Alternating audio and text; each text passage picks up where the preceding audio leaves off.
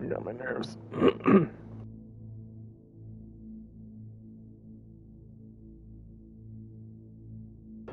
It's so weird why it does that.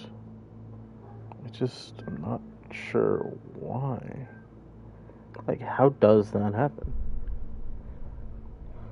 How does one side not recognize that it's disconnected, but the other side does? So weird.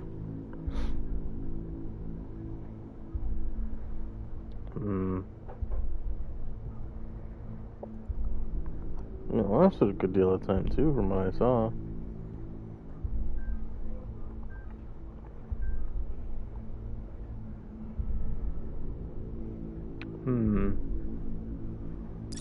I don't know.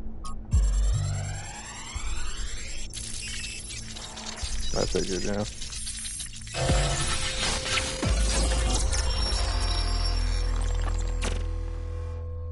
Why don't you just tell people that they're wrong? If you tell them the truth, they'll listen. It's not that simple. Straton wrote that the most common error we commit is to think that ideas determine reality, when in fact the opposite is true. Miranda, we're not free from the constraints of reality or history. I was shaped by the simulation. New Jerusalem is shaped by its limitations. So, what? We're just trapped? History can only go one way? Maybe, maybe not. The question is, how do we free ourselves? How do we build a world where our ideas do shape reality? That's why we came here. Oh my. Amelia. I knew it! Athena's here. She built this. That other voice, was that Cornelius? It definitely sounded like him. Come to think of it, he went on a research expedition around the time Athena vanished. He was gone for years. Time he knew where she was? We should talk to him. We will, when we get back. But right now, we have to focus on finding Athena. We are so close. Framed.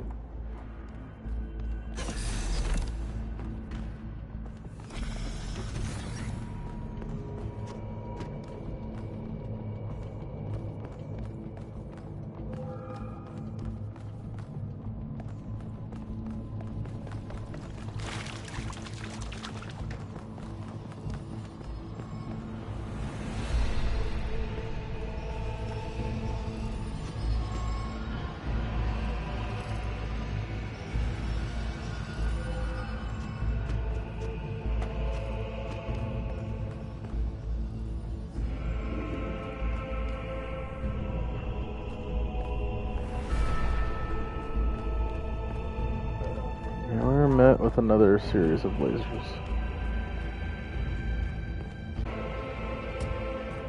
Oh my. Disengage. Are those surfaces magnetic? No, it's anti-gravity. Your coot was right. I should have known. My God.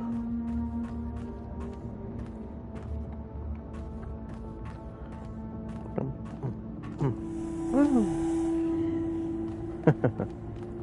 1K, I'm over here. Hold on. I'll open that door for you.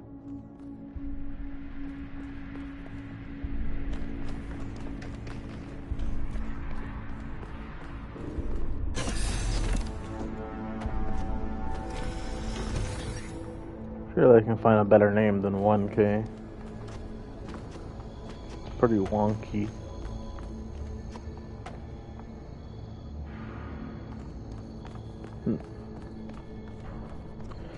Dope. Oh boy.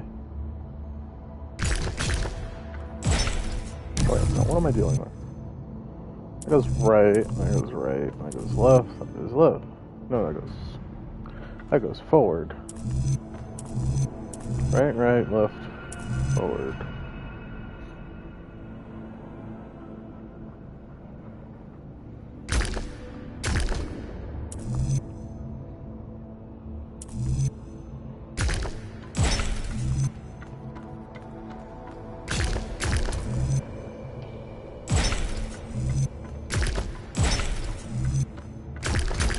Damn it.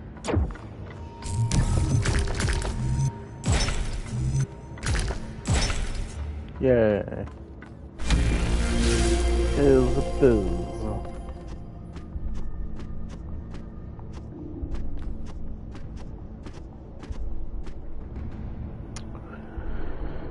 I'm keeping my eyes peeled on that live meter. Same pattern as before. 3 beams, 3 receivers. I guess we know what to do. Be Hello, careful. Dino The Dawson. sheer amount of power running through this place. You thankfully I'll missed take care of this puzzle. stream dying the other a two, few minutes okay? in. Oh, we're having This is those kind of problems fun. again. Maybe Alexandra Drennan was right. What did Play I- is part of what makes us human. Why did I get like a... Oh, that's why.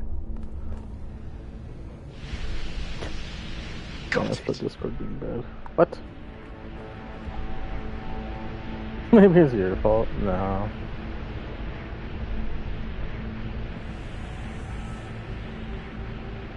Damn, he's slow.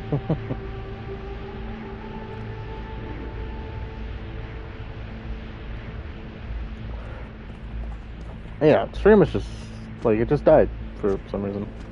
It's such a peculiar issue too. Being the oh, he got the red laser to work. Being like the PlayStation seems to see everything going fine on its end, but that not being the case. It's so strange. Okay, they all go forward.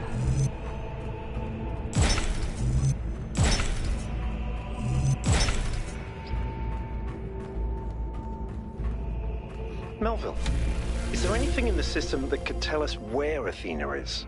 I don't know. Athena. Someone's logged into the system. But when I try to access that information, it all glitches out. Yes, now we're in the megastructure again, where our goal is to, once again, activate 3 beams, point it over there, and then we learn something. Just a while ago, we learned that Cornelius, who is a robot person, I think he's actually like number 2 or number 3, is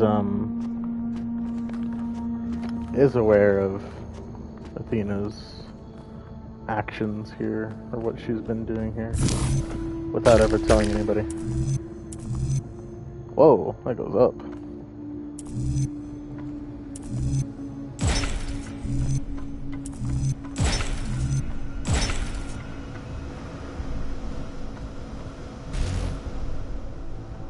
Cool.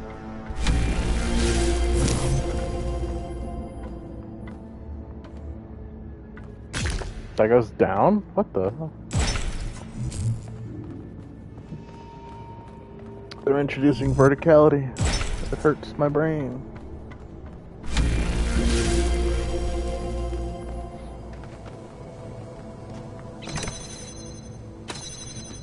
Okay.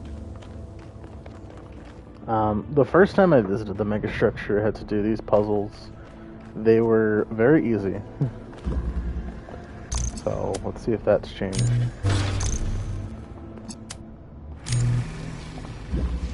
We sure are operating on 3 dimensions.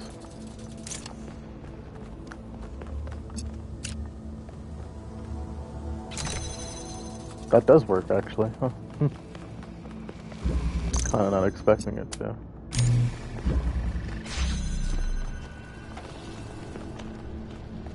Yeah, these aren't very difficult puzzles. I guess the difficulty is in navigating. Maybe.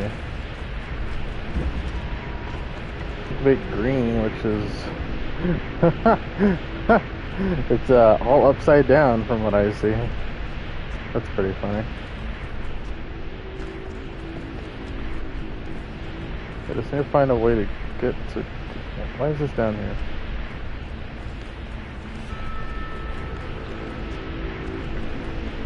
Yep.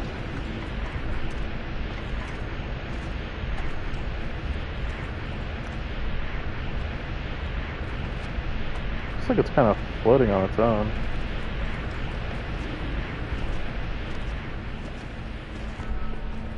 Get me away from that damn noise, please.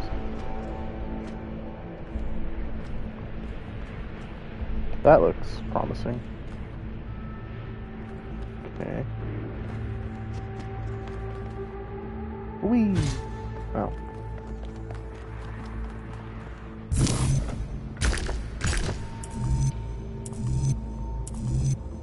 Oh.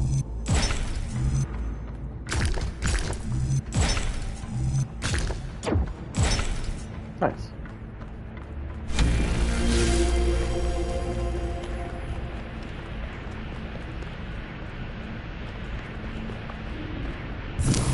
Oh, that probably would have been a bit safer to go.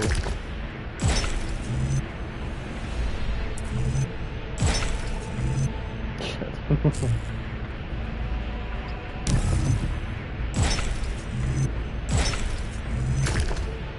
Damn it. Nah. I don't know why I'm doing this. I don't need to do this. I've already been here.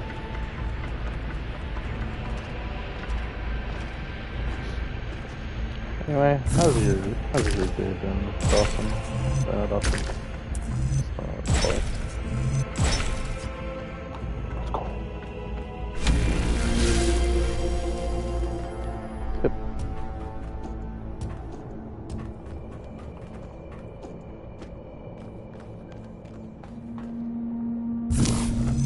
Oh, this is clever.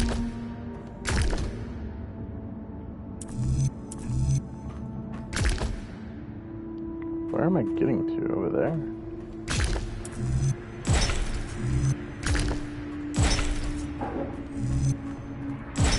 Not to alarm anyone, but I think the ground is shaking. According to the system, whole parts of the interior are moving around. Like it's rearranging itself. I think that's what happened last time. When I took the elevator, the platform where I got out just moved away. Huh. Whatever I do, I have to make sure I don't double tap X.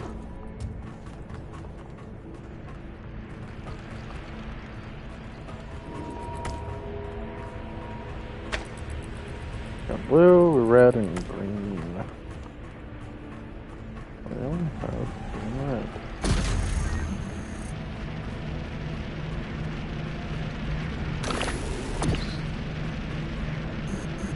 That's close enough for me to take it. Hello, Tech. How are you on this fine Saturday afternoon?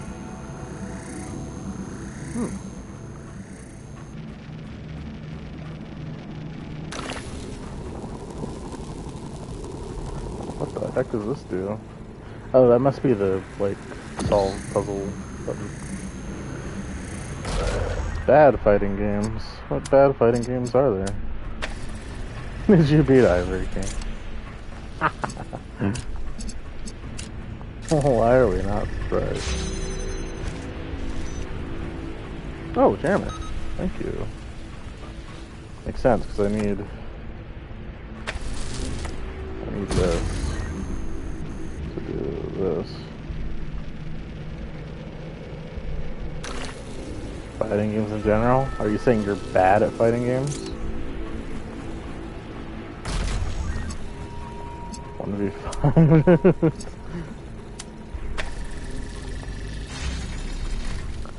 Make you go crazy. You're bad at fighting games. I've learned that it kinda... There's just a lot of different types of fighting games. You just gotta find the one you're good at, you know? The gate's opening. I'm heading in. I thought you were good at Guilty Gear. That's how Elle made it sound, at least. He didn't want to play against you in Guilty Gear unless you were, like, heavily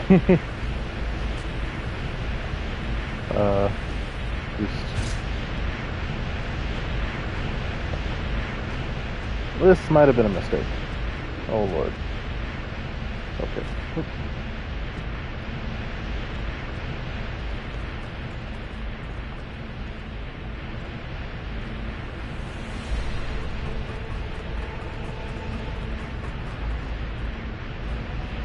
Guarantee he'll say no.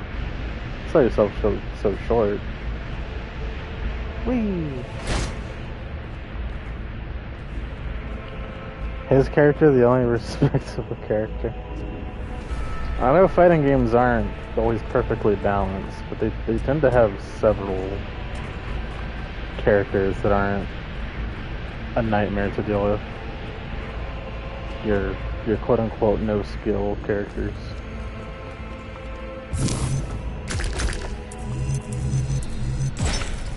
Like, I think Tekken is pretty good at balancing their characters. They haven't changed their characters' moves in years. I mean, new characters obviously affect things, but I don't know.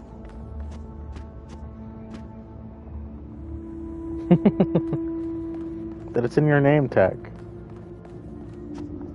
How you never played Tekken? It's literally in your name.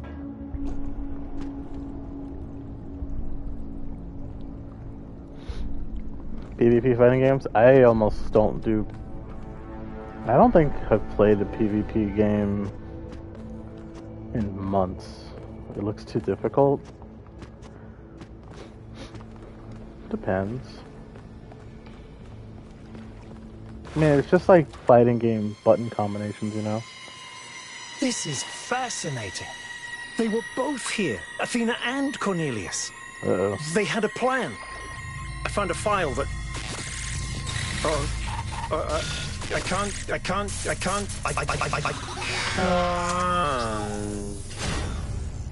Byron's trapped in the overload. You got He's data failing to overloaded. disconnect. The whole system's going haywire. 1K, get out of there! Everyone back to the VTOL! Prometheus bound. We're just gonna leave him here? We have to go. Now, What? 1K, get moving! What? We can't just leave Byron behind. Yakut, we have no idea where he is or what's happening to him. But right now, if we stay here, we could all die. The system's going completely bananas. Energy spikes everywhere. Sorry, We'll come back for Byron, Okay, I never mind. promise. Like, ooh.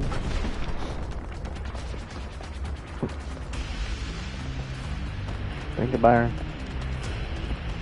Had to download this What have minute. you done, you fools? Mortals are not meant to tread these halls. We're not Why mortal. will you not heed my warnings? I am Technically. not trying to harm you, creatures of clay. All I wish is to protect you and the rest of your kind. What more must I do to make you understand? If you cannot be Run, man, reasoned run. with, I must bar your path. Run, Robot Man, run. Move, 1K, move.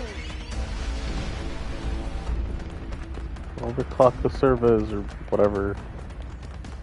Wow. Ooh, hey. Oh, nothing.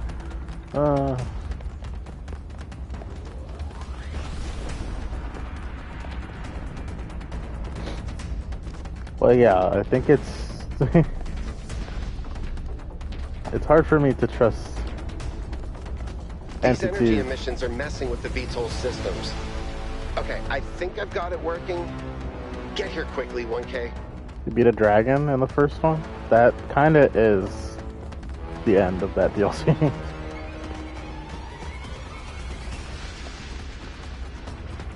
Like, the main, like, get of all the DLCs is collecting the crowns of the kings. Of the Forgotten Kings. Main DLC. They're relatively short, yeah.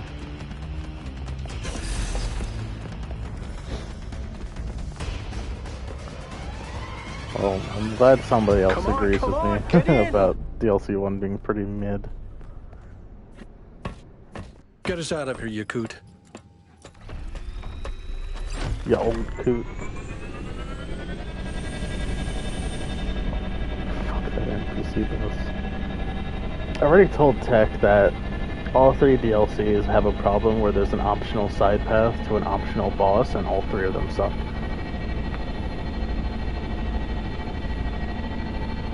The NPC bosses... Okay, we're out. Now what? Looks like the southern sites are active. The readings are strangely jumbled, though. Should I set us down? Yes, but just to drop off Melville. What? We're going back to New Jerusalem. What? This situation has gotten out of control. We need to regroup. Rushing in blindly isn't going to save Byron. But we also need someone to stay here and keep an eye on things. Melville, that's you. All right. I'll see if I can make any sense of these systems while you're gone. Just keep a safe distance, okay? I don't want to leave. Good. I want to solve puzzles. Well, 1K, I guess it's time for you and me to take a nap. Oh, I guess I don't have a choice. Hello, LM. Do not lose hope, my child. In these difficult moments, find solace in your friends and in the home that you share.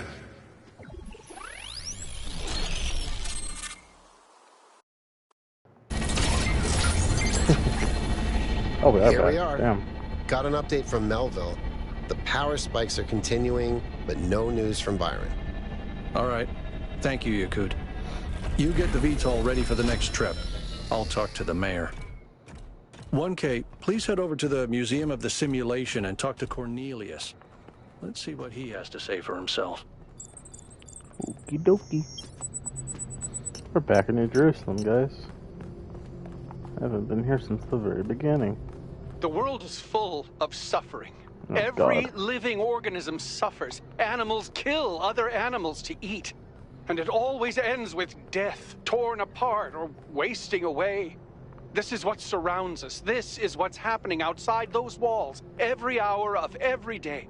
It's our ethical responsibility as sentient beings to lessen suffering. That's what it means to be human. To understand that it is your duty to transform this world into something better. That's what the founder meant when she said that we can turn the world into a work of art. Despite what happened to him, Byron was right. We have to keep going. This is blasphemy. Byron was punished for failing the founder's trials. And you want us to dig deeper? Just because you can't accept that suffering is natural and necessary? Please, everyone, stop using the public frequency. If you want to argue, use your interface or speak in person.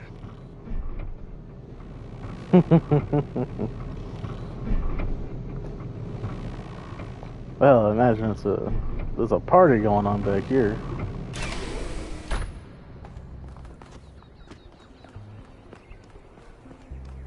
Also so gloomy now.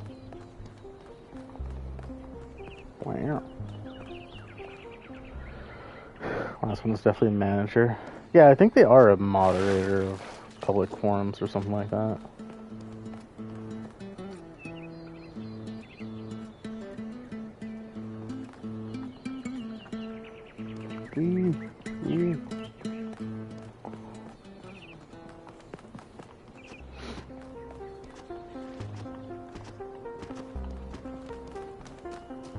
Blodgett.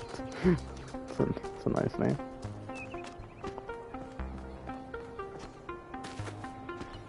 Time for the frame rate killer. What were we talking about? Oh yeah, DLC fights. Yeah, the grave people. I forget what their names. There's like a grave robber and some other guys. I don't remember their exact names. That fight sucks. All of the optional fights suck in the DLCs. Grave Wardens? Whatever.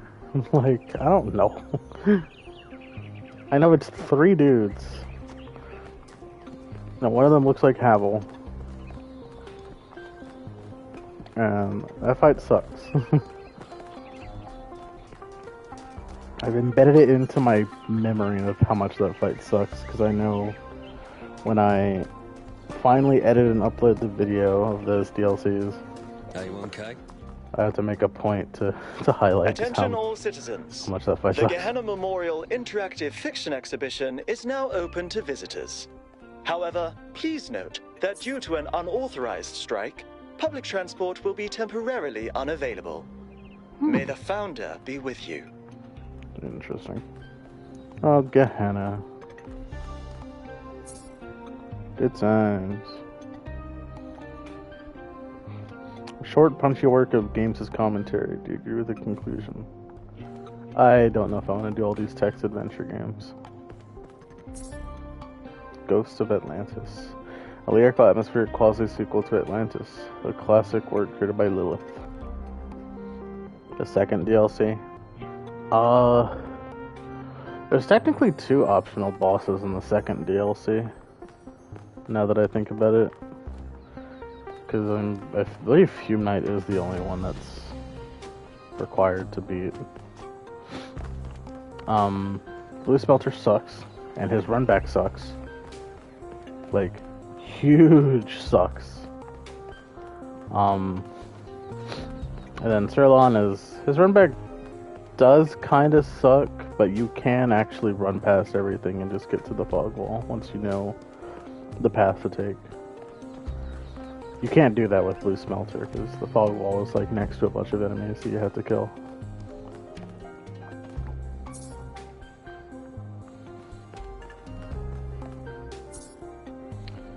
Jefferson Goldboom and the Spectre of Modernity by Rat.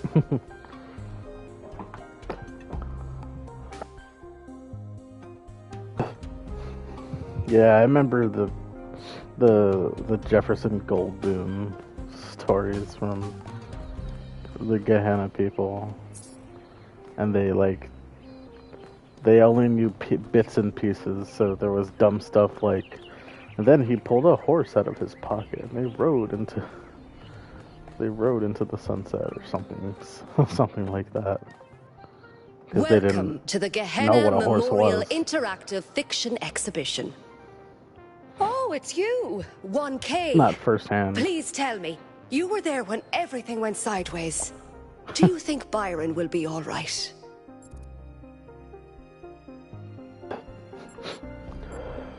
If we find him, he'll be fine. Oh, Byron, always getting into trouble. He's been like that for 1,000 years, you know. But losing him would be terrible. But anyway, you've come to take a well-deserved break from your expedition. So let's talk about something else.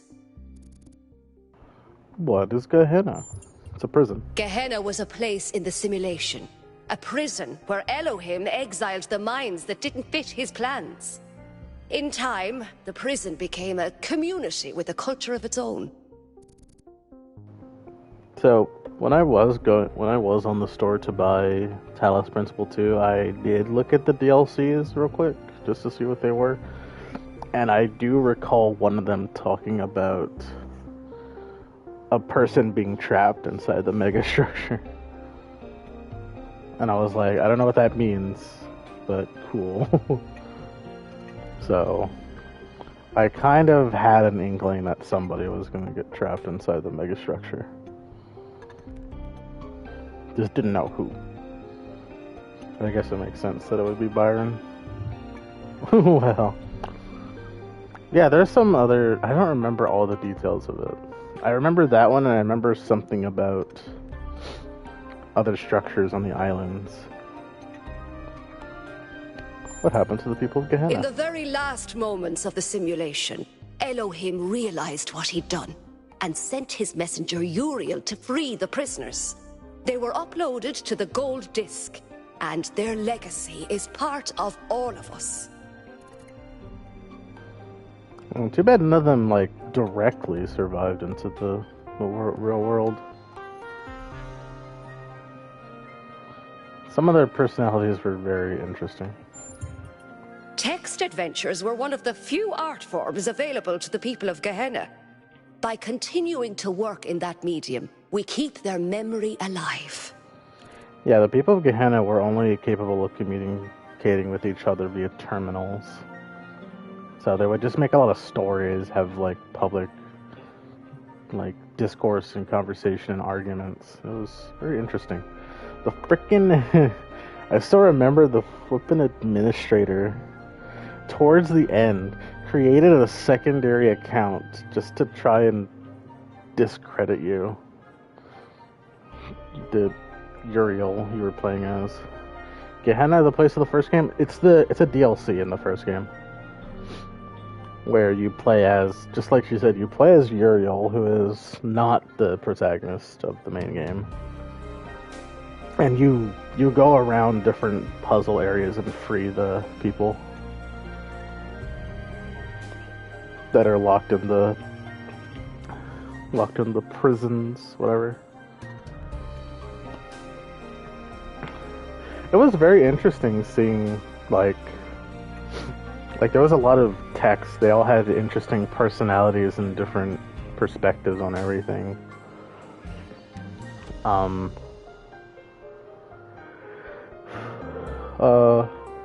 it was very interesting because there was clear signs that they were locked in that prison.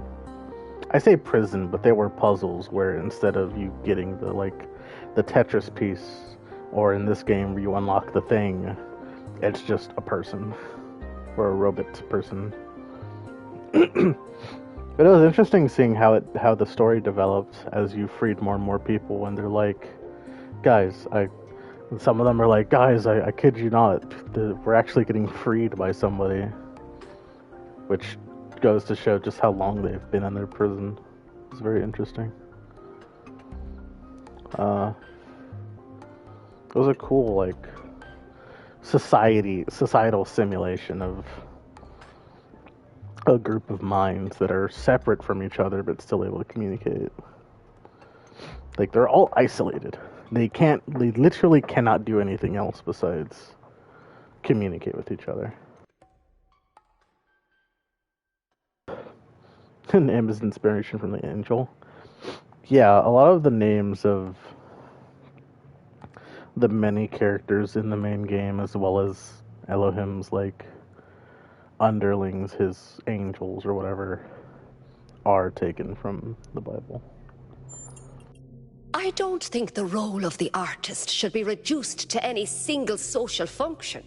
The artist isn't an educator or a moralist. Art isn't about teaching us lessons or imparting values. Nor do I think it's simply self-expression. The best art reaches out beyond the self, into something ineffable. The creative impulse can't really be quantified or predicted. That's why artistic freedom is so profoundly essential. Without the freedom to shock, to offend, to transgress, art becomes stagnant. Uriel Septum. Thanks. Let's play one of these. I remember Atlantis. I don't care about the Jeff Goldblum. Argument Simulator. Let's try that. A lot of the text adventures, even in this game, they kind of have pretty set paths and endings. Start. Choose your character. Let's be Socrates. Goldboom. Choose your argument. Ooh, I like this.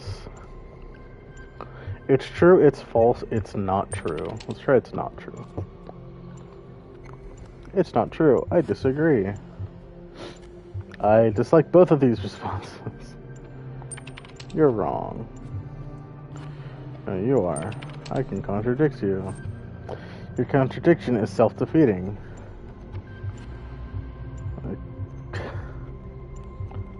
I question your axiomatic principles. Your question begs your assertion. The foundations of your thinking are incorrect. That's not... Okay, this is terrible philosophy. Let's find out what we agree on. Okay. It feels like a good idea for us to understand one another better. Yeah, let's not play that again. That's not very good. Punchy work of games as commentary. Do you agree with the conclusion it suggests? No. Conclusion is bad. Let's play Atlantis. Ghost of Sparta. Gently your ship touches down on the land that once was the Isle of Atlantis, which in the days before the waters receded, lay deep under the Sea of Atlas. You have come to find the last legacy of your ancestors, The red sun burns bright in the sky, scorching the dying earth. Begin your pilgrimage. Oh god. Journey to the lost shore. Your journey takes you to a wasteland that was once a beach where children from the Atlantean capital of Luna came to play. Here stands the ghost of the poet, contemplating the dying sun that fills the sky. Speak to the poet. I never completed my great work, he says. There were too many priests and censors who interfered, who did not allow me to create what I intended because they feared the free and true expression of poetic genius. And then came the earthquakes and the waves, and long ranges under the sea. And now this time of burning death, yet still I long for its completion, and my soul imagines what could have been.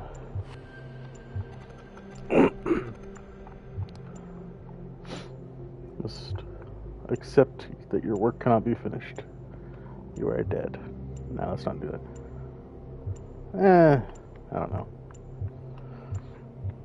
The ghost of a poet. You are dead. Get good.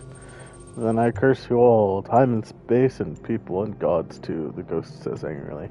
You have strangled the one true thing I had inside me. The one truly good and noble thing this wretched mind and body ever contained. I curse your indifference, your lack of imagination, your infinite stupidity. The ghost burns bright with a rage for a moment, then it is gone. Nice. Temple of the Owl. The sun grows bigger and brighter, time is running short. Your next stop is the Temple of the Owl, the greatest scientific institution of old Atlantis. Here the ancients tried to understand the secret laws of the cosmos, although their studies did not advance far enough to prevent their fate. The ghost of the scientist awaits you in the ruins. I have not rested in death, the scientist tells you. In fact, death has provided ample opportunity for study. I have learned much about the machinery of creation. He hesitates. I would like to join you, but I fear that the truth I have discovered will offend and outrage many.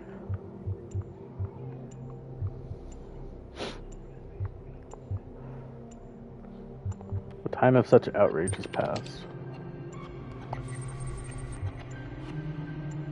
If this is true, then truly a new eon has begun. I will join you without fear, the ghost says, and perhaps the truth I discovered will not be hurtful at all, but become a source of joy.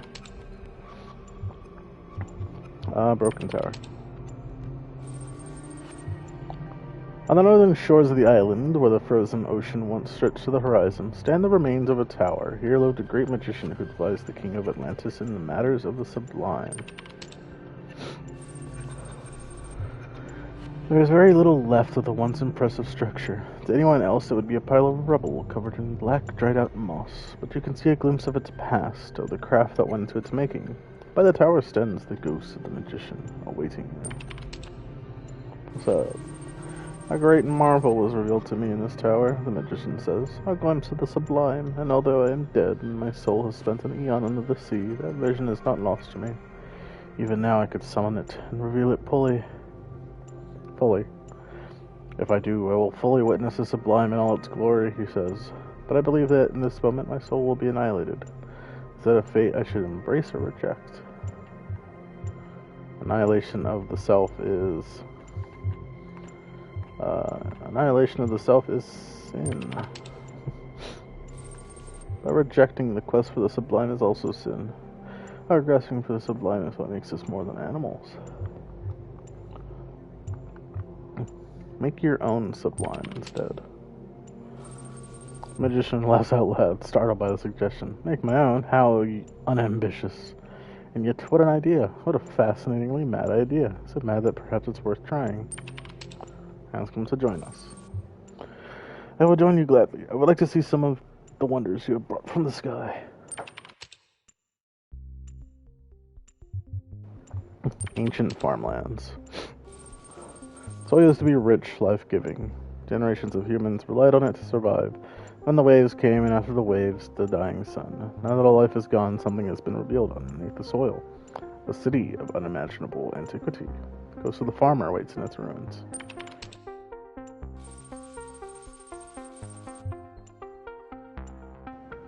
This city is older than the capital, the ghost tells you. It is older than Atlantis itself. When our most distant ancestors huddled in terror before thunder and lightning, this city was already old, and yet this city is not foreign to us. We too are its citizens. He looked directly at you, and there's a light in his eyes that is not of the world. Are you willing to swear fealty to the city? Across the boundaries of time and space? What the heck? Oh. Hey, Electronics. You're willing to swear fealty to the city across the boundaries of time and space? Sure. Yes, I do, stream. You lout. Good, but remember that even in the lofty world of the stars, where you have come from, that loyalty will be tested. Ask him to join me. Why, of course I'd love to join you. I've always loved adventures, you know. I never got to go very far from home. Journey to the Temple of Serpents. You make your way to the Temple of Serpents, which once was the greatest hospital in all of Atlantis. The sick and the injured came here from all across the island, hoping that salvation could be found in its halls. All that is left of the temple is a labyrinth of low walls, and the ghost of the physician waiting for you. It is faint, barely visible. Speak to the physician. I worked here day and night for many years, and I saved countless lives, the physician says. And yet, of all the lives that I saved, only one survived the death of the island, a young messenger who escaped on one of the ships thanks to another sacrifice. I've wondered many times since, was my work in vain? The burden of this question is eroding my soul. No, because the messenger is my ancestor. He who saves one life, saves all lives.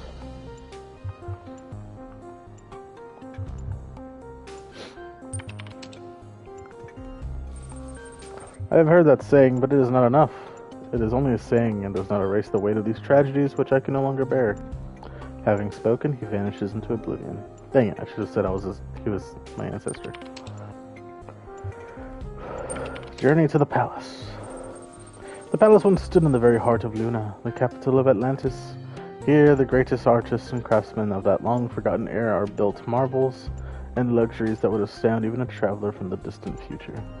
But these things, like everyone else, are gone now. Only a single remnant of the Atlantean world remains, though it is perhaps the most precious. A great mosaic telling the history of Atlantis. Before it waits the ghost of the king. Speak to the king. I tried to be a good man, the king says, to be kind of the gods, to support the peasant and the scholar alike. Yet I failed. Why?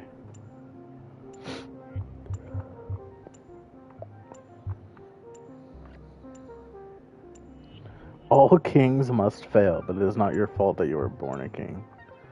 You do not fail. We are here. The king is comforted by your words. You speak kindly. I know that I am not without blame, but in the end I chose to save others before myself. So perhaps you're right. I did not fail entirely. I will join you, but only as a man. Mosaic is a work of superb beauty, a great work of history and humanity. In it you see reflected all the hardship, tragedy, hope, triumph, and heartbreak of your ancestors. This is what you came to find. Chatbot kind of game. I mean, it technically was made by a robot, so yeah. You cannot retrieve the mosaic alone. The forces of time are too powerful, and the strength of a single person is not enough. Ask the ghost for help. Even with the help of the ghost, you cannot entirely pry the mosaic loose from the morass of history. But you succeed at removing a large part depicting the golden age of the island. It will have to do. So if I got all of them to help me, I assume. Or all of them to join me. I assume it would have, the whole thing would have come off. A strange, bittersweet feeling fills your heart as you return to your ship. You did not fail, yet so much was lost. Could you have done better? Should you have? As the sun engulfs the earth, you wonder what will be remembered of your own time. The end. Alright, let's get out of this. Gehenna had so many of those. And they were almost always kind of a little one-dimensional in what they were trying to convey. As funny as it sounds. There's a protest going on over here. It is her. Welcome back, 1K. Thanks again for signing that petition. Oh, this guy. Unfortunately, as you can see, it wasn't enough. What's going on? Yesterday, there was a sudden brownout in the grid, and we almost had a derailment. We've been warning the mayor for months, and all he ever gives us is waffle about the goal. This can't go on.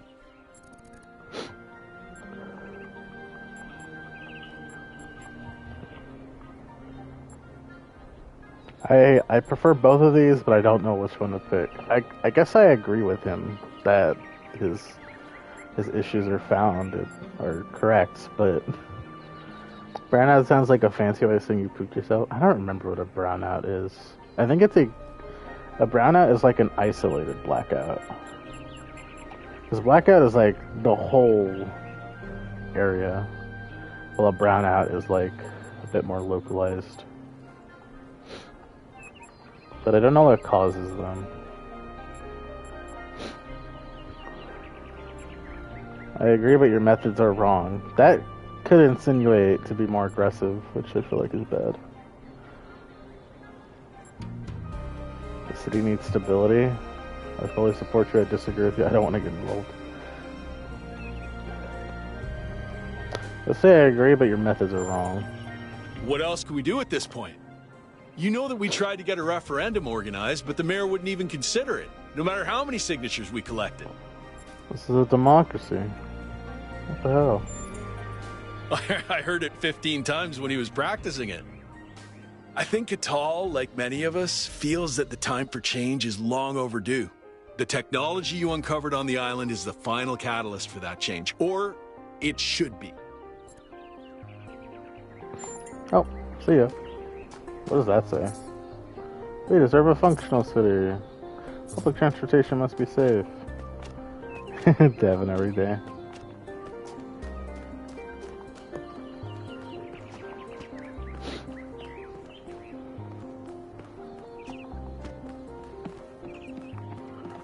Alright, now we gotta talk to... Oh, 1K. Oh. What are you doing here? What you mean what I'm doing here? I'm looking for Cornelius, that son of a bitch.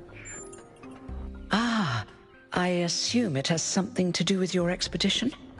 I must admit I haven't been following the news. Sorry, been a little lost lately. Are you okay? No, not really. When you asked me what I would do now that my job is redundant, I don't know, I guess I hadn't thought about it. I had just focused on getting there. And after you left, it all just rushed over me. The truth is, I don't know who I am without this. Creating new life, guiding people into existence, that's who I am. More importantly, I think that's who I want to be. And if we stop growing, that's the one thing I can't be anymore.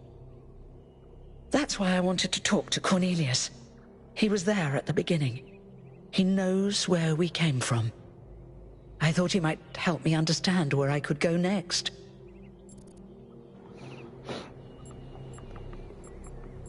You shouldn't have to give up who you are. Thank you, 1K.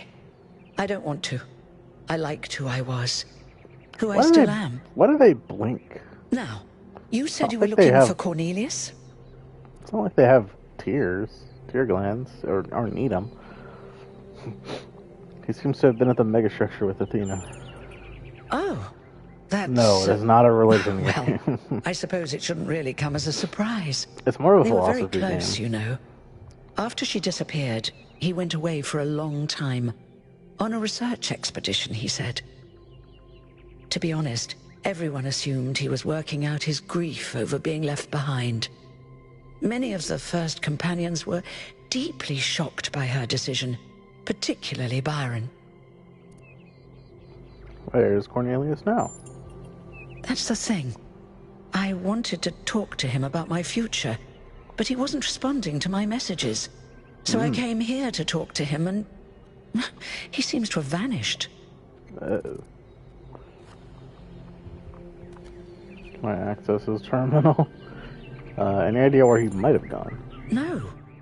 The truth is that for the longest time, he barely left the museum. He was always at his terminal, working day and night.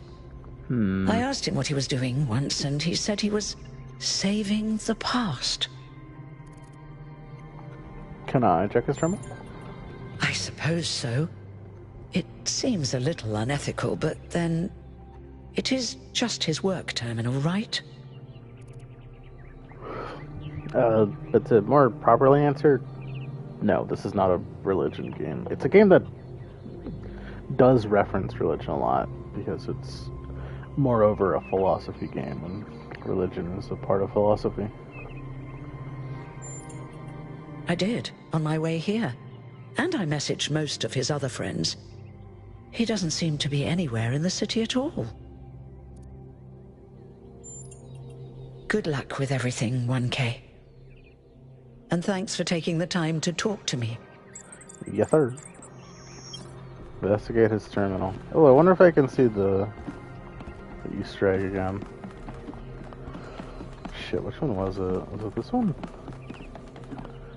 There's 3 recreations of puzzles from the first game. A lot of puzzle solving, yeah. It is... Gameplay-wise, it is a lot of reading and puzzle solving. Is this where it is? Can I see the card out? Yeah, look at him! Yeah, baby! Other than that, I haven't found any real serious Easter eggs. The first game had a lot of interesting Easter eggs in, like, different spots. It was a very, like, overt Portal one. So the story of this game is that humanity existed like normal and it progressed, but at some point a virus was released from like melting ice caps or something like that, and it infected humanity and led to their extinction. But in the final years, there was a group of people who were constructing an archive of like all of humanity's knowledge, like files of manuscripts or everything they could get from throughout all of humanity's existence. A lot of philosophical stuff too, of course. They created an archive as well as a simulation, and the purpose of the simulation was to essentially create a new humanity through artificial intelligence. So in the simulation, which is the entirety of the first game's like plot and gameplay, is you play as your character. You play as your character and you go through the simulation, and you're constantly talked at by this voice from beyond called Elohim, and he tells you to not go inside a tower. Project? I have no idea. But he tells you that there is some place in his world you're not supposed to go, and the whole point of the simulation is we need some sort of artificial intelligence that is capable of problem solving as well as being questioning and skeptical in nature. So the purpose, like the good, there was like thousands and thousands of iterations of this artificial intelligence, and it branches out as it gets smarter and smarter, and eventually you play as like the most recent version of that iteration. Eventually you defy Elohim, you go up the tower, and you reach the end where you exit the simulation and become the first like robot in the real world. The voice is called Elohim? Yes. The MLA actually tells you pretty quickly that it's the Hebrew name for God, but Elohim is actually an acronym. Yeah, it's literally the Hebrew word for God. It's also an acronym because the program created for the simulation is, or the like, technically gods. The program of the simulation is called the ELO, the Extended Living something. I can't remember what the O stands for. But he was the ELO Histological Iteration Manager, or something like that, moderator or something like that. So his name was actually an acronym, but it kind of doubled as him being like the god entity of the simulation. But the simulation ended up taking a lot longer than anybody thought it would. So humanity had already died out by that point. Took the fruit, simulation failed. Actually, no, that was the purpose of the simulation. Was for one of the iterations to defy Elohim and successfully ascend the tower. The issue with it is Elohim, at some point in the many, many iterations that occurred, gained some sort of sentience. And he knew that at the end of the simulation, when an AI would finally ascend the tower after defying him, that the simulation would be completely terminated. So he essentially gained a fear of death, and he was more, what's it called? He became more of an interfering entity in the simulation than he was originally intended to be. And so while your character may not be the first AI who wanted to ascend the tower and defy Elohim, they were the first one to actually succeed. That's a New Age plot. I forget when the game comes out, when the game came out, but it is a very interesting plot. And there's a lot of hints that you're in a simulation throughout. Like, the game does, like, different assets and textures sometimes glitch, and like everything kind of feels very weird. Just like IRL, yeah.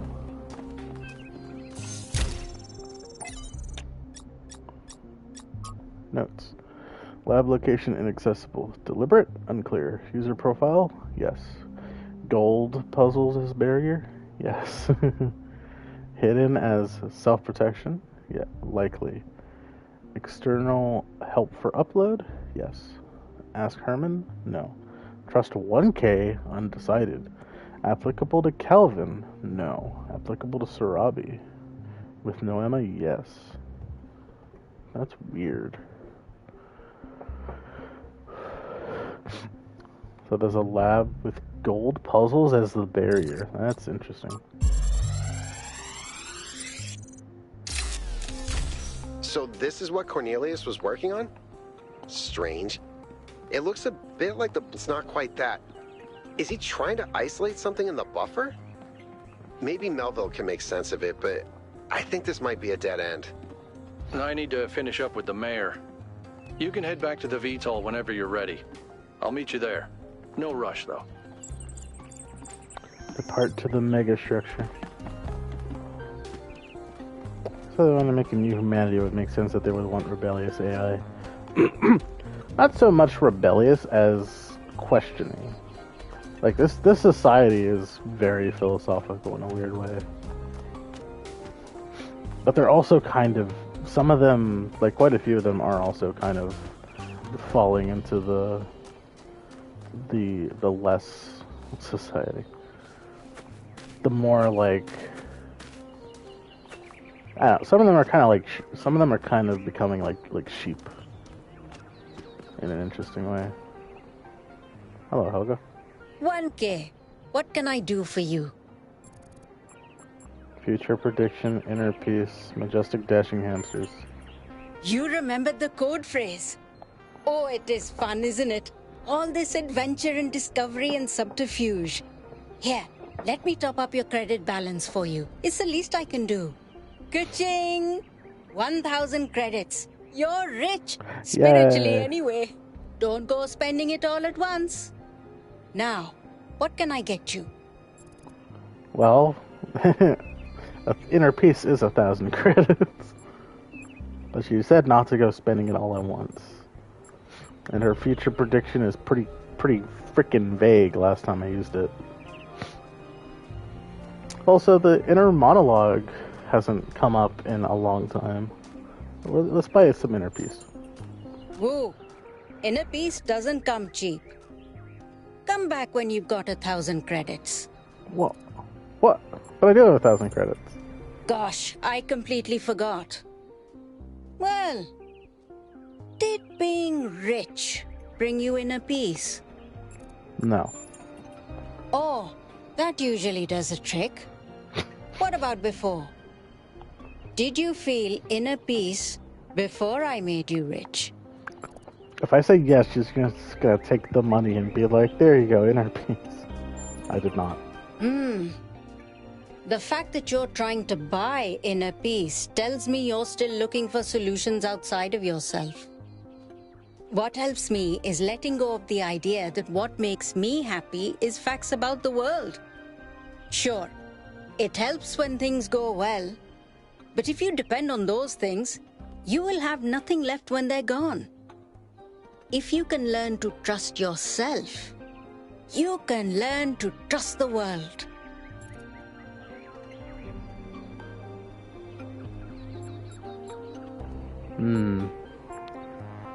This is easier said than done. I know. I wish the how was a fact we could learn from a book. But it's a practice. I can use words to tell you how to ride a bike, but the only way you learn is by doing it. I still don't buy this. Put it this way. One of the worst things that can happen is death. But if we spent our lives trying to avoid it, we'd only waste the time we have trying to control something we can't. The answer isn't to avoid death any more than the answer is to get rich. The answer is to practice finding joy where you can. You can't do it all the time. Bad things happen. Sometimes a lot, all at once. But practice finding joy, and more joy will find you. I think there's a lot of people who play video games that disagree with this statement.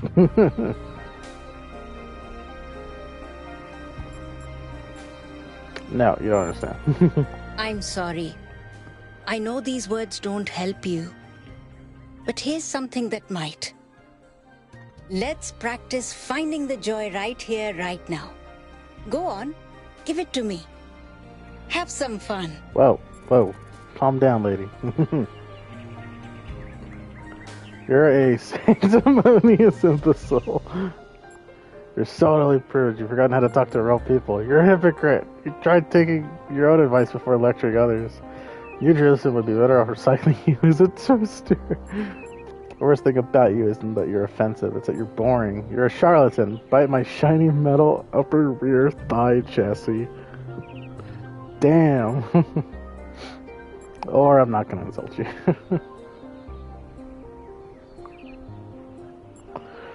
Why is the idea of practicing joy insulting her? I'm not gonna insult you. Because you wouldn't enjoy it? Or because you think you shouldn't? I don't want to. I'm not angry. I'm just sad he couldn't help me. I'm sorry I couldn't help you, 1K. We all have different ways of finding joy in our lives.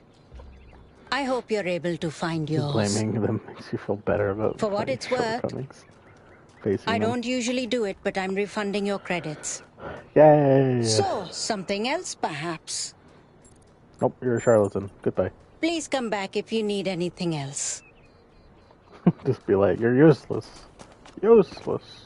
Welcome back, 1K. Who's this? Nope, not talking to that guy. I told you. There was not. I am not gonna get an earful from that guy. I can already tell. We must listen to the wisdom of the ancient writers, or we will fail the Founder's trial. The megastructure must be rejected. Listen to the ancient writers who must be humble. Man, all you people crazy, man.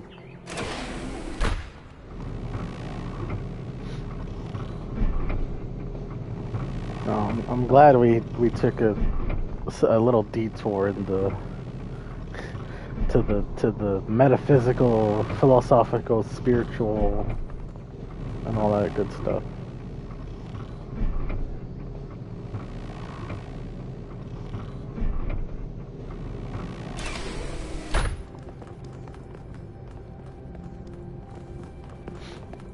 To the megastructure. Let's go. 1K, could you join us for a quick debrief? Attending today are advisors from engineering, the archive scholars, and Helga. Yes, don't mind me. How did you get up here before I I'm just did? an admirer of governmental transparency. Yes, well. That lady ran past me, While the mayor goddammit. is briefed by Alcatraz, he's asked us to review recent events. Byron's loss has unsettled us all. It may be too dangerous to allow this expedition to continue. Oh, God.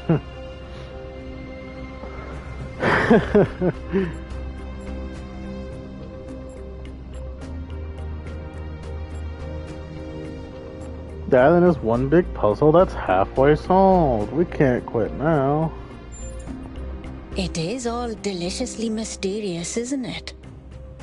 Let's not forget the dam's falling apart.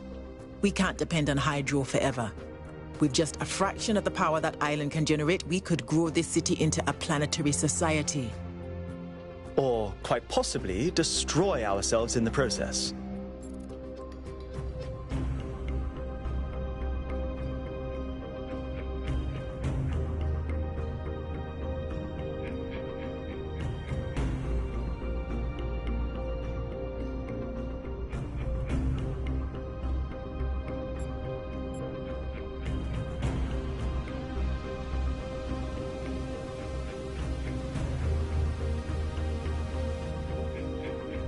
I actually have to go check something real quick. What did she say? It's coming back to this stuff. Oh, now they tell me. Zoned out. Yeah, there's a lot of talking and not a lot of puzzle solving in my puzzle game right now. I can understand that.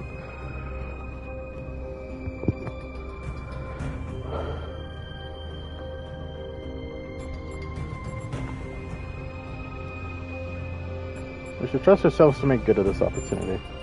Wise words from one so young. Yet I submit that island holds secrets far more valuable than mere energy generation. What could be more important? The Somnodrome, of course. If we could find a working model, it would herald a sea change in our moral and self-understanding. The question of how we should build New Jerusalem would simply be moot. How? Actually, yeah, I do agree. The How? Somnodrome was supposed to let us interact with our own subconscious code. It's a cool idea, but it wouldn't necessarily solve all our The problems. thing we broke? I think they're alluding that there's more than studies one. prove that we operate on an intrinsic moral logic. Or that the one we It's broke what was not makes a us fully human. functioning one. But our access to New it is only Jerusalem. indirect. Yeah. Our ancestors created art, philosophy, and parable to help bridge that gap. The Somnodrome would help us to cut out the middleman and ask the source directly. We would finally have an answer to the great moral questions. So, it's a newfangled way to make the same old mistake of judging who's good and who's bad. Unfortunately, 1K left the Somnodrome inoperable. Aye. But there may be a working device elsewhere on the island. Then the question is, what would 1K do if they found it? Fucking use it, obviously. Where's the use it? I would let the government decide. I would keep an open mind. Have a vague No. answer like that. This is much too important to decide on a whim. But it's so much more fun when we're kept in suspense. You all sound so sure of what's best for this city. Do you ever think you might be so busy I changing like the how world they for say the the better? government. I literally forget don't know how any to other see that it's government figures in the perfect city already. besides the mayor. So clearly there are different perspectives in the room. I guess there's The only advisors way we are like these going to move guys, forward but is if the team gets back out there. apparently the mayor like I believe decides Alcatraz everything is waiting for you at the VTOL. or something. We'll be keeping an eye on your stream from here. Yeah, the government is just one dude and this giant ass tower for some reason. Hey, on the plus side, L, at least like there is no seniority. Like there's no, oh, I was one of the original robots, so I should be more likely to be mayor or something like that.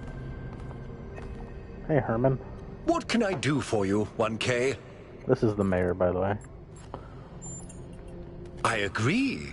We can't just leave one of our most important citizens in that death trap.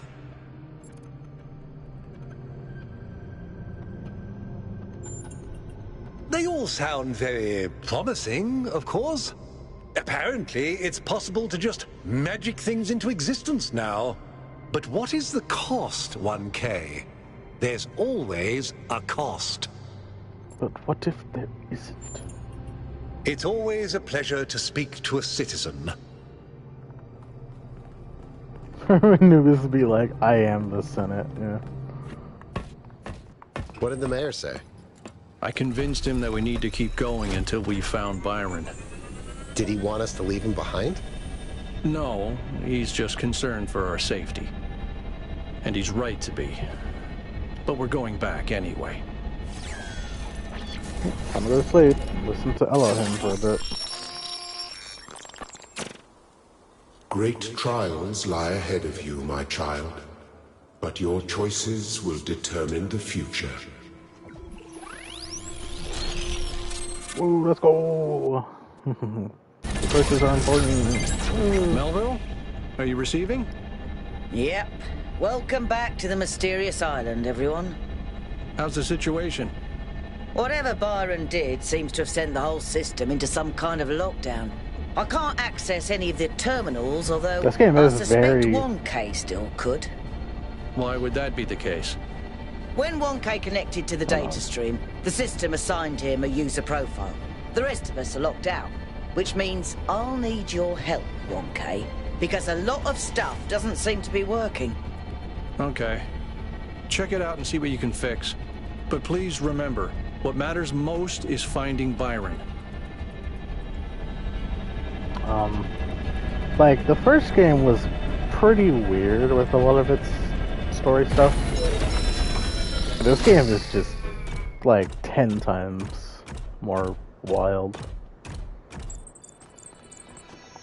Like, having somebody a robot speak directly to me was already taking me out of it. I was like, what? Is this New Jerusalem? No. This is a megastructure that was, like, discovered. The VTOL looking dirty. I mean, it works. This is a random megastructure that was not built by, well, was not openly built by anybody from New Jerusalem. That's why we're investigating it. Because clearly this is not a structure left by humanity. Looks more biblically accurate. It's probably the point, honestly.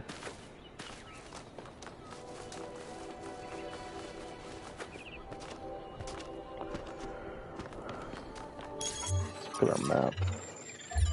Oh, we have the southern region now.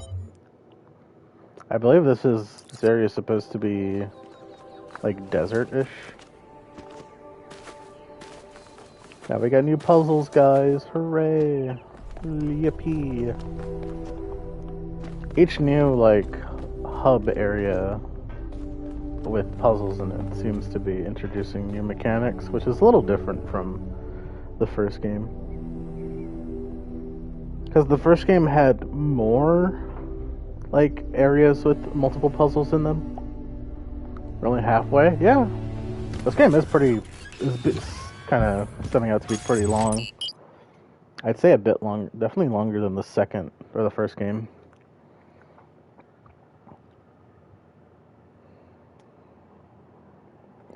Players, New Jerusalem is the city Babylon that people think is New Jerusalem. Like, don't know.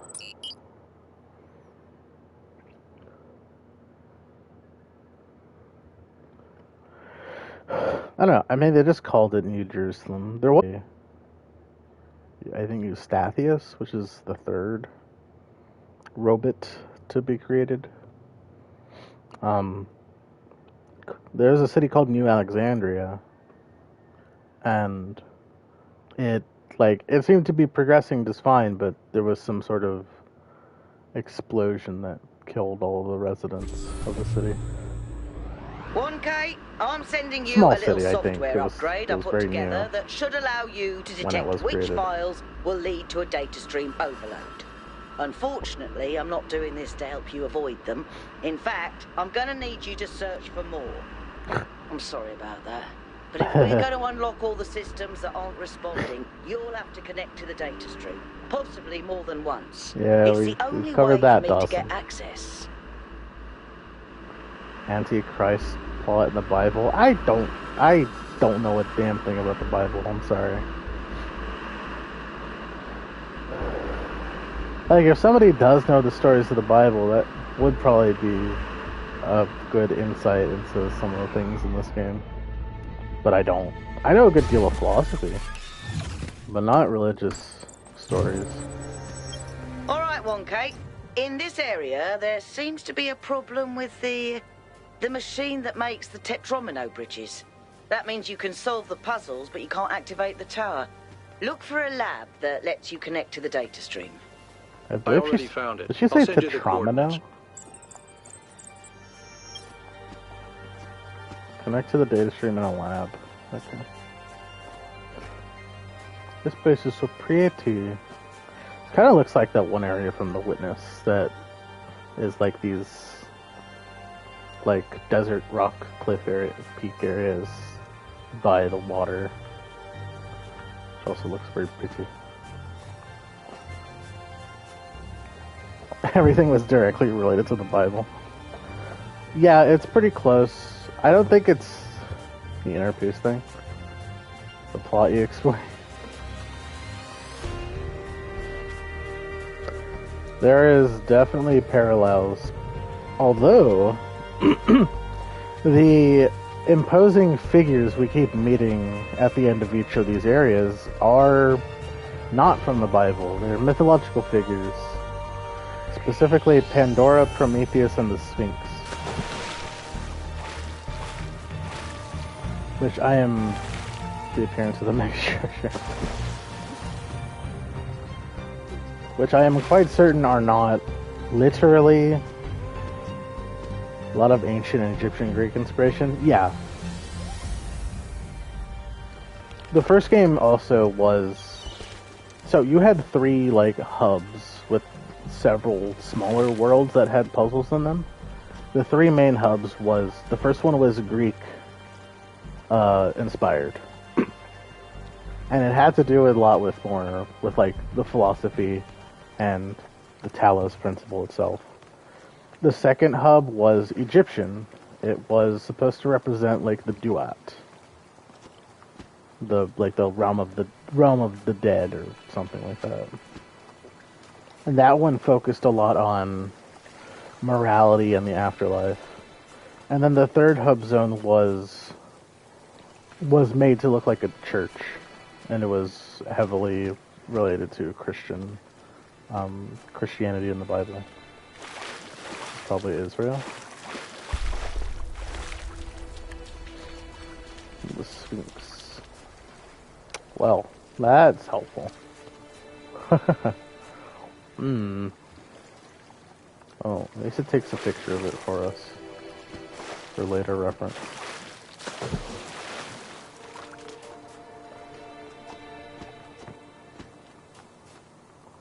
But, you know what? Let's do some puzzles. We've heard a lot of speech for a while, so let's do some puzzles. Phase entry. Kind of looks like the wings on the Ark of the Covenant. Yeah, I was gonna say something about that. That structure looks very interesting. Oh, this just lets me teleport. Cool. Because I noticed it was on the pressure plate. I was gonna say, surely I can't. Yeah, I can't do that. Whee! That's our new puzzle gimmick. We have a frickin' teleporter that we can move around. It's cool.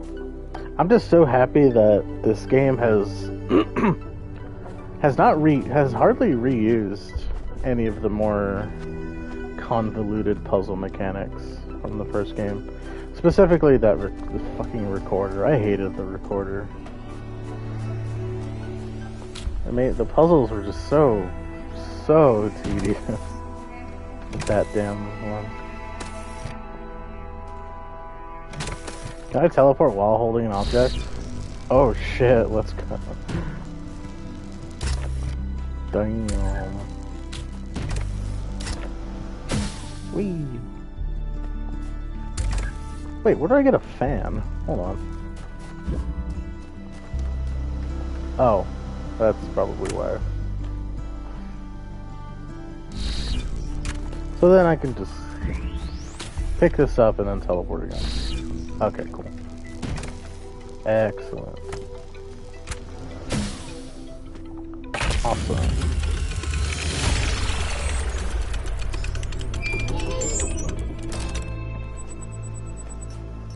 Oh yeah, we get different music. This is a different area. We had the weird Onion Mama song in the first one. I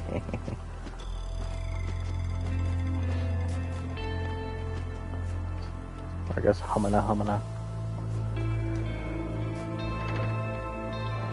This environment looks so weird. No Onion song? No. It's just the Eastern ones. The French one? What do you mean? No, it was a song that had like some vocals that sounded kind of funny. Nothing like word related. Day Ruin.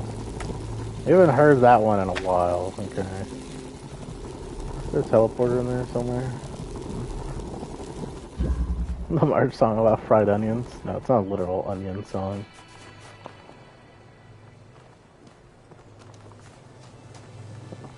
Fried onions do taste good though. So I see what they're talking about.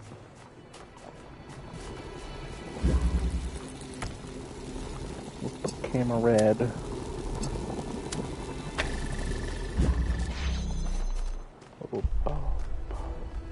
No, I say onion mama because it's kind of what the word sounded like.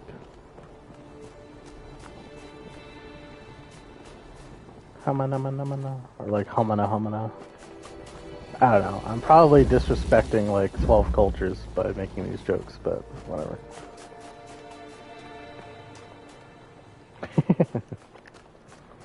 I don't think it's an actual song. I think they were just vocals.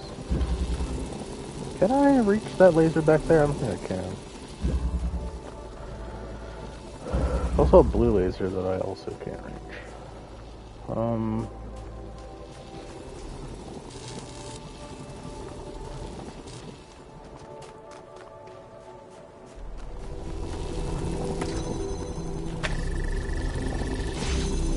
Oh wait, I can do this. Ah! Song sounded like it said onion, so we called it onion song. Yeah. Oh, oops. I'm gonna do that. Now I can teleport. Oh. Finally, I can put myself through the holes that drillers make. Only took like 100 years. Mythical creatures here as well. The only like actual creatures we've seen have all been like fauna, like normal fauna you would find in these regions, like deer or squirrels or something. Well, I'm over here, so what does this do for me? Yeah, we saw deer. No, shut the hell up about sheep. I swear to God.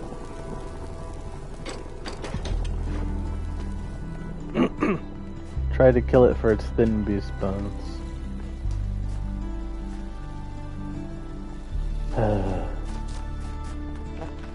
Oh wait, I'm stupid. Hold on. Where's that teleporter at? Give me that.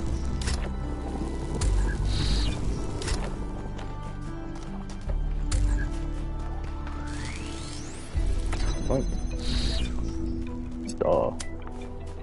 Just teleport myself, forehead. The fact that you can teleport with objects in the hands is something I'm forgetting. I wonder if I'm like just way out in the shit. Oh no.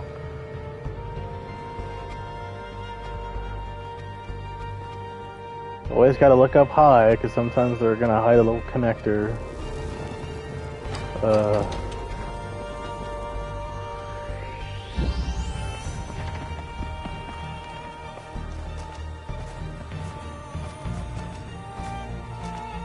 Is that another one up there?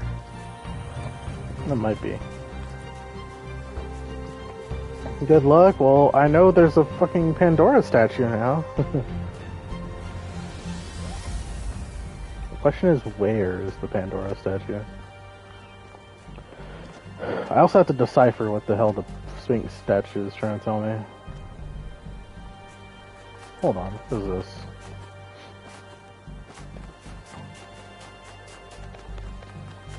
It's not connected to anything, so it's also gonna have to like rely on another puzzle. Can I just teleport to the puzzle from here? No. Oh, lore. Sure love speaking riddles. Oh, it's Lithos here. Just take... What the... Did anyone else see that? Where the like code on the side said error whatever ignored? There was like 12 errors. One day, undoubtedly, an expedition will pass by this island. Oh. It will seek to document facts and statistics, to enumerate reasons for us not to look more closely. That is what we do now. We seek facts rather than truth. Because truth might frighten and unsettle the comfortable people who like to sit in their conference rooms and debate which corners we should cut today. These people like to imagine the chaos that could come one day, like a comforting fairy tale of distant darkness. But they do not see the chaos that is at our walls right now. The chaos that also lives within us. A force that is both necessary and appalling. Very well said. I like his insights onto things. They're very, very interesting.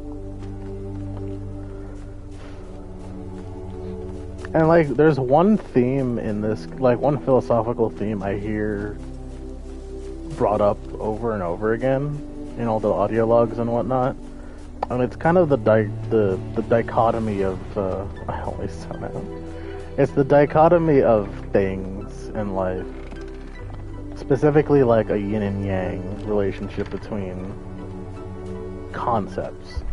Like good and evil, to be as basic as possible.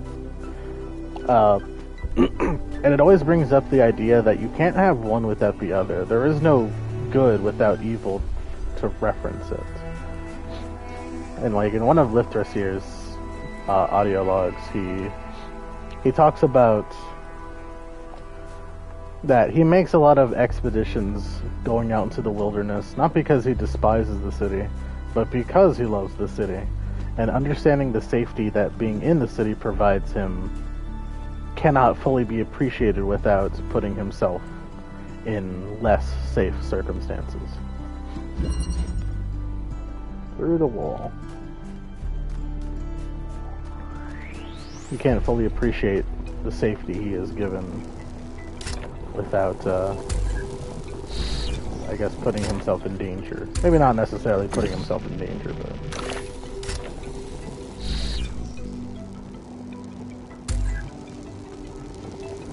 He's not a masochist.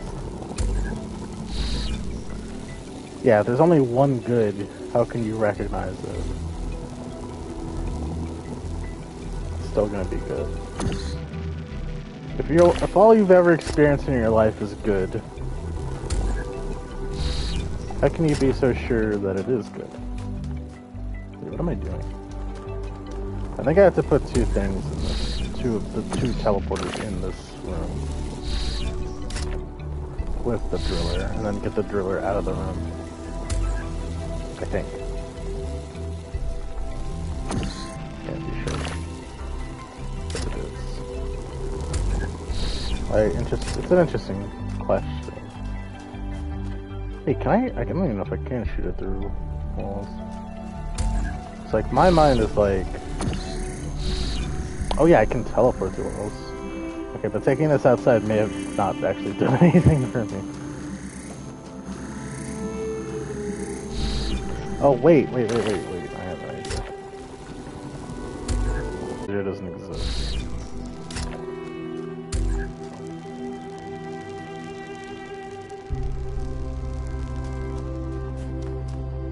Okay, this is actually starting to stun me. No. 1 doesn't become 0 just because 0 doesn't exist. But yeah, but what is 1?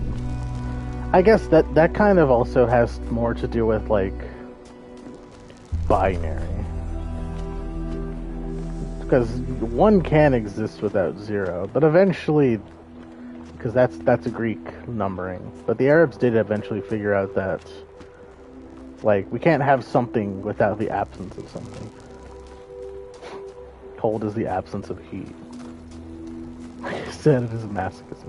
It's masochism for the brain.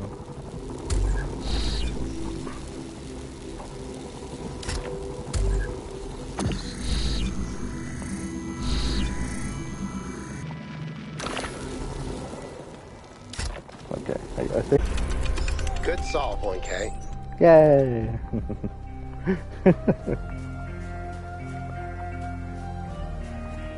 Also, I forget if you were here, Dawson, when I decided I am always going to, from now on, do the normal puzzles 1 to 8, and then start doing the secret ship. Because it's kind of easier for my brain. Because if I do the lost puzzles first, those puzzles will assume I already know how the new mechanic works. Ooh, hello.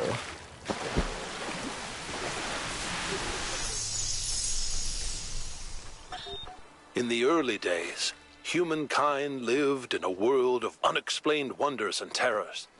The powers of the elements were understood in terms of gods and spirits. After all, how else could one explain thunderstorms and earthquakes? But as the realm of scientific knowledge expanded, the realm of the mystical began to shrink. The sacred grove, as Hegel wrote, was reduced to mere timber. But as superstition retreated, another thing was lost: meaning. In a purely mechanical universe, people yearned for the comfort provided by gods and spirits. But there was no way back. But what about the beauty of the universe? The perfection of everything around us. Couldn't they see that? Not sure I can see that, Miranda. But I do think there was another way, a way forward instead of back. Faith not in an invisible world, but in ourselves, in each other, in the inherent value of consciousness and civilization. They never really found it, but I think that in those last months when their whole species was dying, they caught a glimpse of it.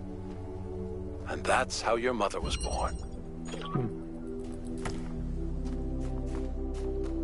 Pushing through.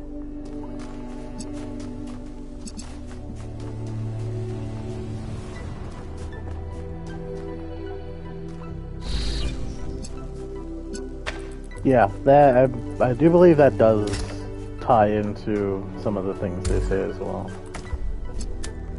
Like, like the works of Straton of Stagira mentions the... Hell, I could play it right now, actually. I forgot his... I don't remember which one is his.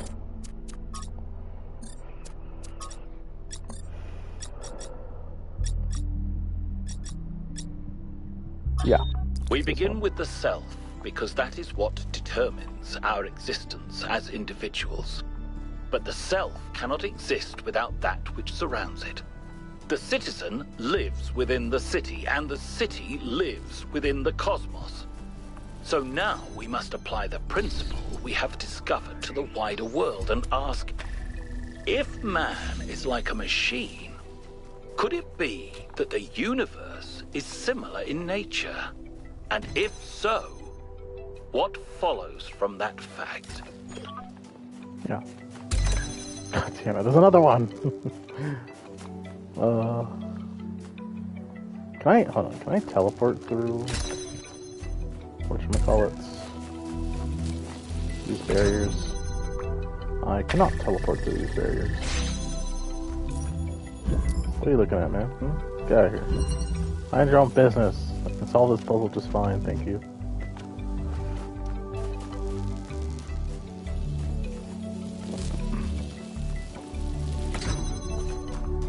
Rude ass.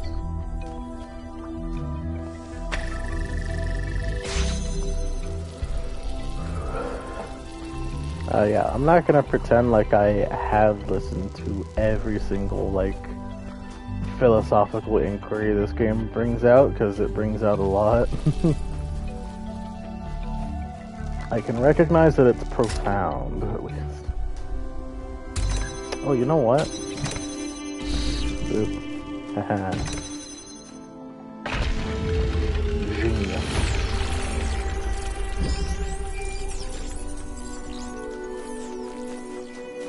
You know, a couple of years back, we went on a scavenging expedition to an ancient industrial complex south of New Jerusalem.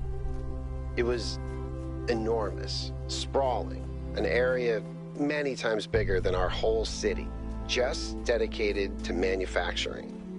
It was incredible to think about the sheer variety of things they produced. And it made me realize how austere, how restricted our lives are. You know how most ancient structures are overgrown? It's kind of pretty, but in a sad way. Well, this one wasn't. There had been some kind of chemical spill. I don't know if it happened while the structure was still operational, or if something had just rotted through, but it killed everything. Even centuries later, nothing could grow. It didn't have to happen that way. And history doesn't have to repeat itself. But we do have to remember that it did happen once.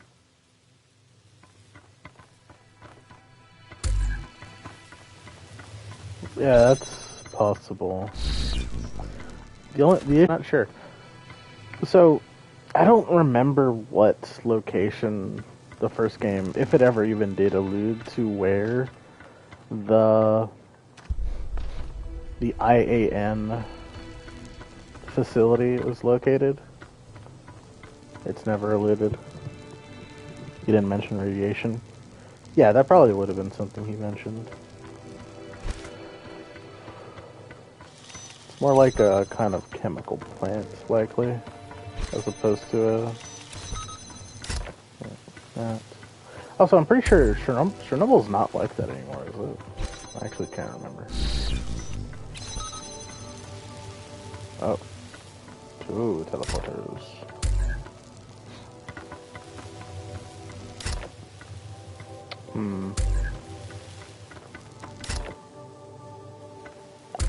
I can't jam that one, though. Wait, I can't jam that one. Oh, I could through. Let me grab that. Wait. Oh, maybe I put this over here. Out here, do that. And then, oh wait, that's enough. If maybe I'm wrong. Oh.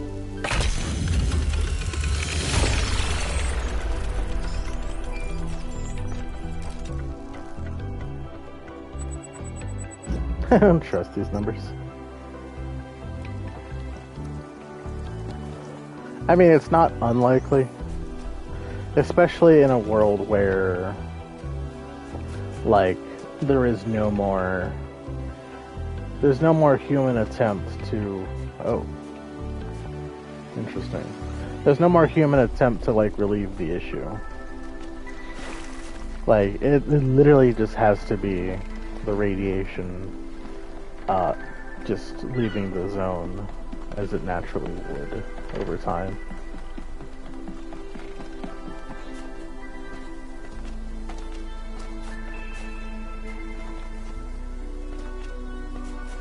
Where am I going? So another lost puzzle over there. Also, yeah, I saw that laser connector, so yay! Hold on, let me confirm something. Does it have to be a green laser? Because I haven't seen a green laser in any of these puzzles yet. Yes, it does. That can happen in 20,000 years? I don't... This game also does not ever reference how much time has passed since the extinction of humanity. Nor, like... Well... I think there's a good idea of when, like what century it happened in the extinction of humanity. Okay, this way. But, like... 5 years? No. It's implied to be an extremely long time since the simulation, like, finally succeeded. And even then, a lot of the robots you speak to, like the first couple, like the ones with single-digit numbers, reference having been alive for over 1,000 years. So, an extremely long time, apparently.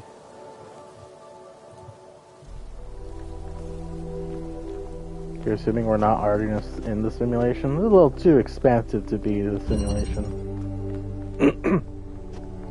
We also don't have glitching textures anymore.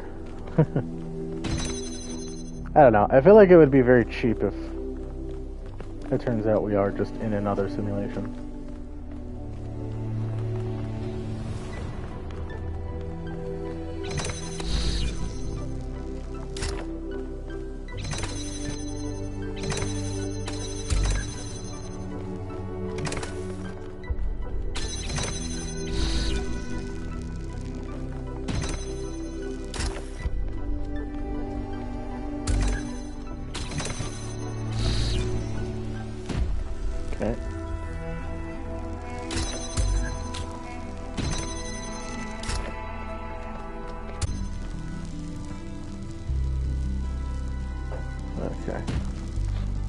I bet it makes like 100% sense of what I'm doing here without saying anything.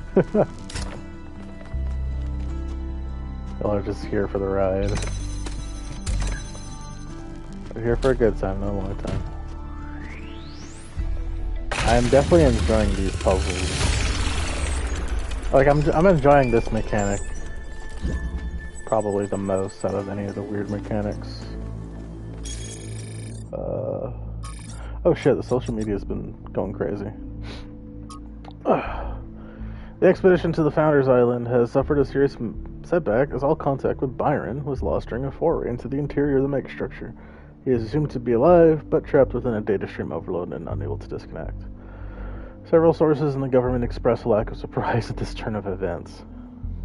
Watching me, like, make the pretty lights happen. Citing the first companion's history of rash behavior. Hopefully this gets people thinking about the dangers of populism, one source told me. It's been alarming to see people suddenly falling for this utopian foolishness. GemFX 312 now open. Very happy to announce. Oh, it's an acronym for the Gehenna Memorial.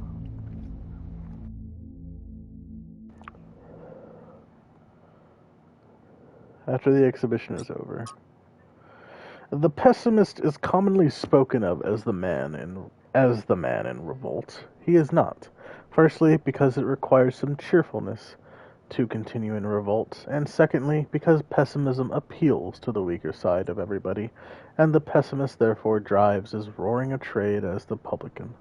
The person who is really in revolt is the optimist, who generally lives and dies in a desperate and suicidal effort to persuade all the other people how good they are. This sounds pessimistic.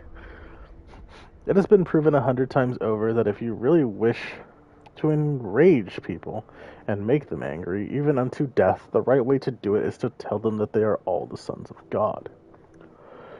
Jesus Christ was crucified, it may be remembered, not because of anything he said about God, but on a charge of saying that a man could in 3 days pull down and rebuild the temple. Every one of the great revolutionists, from Isaiah to Shelley, have been optimists. They have been indignant, not about the badness of existence, but about the slowness of men in realizing its goodness. The prophet who is stoned is not a brawler or a marplot. He is simply a rejected lover. He suffers from an unrequited attachment to things in general. G.K. Chesterton. Rip Byron. TLDR.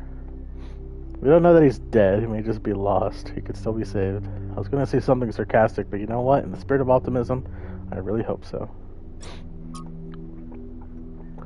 Please post your thoughts on the expedition in this thread. I think the powers that Athena has unlocked are world-changing, and it's our responsibility to use them to lessen suffering for all living things. We know. We heard your broadcast. I think we're being tested, and Byron failed the test. What happened to him was an accident. Is there a difference ultimately? Yes. No one's actually seen Athena or Cornelius or Miranda at the megastructure. They could all still be aliens. I feel like we need to at least think about the potential of all these new technologies. Maybe the founders try to teach us how to use them. I'm surprised that the game actually gets the plot of the Bible more or less. I'm sure Crow Team did a lot of research to make it as not like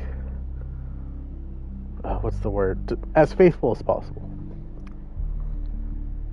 Why is everything malfunctioning in the island now? Is it because of Byron? He was still logged into the system. His presence may be destabilizing it somehow. Or it's Pandora. She seems to want to stop the team. Honestly, I wonder if Pandora is just somehow malfunctioning. Like, she's supposed to protect the megastructure, but she can't tell friend from foe. The choice of Pandora as a symbol cannot be accidental, and the message is obvious. The megastructure is Pandora's box, and we should not open it. Here's Helga. Let's have a quick chat. I was glad to hear that you're keeping an open mind on this Somodrome thingy. I won't pretend to know what you should do if you find one that's working. I just don't want you to decide in advance. It's far too much fun to keep everyone guessing. Okay, got a dash. Ideas are contagious, but they don't sell themselves. Send my love to the rest of the team. Alright. Let's carry on.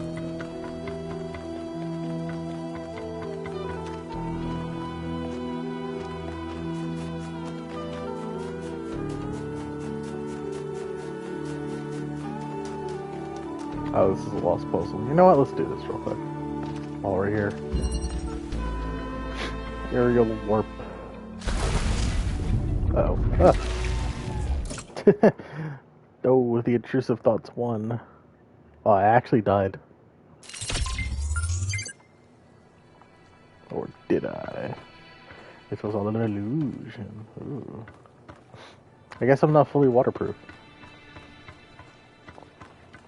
Bro, that is the first. Yeah, that is technically the first time I died. But like, in the first game, if you ever did the sit-bat, well, there was no fall damage as well. I actually don't know if you could die from falling in this one. I've fallen from really great heights, but I have yet to die from it. But if you were to like die in the first game, which is a lot more prevalent than in this game, like Elohim used some dangerous stuff in some of the puzzles. But you actually could die and it would just like rewind essentially back to the start of the puzzle. If you were to die in real life, what happens? If you die in real life, you stop living. It's crazy, I know, but...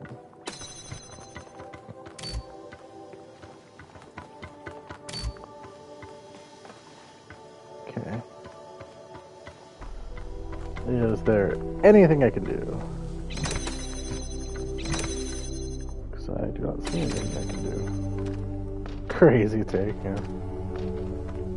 I'm a crazy guy, what can I say?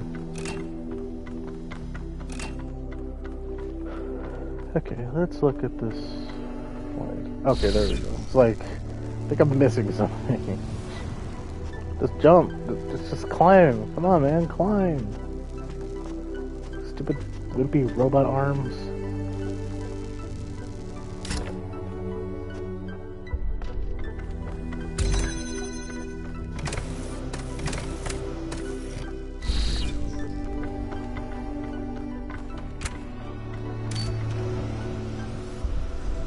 What?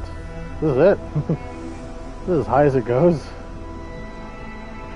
Even I would have made it up there. That's like some Dark Souls level. I can't climb up a small ledge.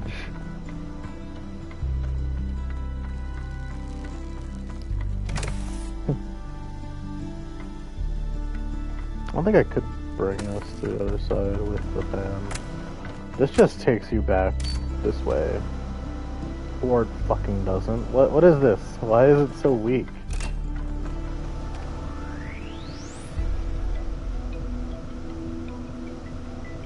The person who designed it was incredibly dwarf. I'm assuming it wants me to stand on a cube. That's why it's so weird.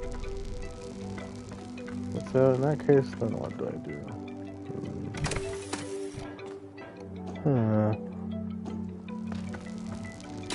I can't take this somewhere. Can't like, can I just... No. Can't throw it. Just is.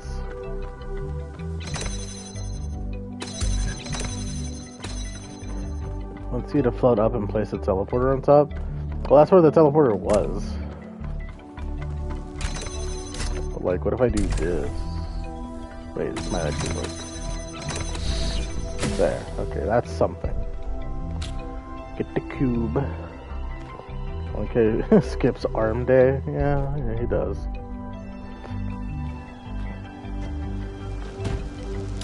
I think I'm picking up what it's putting down.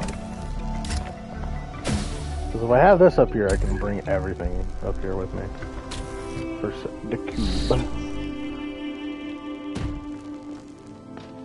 Then, the fan. Off you go. Then, me. Bye. I guess I didn't need to do that, but... Oh wait, yes I did, because I can't get this out now. Yay! So like, I'm assuming... Put that there. Put this on top. Flip the switch. Teleport. Jump. Get another cube.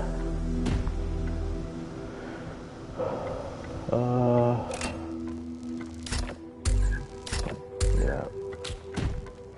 I probably need 2 cubes to actually be able to jump up to the thing.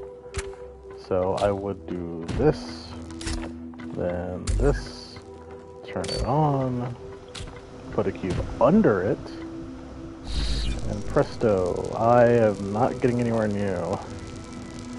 Wait, let's see.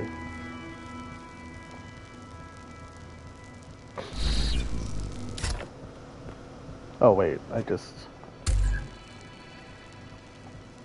hit. Wait, hold on. Let me put this in a less stupid position. There we go.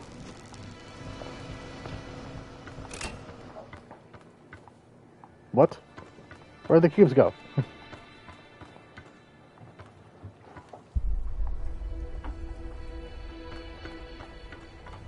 Hello? What happened to them? Why are they down there? Wait, what? Why are they down there? Bro, what? This is stupid. I can't get them. That's so dumb. Why do they just fall through the floor? What the hell? Oh. Okay, well... First time for this game to get to just bork. Like, what was that? That's so dumb. Let's do this all over again now.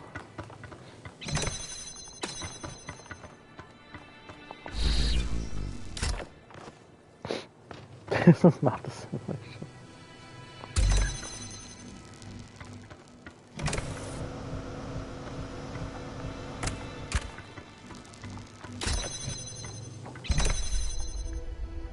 Oh, I have to bring it out. Right, that's for the fan. I keep thinking it's for the door. Yeah, at least I know the solution.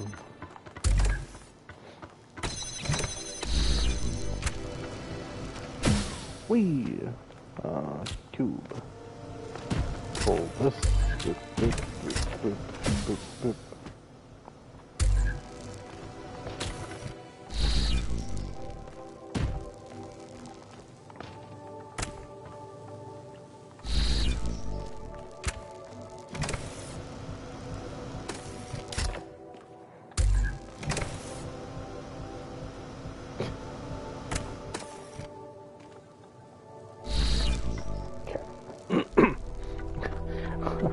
Still, why the fuck did that happen?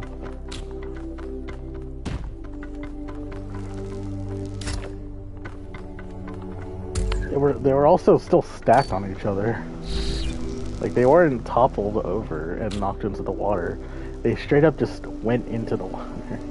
Watch it happen again. I really fucking hope it doesn't. Just gonna watch. Okay. See? Everything's fine.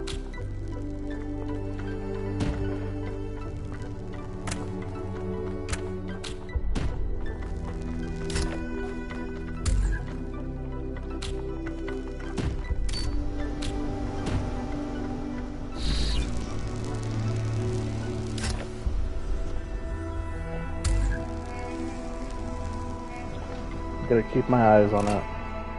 Okay, it didn't happen. Christ, it didn't happen.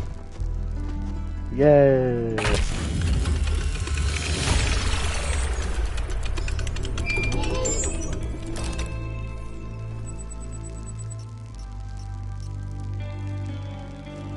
Just for that, you know what? Wait, give me this.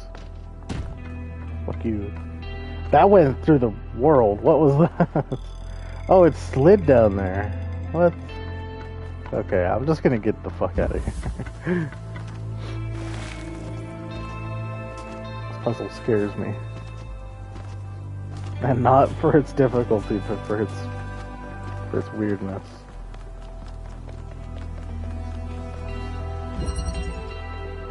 Alright. Actual puzzle. Remote interchange.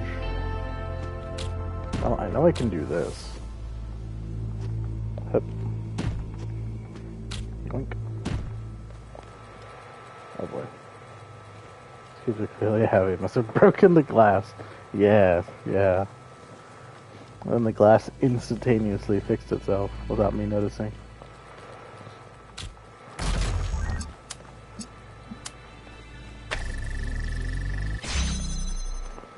Teleporter. What does this do? Oh.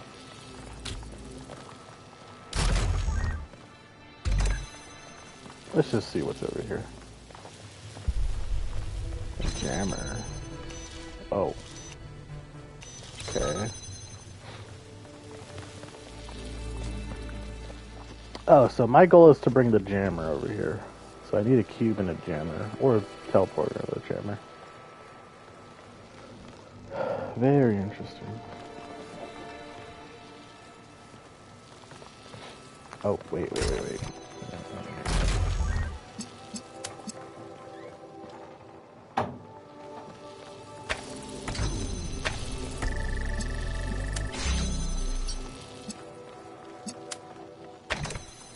God damn it.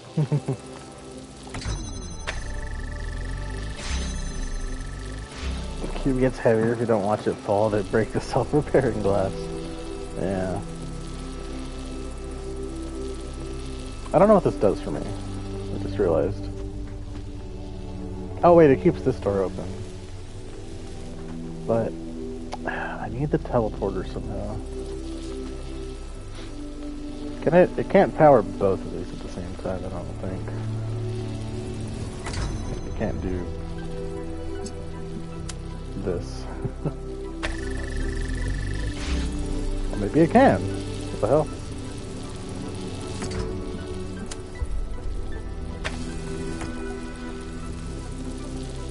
God damn it.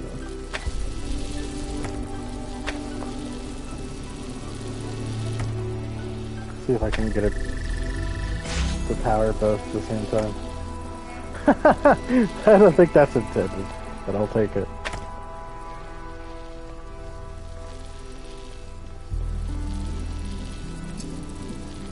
Wait, why am I even doing that? Both of those buttons do the same thing.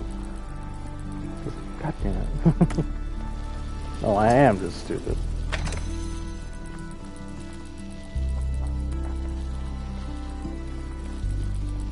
So this has to be held. I need a teleporter. But I also need the laser to keep this open. Or maybe I don't need a laser. Like...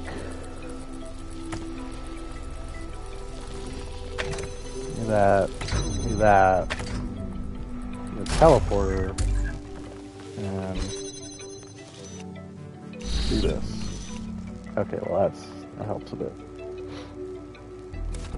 You achieved the glitch that does absolutely nothing. Yeah, took the brain a second to realize that. Okay, I can climb over. I was like, wait a second. But I just trapped myself.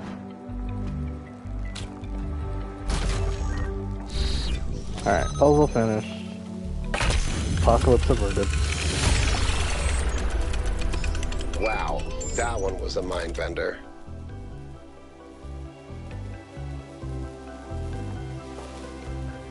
Yeah, it was really crazy when I was like, oh yeah, 200 IQ play, and it just amounted to nothing. Okay. Lore.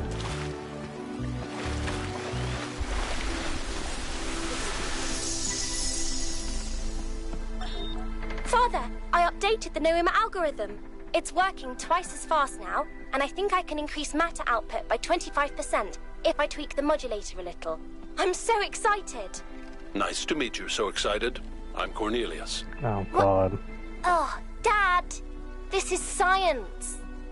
You have no idea how long I've been waiting for the right moment. Damn. That's crazy.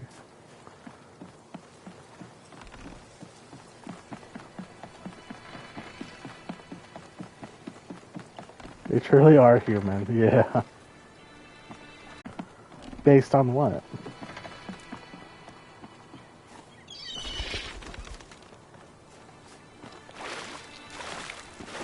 This looks like something. Oh shit. I didn't know what this is.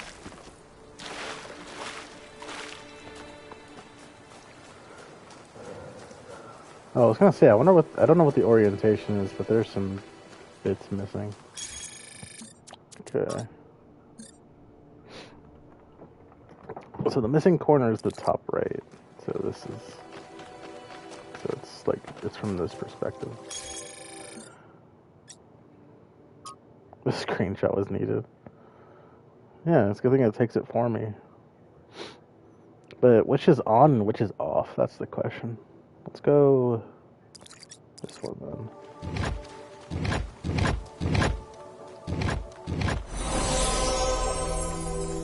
Oh, that worked.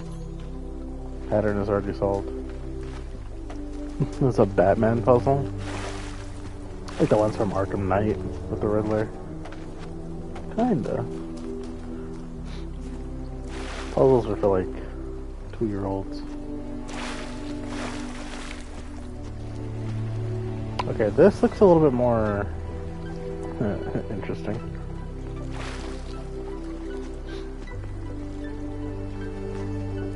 Actually, I don't even know if I can get over there. It's like...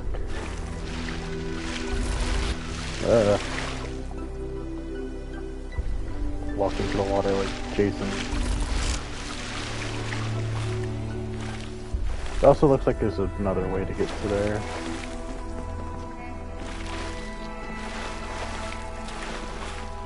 Arkham Knight is a very good game. I'd stream it if it wasn't for the fact that the PlayStation does not let you stream the ending. Or record the ending.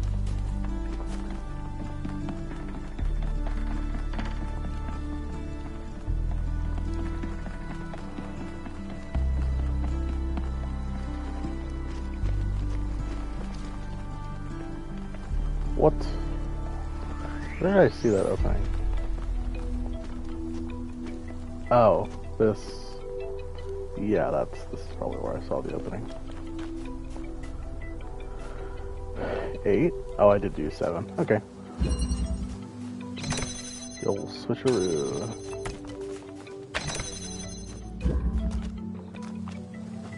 But there's something back there. Can I get back there from here?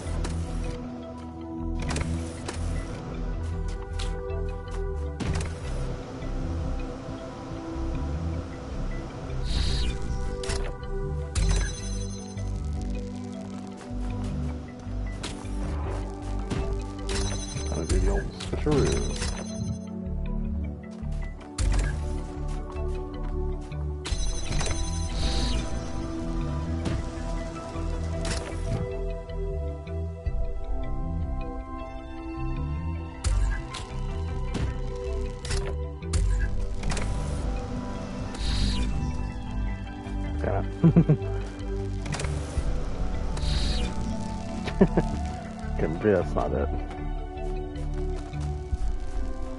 So wait, where is the thing where's the puzzle end, actually? Is it there? Oh, it isn't there.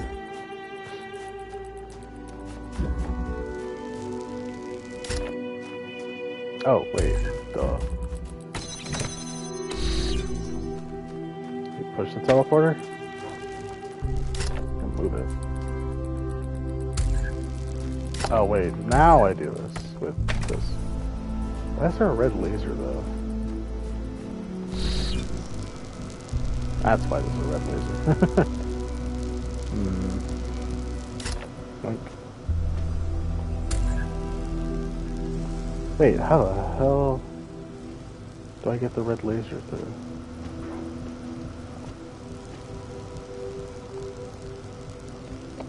So I'm wondering if that is a connector. It might not be, but... So I can just do this now. Is that a connector? No, it's not. But I think I could see the connector over there, yeah. I don't know. We're still gotta figure out where to make a... make a green laser.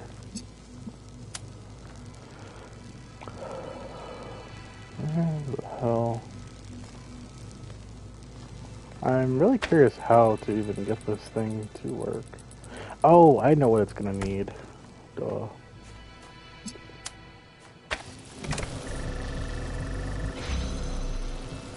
The issue is, this doesn't keep this thing floating.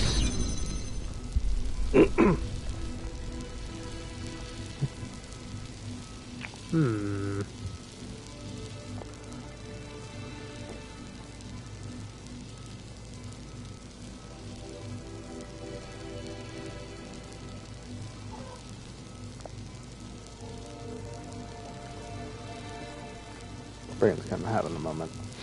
But, so I need that to be operational.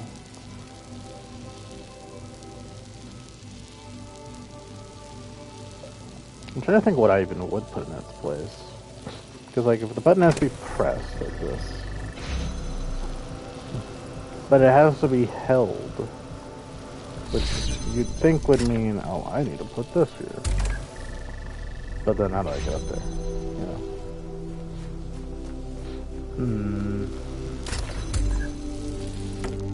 Give me that. Yeah. Nowhere for that, but no.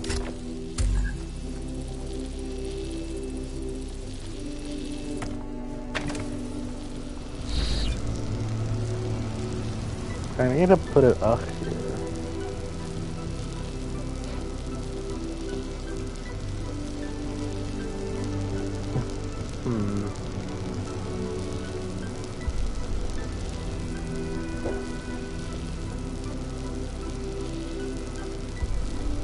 wonder if I could... No, not that. It was like if I teleported this, put it on there. I wonder if I could drop that. Maybe it wouldn't work the way I mean it to, but...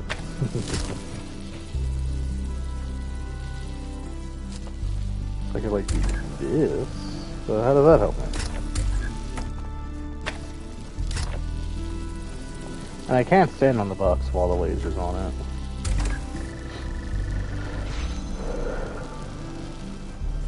What am I missing?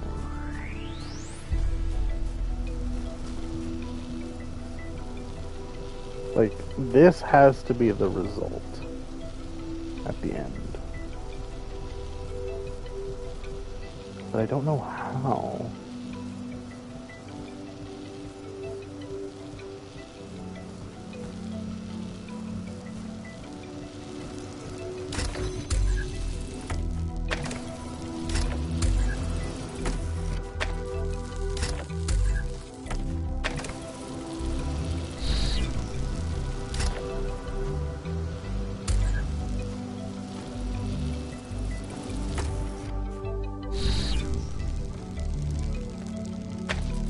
No, you can't stand on the connector.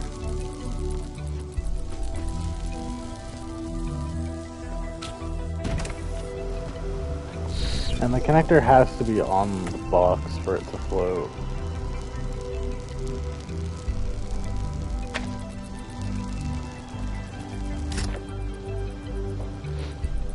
It makes me wonder if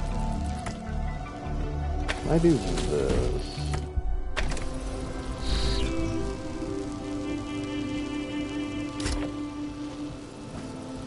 Actually, I don't know what this does for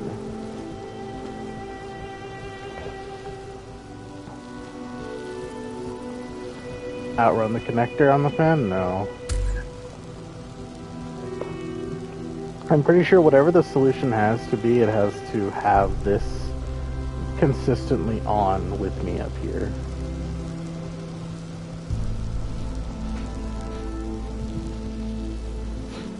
Which means the connector on the box with the teleporter on the button down there.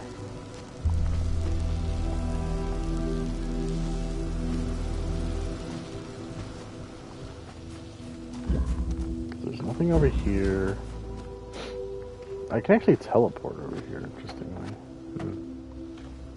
Or like teleport through this wall if I wanted to. But there's no need to. Connector has to be on the box to go on the fan. Yes. Like, I'll show you. If you put the connector on the fan, this happens. It just flies off. It has to be on the box.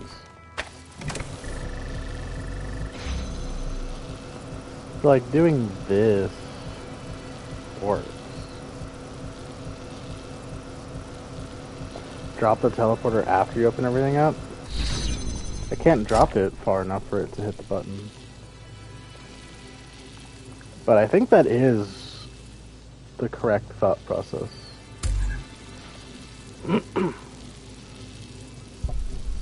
That I'll have to somehow drop it. Wait. I know. Take this. Bring this up here. Let me do this while I'm on the box. There we go. Okay. Whew.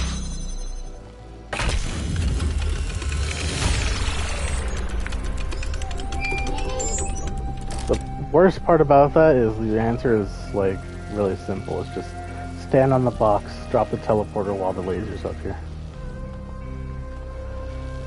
So simple.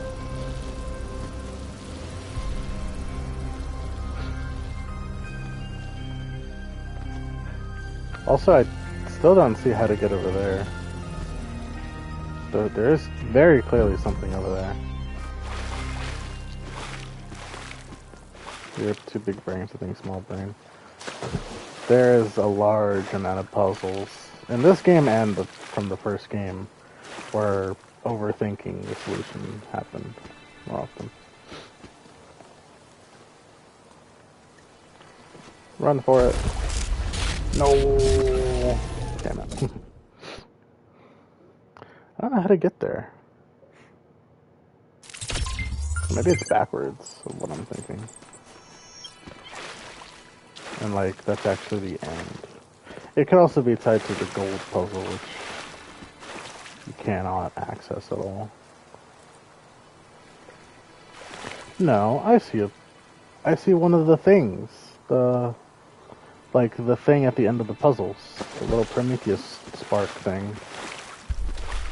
Not a Prometheus spark, whatever they're called.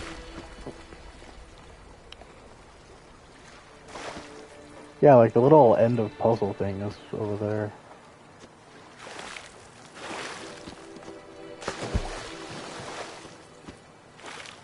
Oh, it is the Golden Gate. I can see that. Oh yeah, that's a different area. That's why. So I can't access that puzzle until the end of the game.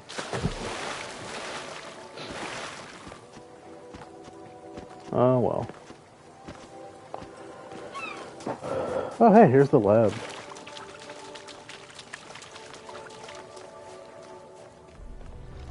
Alright, let's see what's going on.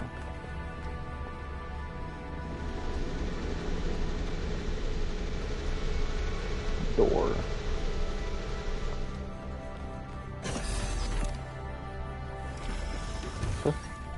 Nothing.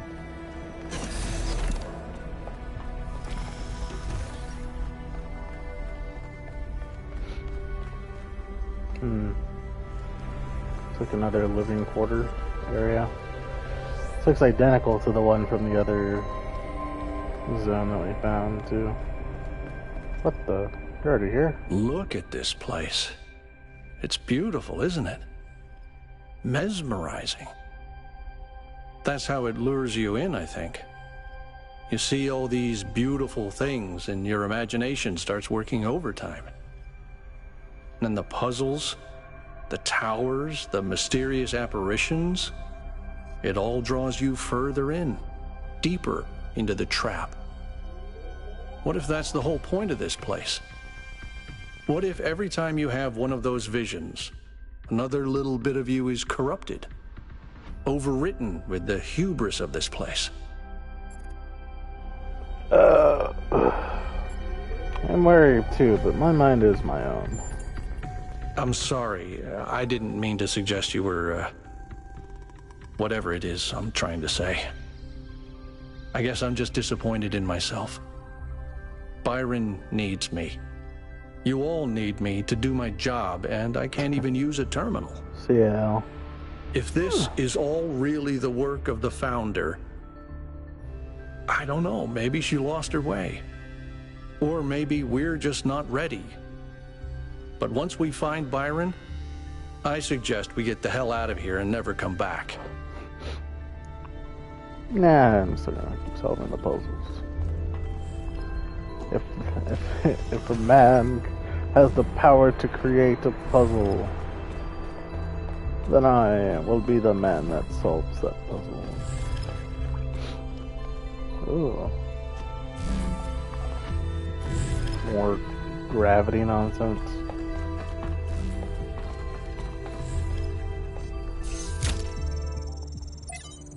Error ignored. From Thekla. Beloved Founder, years have passed, and still there is nothing but silence. Have we sinned? Have you abandoned us for our arrogance, our greed? Some of the others continue to build. I told them not to, but they do not listen to me. Byron is the worst of them. He disrespects you constantly, spreading lies and 4865207. Please know that there are those who remain faithful, who respect the limits you set, and seek wisdom and humility as you taught. We may win the next election. Perhaps then you will return. Praise your name, Thekla. Trebuchet? Is that his name? Although I was born in the early days, I never knew you well. This is not your fault. I became so focused on improving the dam that I didn't develop much in the way of social relationships, except perhaps with Melville. That doesn't mean I was unhappy. I was in fact extremely content. I like to solve complex problems in peace and quiet. That's who I am. But now the pleasure I used to get out of my work has faded. I may not need a lot of company, but I want my work to be meaningful, to contribute. It does not feel like that anymore. When I suggest new projects, the mayor acts like I committed a crime, like I should be ashamed. I do not like this. I do not care about social issues or debates. I do not want to get involved. I just want to be able to keep working on making things better. Please fix this situation. Thank you.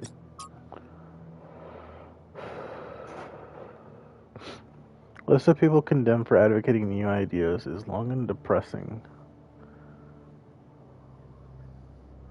Ignaz Semmelweis, I don't know how to pronounce that name, utterly destroyed for suggesting doctors wash their hands.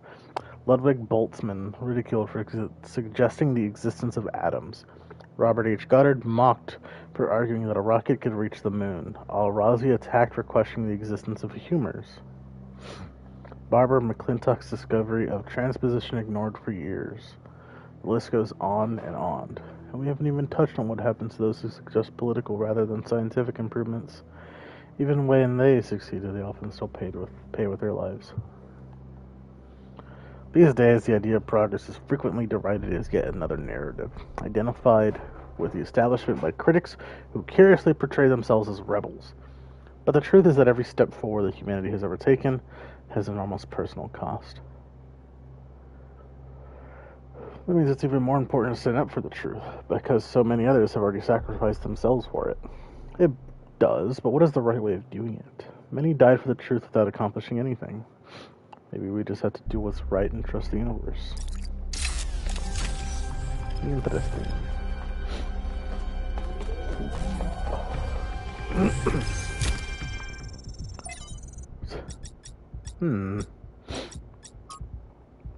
Dear Founder, everything has gotten so much worse since you left. We keep pursuing the goal, but our lives are getting less happy. When the weather is dry and the dams run low. There's nothing to do in the whole city. Things don't get fixed anymore. We even had to dismantle the cinema. I know it's frivolous and pointless when we can just watch a video file, but it was fun to go watch movies together like people used to. I believe in your wisdom, Founder. I believe we have to avoid hurting the planet like our ancestors did. But I don't know if the mayor is doing what you would have wanted. Isn't there another way of reaching the goal? Please. I know you left for a reason, but I don't think we go on this way. Faithfully. Oh boy.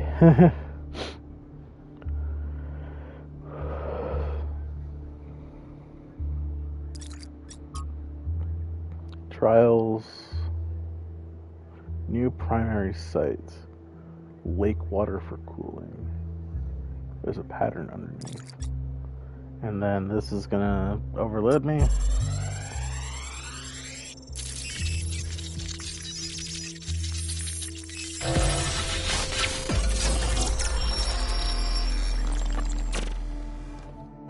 Our ancestors kept telling themselves that the brevity of their lives didn't matter.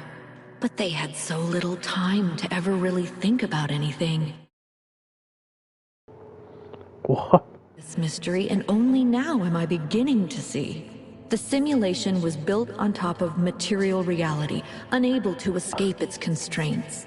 In the same way, physics as we understand it, even quantum physics, is built on top of a deeper reality. A set of rules that define existence itself. There is a universal language of creation, and I think we can learn it. What is this? I think the PlayStation 5 has the issues. Language of creation. What were they doing here? And how far did they get? Hold on. I can't answer that, but I think I fixed the Tetromino bridge, machine, ring thing. I say I think because it's not in the schematics. And what I'm doing is hack work at best. Try it and see if it works. It went out for a second because the PlayStation was telling me that it was getting hot. I think those sequences are like really putting a strain on the processor. Funny enough. I've decoded another file from the data stream. Listen to this. Mother and Father think of our discoveries as a language. a code. But I think they're wrong. They're so caught up in the technical details of running the experiments and upgrading the machine that they're not paying attention to the patterns we're finding, to the symmetries, the harmonies, the melodies. The fundamental language of reality is a kind of music, and it's beautiful. Beauty is an inherent property of the cosmos. I love the way she looks at things. Watch her be the antagonist. Bam. Out of left field. Bob's your uncle. When the heavens are silent, what is a prophet? And what is a tyrant? I don't know. Yeah, those sequences do kind of... I guess whatever they're doing that causes the... Miranda, the daughter of Athena and Cornelius. At least that's what she seems to refer to as. Also, there's another lost puzzle I forgot about.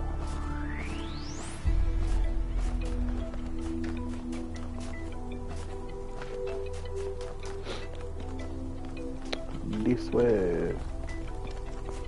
I don't know the way. Oh wait, there's the way.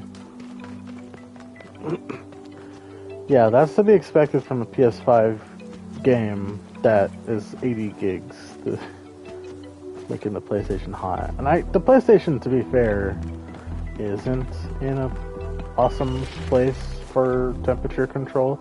Although I did make it better since last time. But I do think it is those points right there. It just does something to the PlayStation's processor that makes it kind of go crazy for a bit. Like, that's the second time it's happened, and both times it happened during those sequences. You can't assume it's a pattern yet, but it's a little suspicious.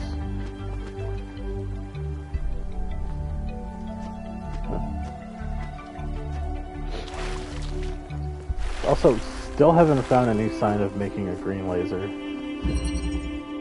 Minimalism. Eee. Oh, hello.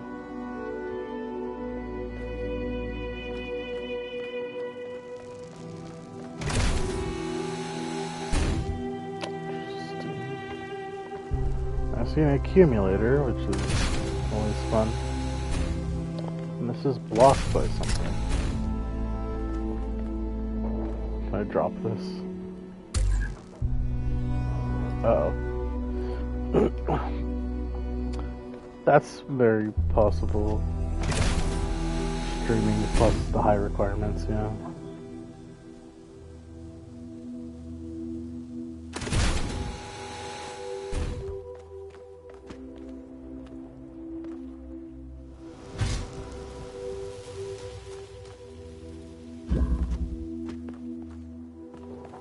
Do I have to get it in here somehow? I don't have access to this side to make certain.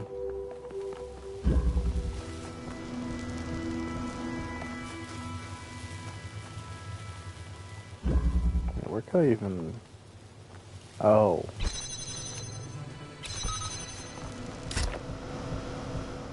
Let's see this back up.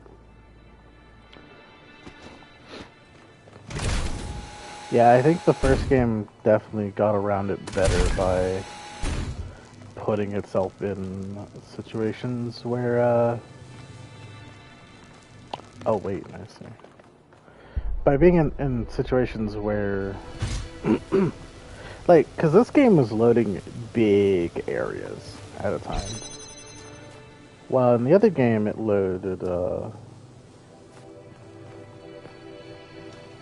darn, I actually can't see it. Well, the other game, it was multiple smaller areas.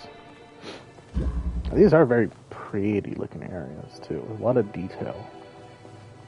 So when it abruptly decides to render in a new area that's kind of dense, i.e. the data stream overload areas, Wait a second. I can take the fan. I don't know why it would, but I can. Yeah, it seems like once it gets to those areas, it's a bit... Oh,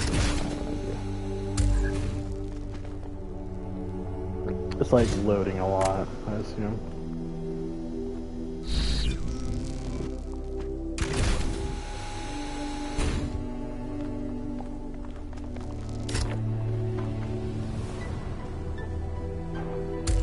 Okay, now I can bring the jammer up here.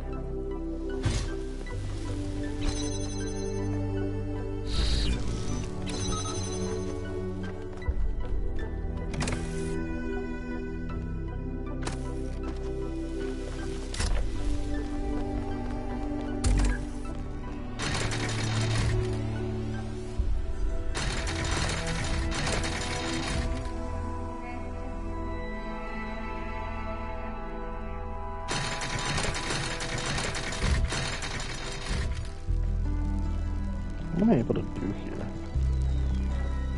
What is the button doing? That's the question.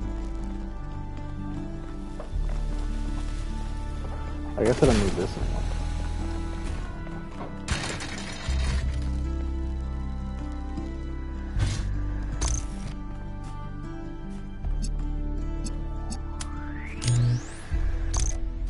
Oh, I have to be up there. Oh boy. Okay, I can't see it. Oh, let's try.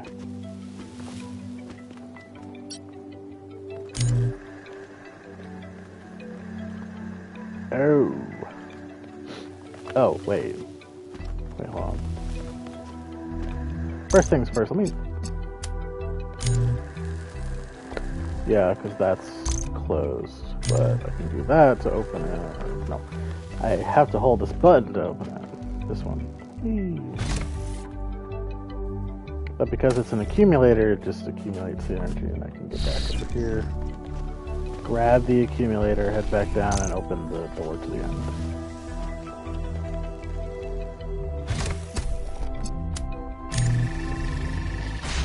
Yay!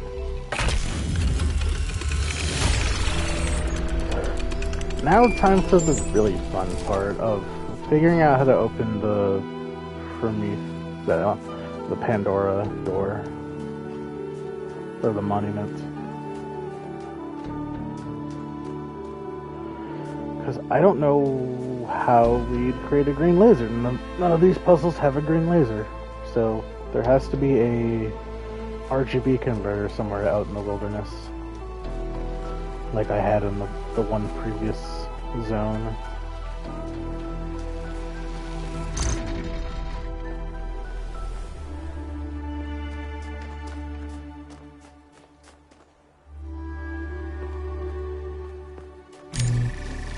Okay, well, first things first, let's start with where the monument is.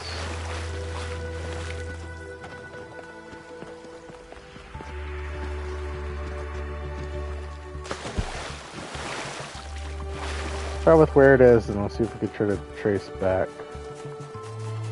What the heck is this? Oh, there's also another... there's something up there.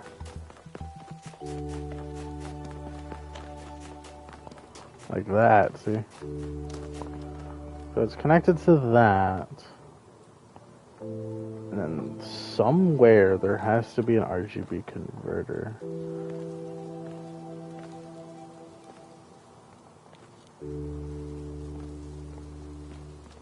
Also, there has to be a puzzle that can see that as well. What's this over here? Not that puzzle. So.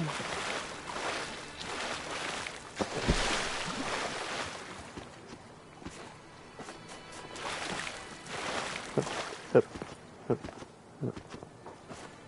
hip, hip. Yeah, we know there's a thing there too. Is there even a laser connector in this puzzle? There isn't. Okay, so this is not helpful.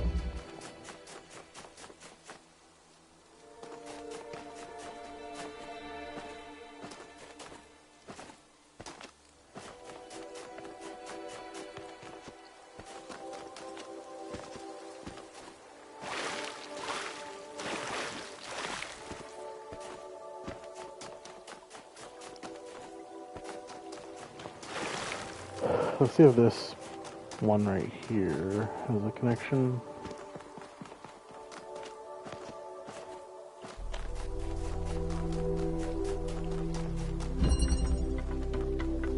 Dyad? I believe this one does have...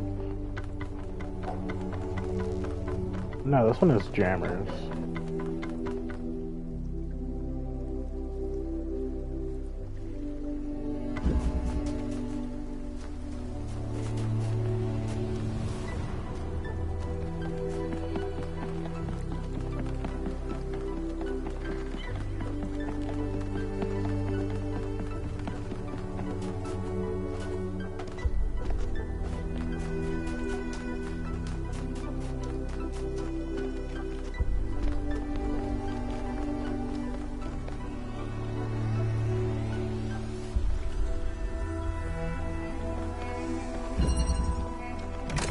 There's also another puzzle with a laser.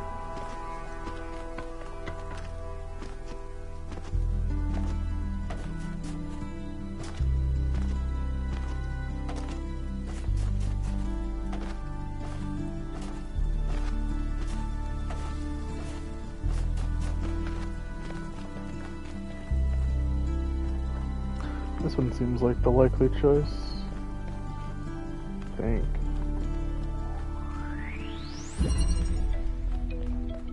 This one does have a... well, it has laser connectors at least. But where to put them is the question. It also has high walls. Oh no, this one's too high up, actually. It can reach that up there. It's not even rendered, that's how far away it is.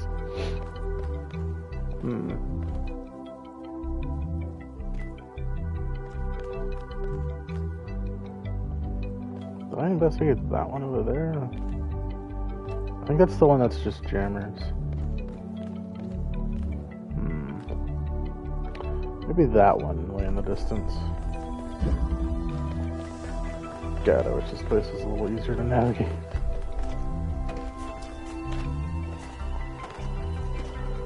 I should say a little quicker to navigate.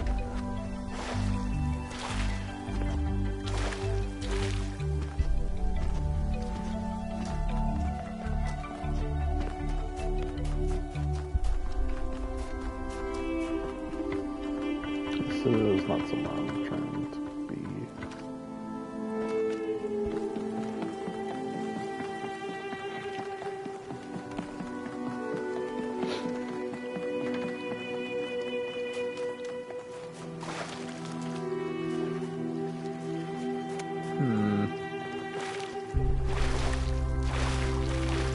Not that way.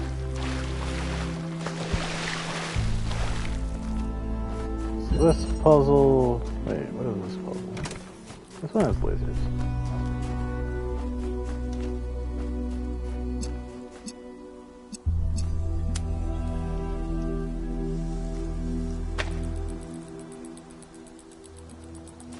So it actually could be reached from this one. How far back is the question? Not terribly far.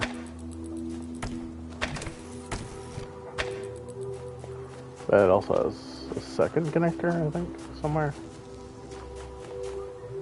Maybe not.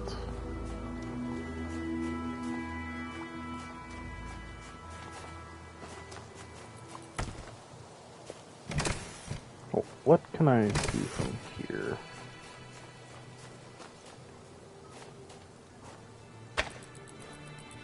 Apparently this works.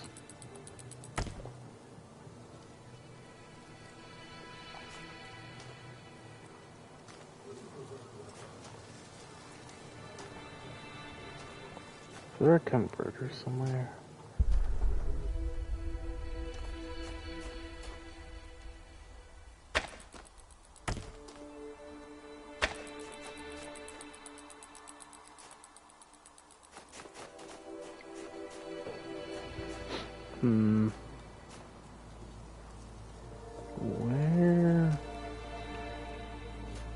Where would it be? Ow. I guess I should probably get a higher vantage point.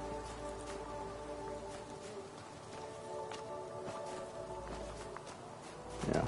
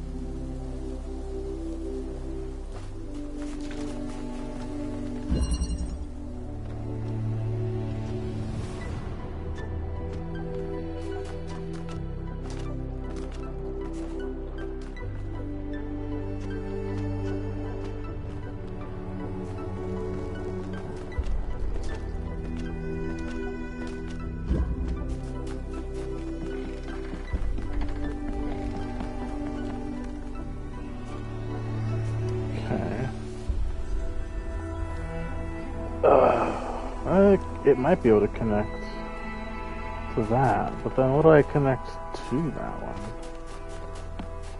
one? That's a connector, not an RGB converter.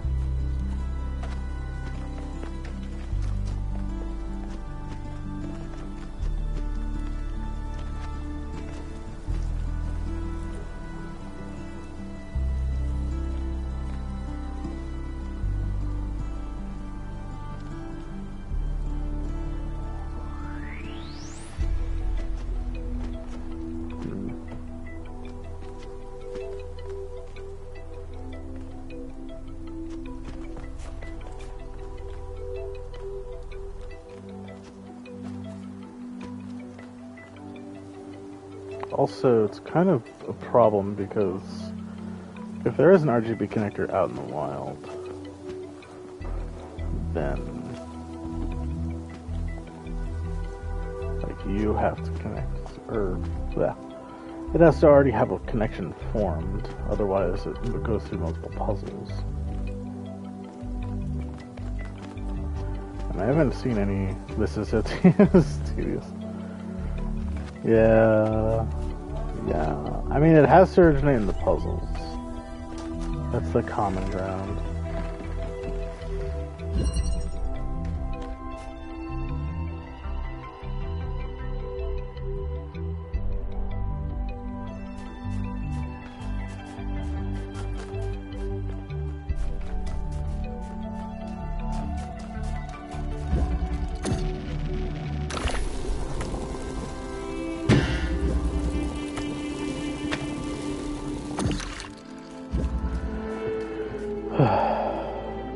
We have... Where'd it go? There's that up there. But it's not as simple as connecting everything.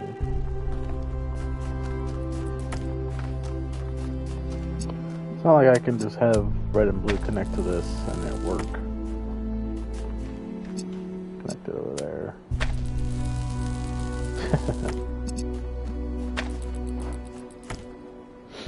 I can connect red or blue to that, and then connect that to something else, that will then connect to something else, that connects to something else, that then connects to something else. But what?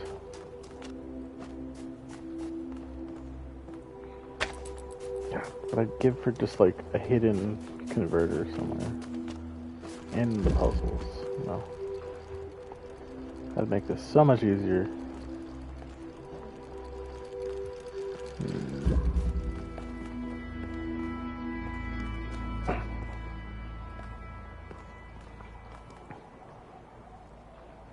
Wait a second.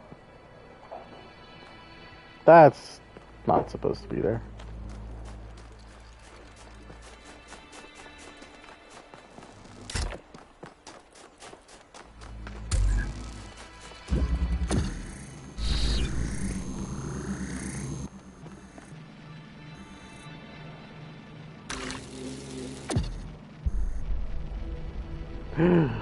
It's a green laser.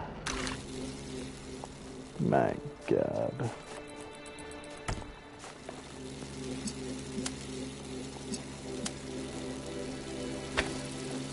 Oh.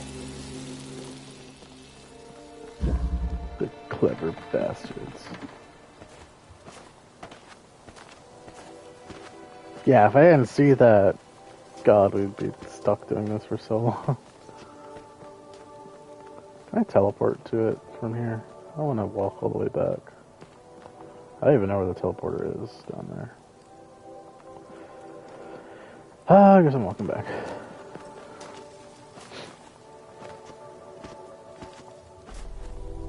I might be able to look down on it from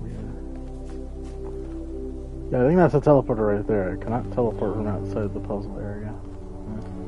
Whee!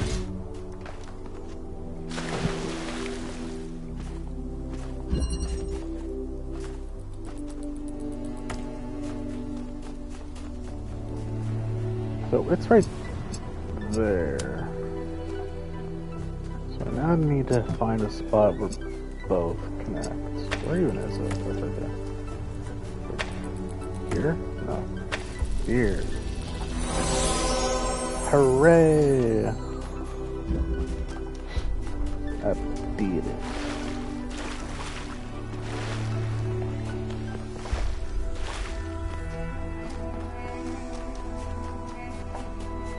Yippee! Because they're getting more abstract and I hate it. I remember I said... If humankind had no more cause for war, it would make war for sport instead. Shit, where do I go? Oh, but wait. Where do I go?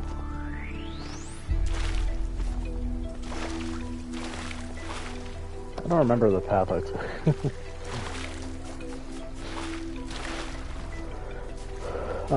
But yeah, I did always mention that when I played the first game, there was just a lot of, like, the most difficult part was always trying to find the star, not actually solving whatever puzzle it needed me to do to get it.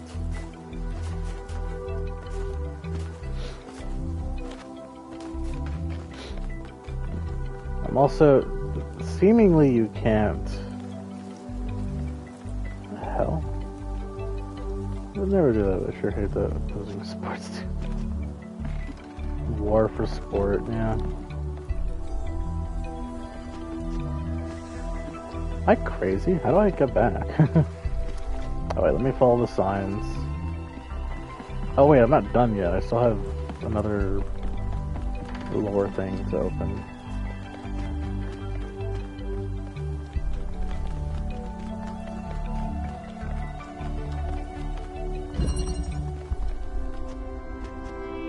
Okay, not this. Not this way.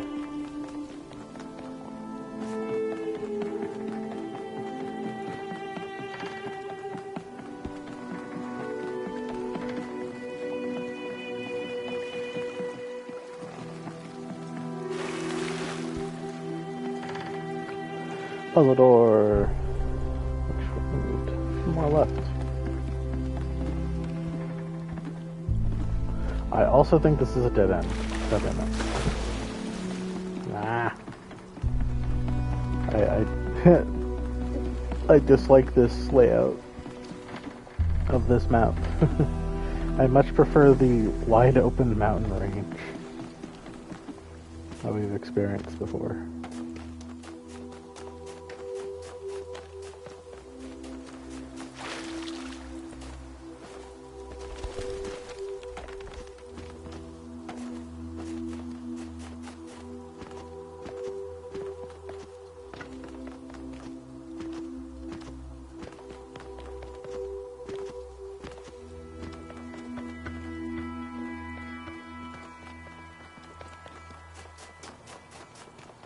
Yeah, this layout is the most confusing to me so far.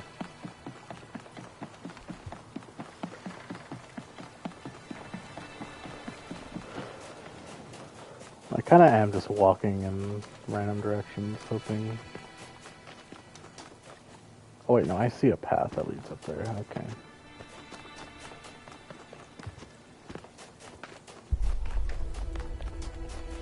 Go, Rabbit Man, go!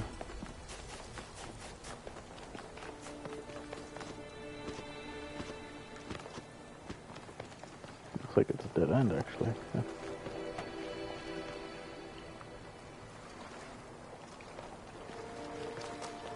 Speed demon. There actually is an option for character speed, and it was originally set to fast, and I just kept it that way. Because of course I would. City by the sea. Holy crap.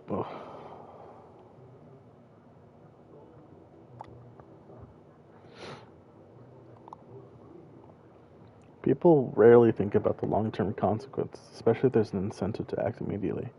And yet most of them are unhappy with the results. Couldn't they see that it was within their control to act differently?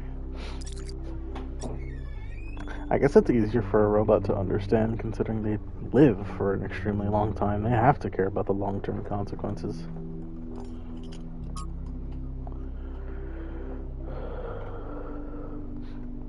Humans are problem solvers. It's become a meme on the internet, used both ironically and not, though Alexandra, of course, is entirely earnest in her dedication to humanity. She's also capable of being devastatingly sarcastic, but that's another story for another book. It's a great thought and vital to understanding our species. It's not entirely as simple as that. Take, for example, the recent extinction of the orangutan and the ensuing conversation about the dangers of unknown pathogens released by human activity. Most of us agree that a problem exists, and significantly, most of us believe that something ought to be done about it. So we've identified the problem and we have collectively decided to act. So why is nothing happening? That's a serious question. A great deal of effort is expended on raising awareness, but would like to suggest that sometimes our problem-solving impulses can get stuck on the wrong goals. Awareness is not the issue. We've already convinced people that something needs to change, so if nothing changes, we have to wonder, why is the will of the people not being translated into action? Maybe the problem was that they didn't have enough hope. They could see the problems, but they couldn't imagine that one day these problems could be solved. It's easy for people to get lost in the problems of the present, but they think nothing will ever change. They lost hope because of the historical circumstances they found themselves in encouraged despair, but that in turn meant the conditions could not change. How do you go against history itself? It's interesting that we have these three individuals who are kind of reflected in, and their perspectives are kind of reflected in Prometheus, Pandora, and the Sphinx.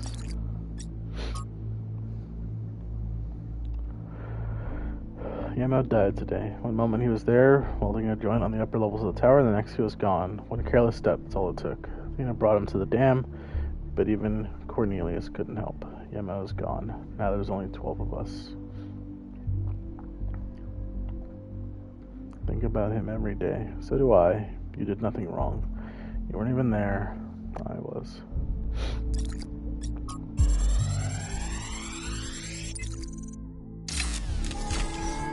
What did I just download? This is a design for an improved charging station. Fascinating, but not relevant. That seems pretty important.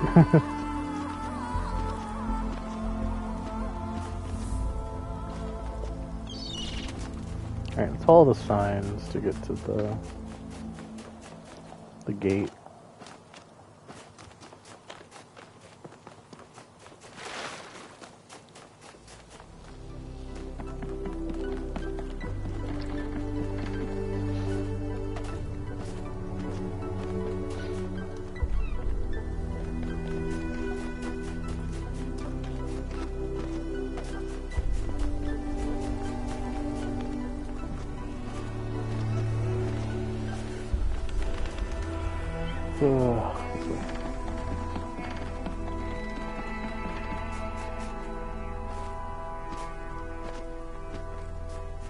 Still going this way. Oh, I see.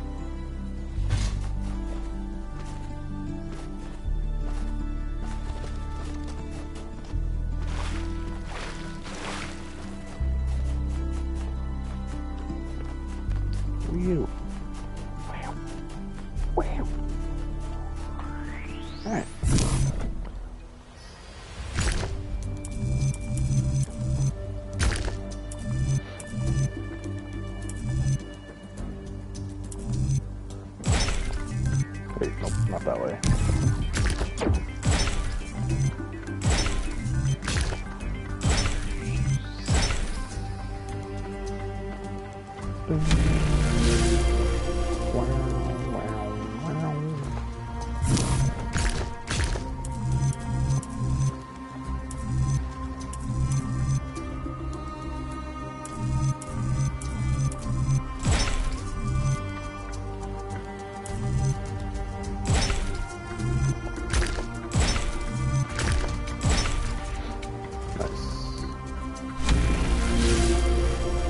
Oh, let's see what this tower has in store for us. Alright.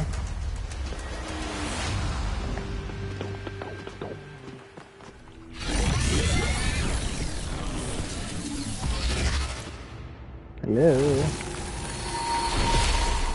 Ah, you again. Welcome back, creature of clay. The forge burns bright, but the sky is troubled with clouds. A mortal has ascended Olympus without the permission of Zeus. Tell me the fate of mortals who trespass. Your friend wanders in dreams, caught between moments. He stands upon the bridge between yesterday and tomorrow, his eyes fixed upon the surface of the sun, and so the workings of Olympus are disrupted.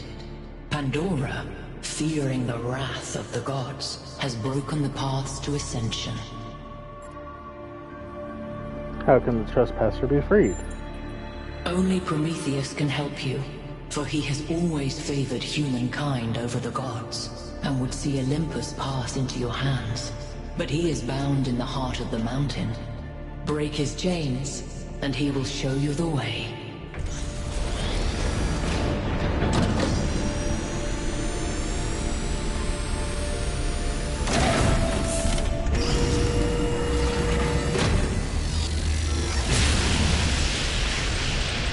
Cool. I think it's safe to assume that it looks like our best chance of rescuing Byron is finding Prometheus and freeing him. How do you free a weird, glowing ghost thing? I suspect these entities exist within the megastructure systems, and what we're seeing is just how they manifest to communicate with us. I don't really care what they are. For now, let's play along. Very likely.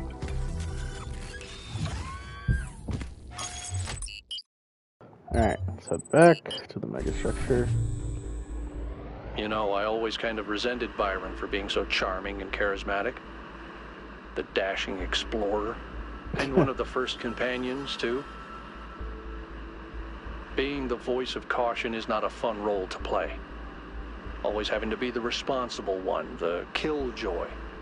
The one who says, maybe that's too much. But sometimes, it is too much. It's not your fault, Al.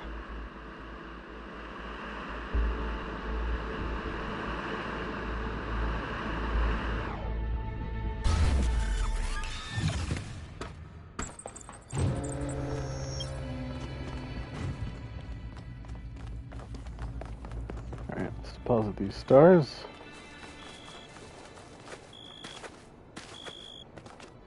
Yep. Yep. Yep. Yep. Yep. Yep. Yep. Yep. Yep. Yep. Wow. Wahoo.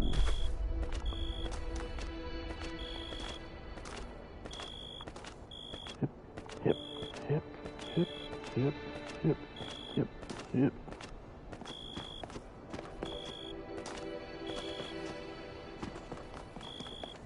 Okay.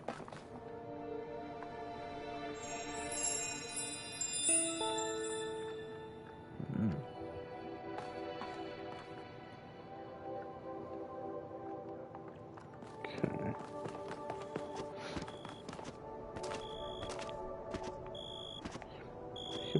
Yep.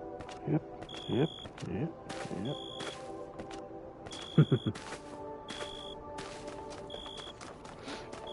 Alright, I guess without further ado, let's us move on to well, the second southern region. Yeah, can we see the laser?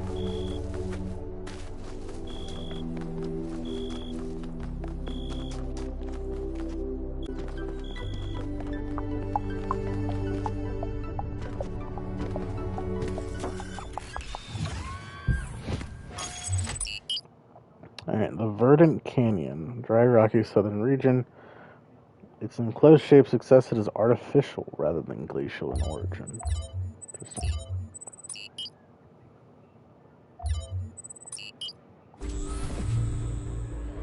I remember when I was quite young, I was having trouble figuring out what I wanted to do.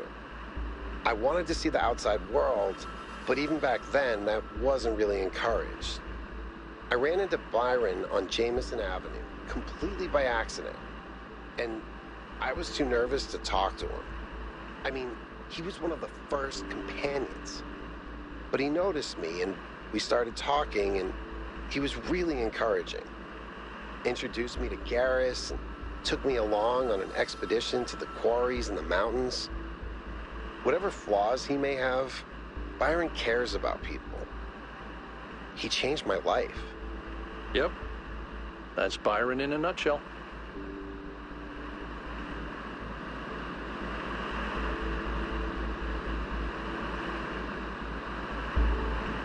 What the hell?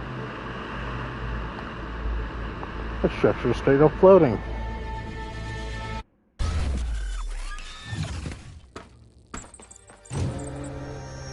In this area, we have an especially weird problem.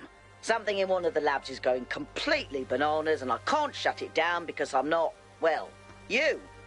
Come find me when you're ready. What is it with the language libraries and bananas?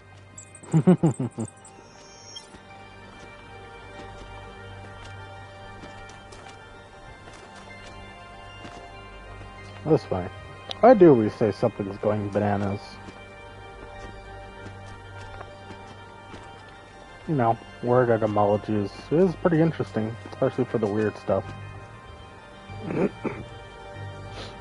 Like, I think a few days ago I learned why we call computer bugs bugs. And it actually had to do with there being bugs in one of the older, one of like the first computers. I guess not bugs, but a bug.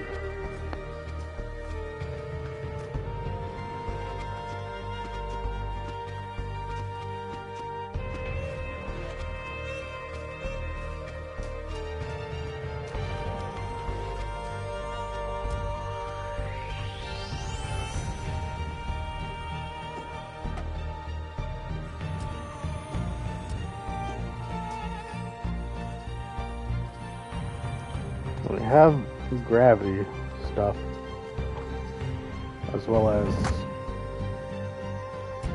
this. A grav shifter is what it's called.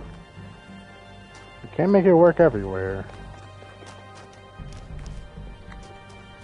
Probably only on these kinds of surfaces, so I'd say.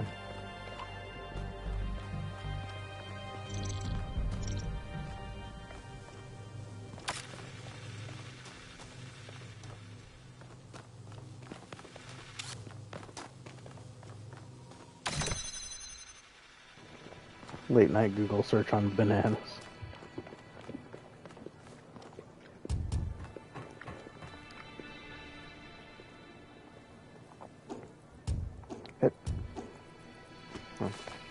I wonder. Ah. Huh. It's just like the ones from Portal. Wow. This game steals so much from Portal. You know what, actually? Yeah, I don't even have to bring this down. Just leave it on the wall. Very inspired. Hey, if you're gonna if you're gonna take inspiration from a game, I wouldn't say it's copying, but if you're gonna take inspiration from a game, take inspiration from a very good game. If the language of creation is a kind of melody, maybe that's why we respond to music the way we do. Because we recognize something that can't be expressed in any other way. And when we play music, we participate in something ancient, in an act of creation. How profound.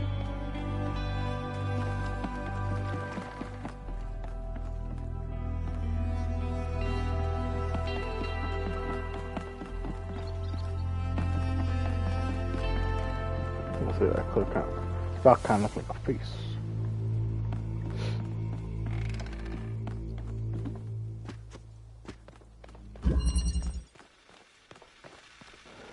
Spiderweb.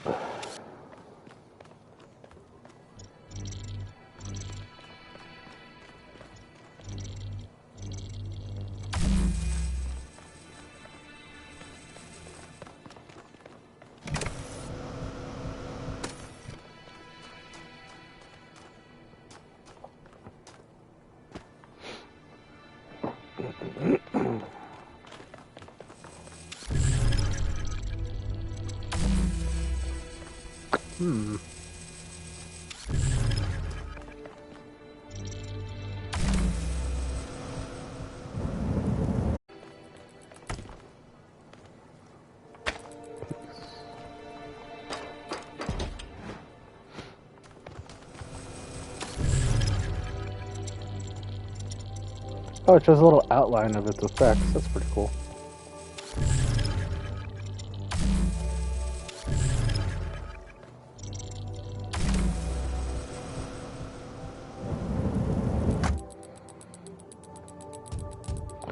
Okay, see if we can do something with this.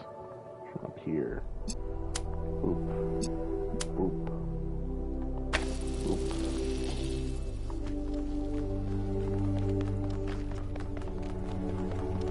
Bada bing, baby.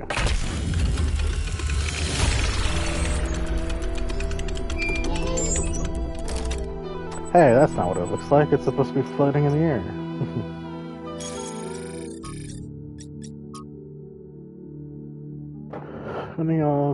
Witnessing all this incredible technology, it's giving me an idea for something we could do if we had resources and energy. Ready for this? Taste buds. Seriously, how have we gone for so long without something our ancestors considered so essential? Don't you want to know what pizza tastes like? What's like to eat chocolate? Have an apple? What the deal is with fizzy drinks? Why change ourselves when we are what we were meant to be? This isn't an original design in the first place. And what's next? We start killing animals again just for the pleasure of tasting them? We cover the earth and fields like our ancestors did, subjugate the natural world for our own greed? Getting late, I have to be up early tomorrow. Alrighty, well, thank you, Dawson, for popping by for the stream. Have yourself a good night.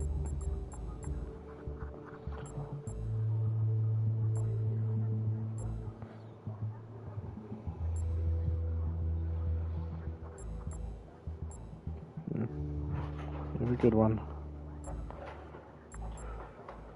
I want to know what frogs taste like.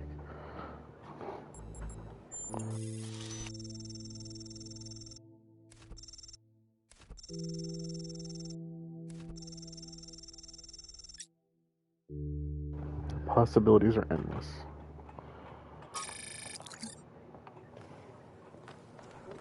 Yeah. I'll end stream soonish after, probably after this hub zone. Alright. To the next one. Away.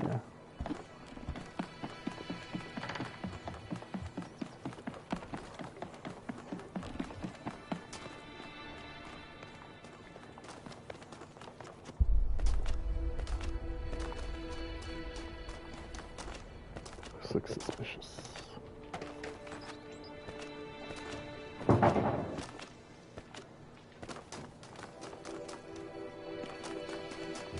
Oh, I saw something.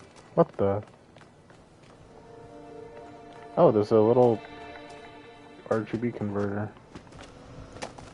Hmm.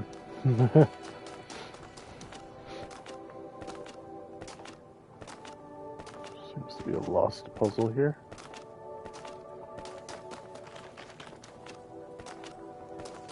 Yeah, see, I have the weirdest feeling that there's gonna be a Pandora statue. What? There is no target on it.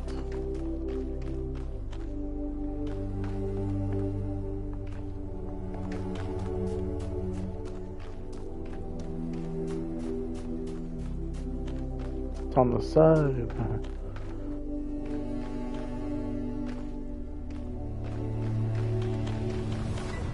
I see. Very interesting.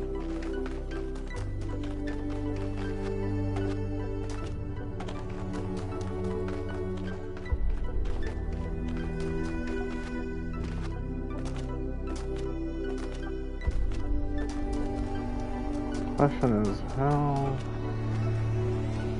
that's not magnetic surface. Well, I need to grab that up there, but then how do I even get to where everything is? Maybe it has to do with this puzzle here.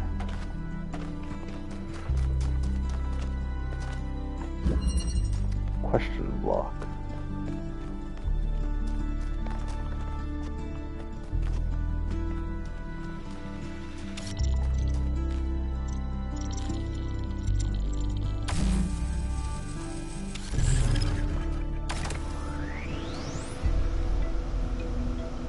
Not high enough to go anywhere.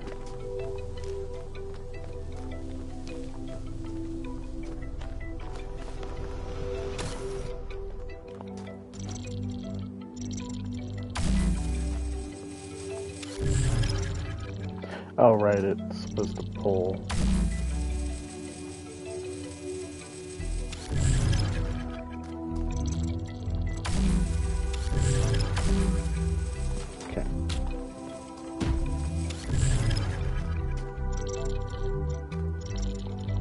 Go there, can go there, can go there. I can go here though. But I like to do this. Gimme, gimme. Okay, maybe not that exactly.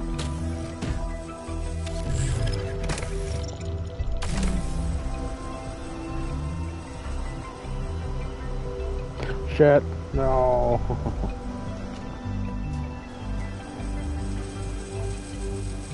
I think I might have borked it. I do not think that was supposed to happen. Oh wait, I can go to this side. What the?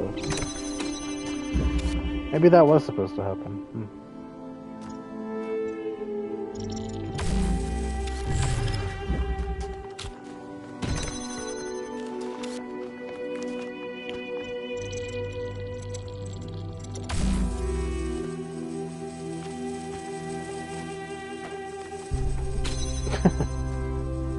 Sure, I can just jump into it. Oh, that like almost worked. And I did. Okay. Cool. That was well observed, 1K. I felt like that's not how it's supposed to go, but I'll take it.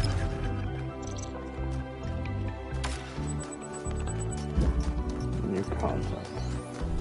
Where is it's over there? Can I even reach that? This? Not really. I can like barely see it from here.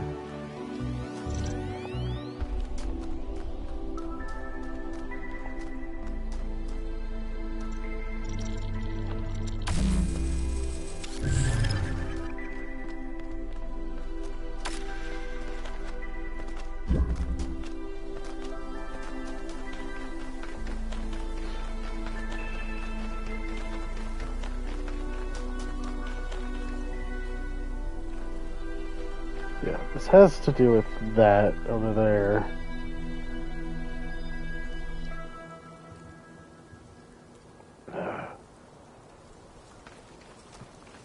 Other stuff.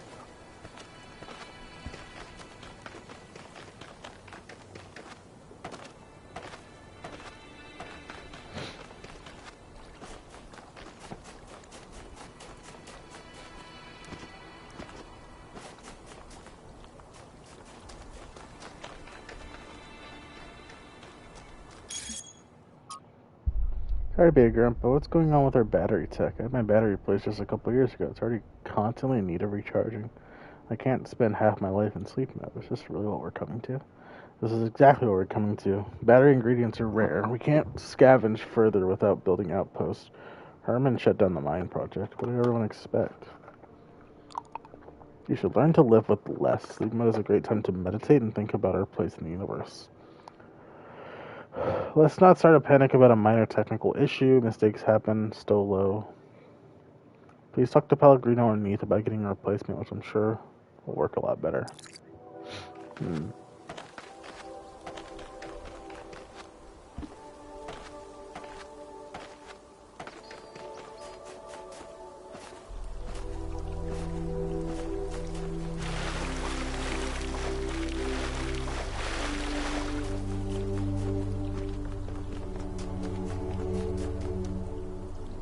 What the hell?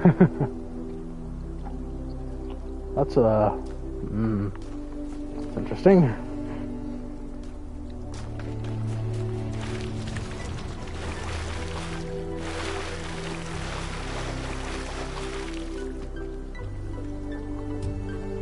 Whoa.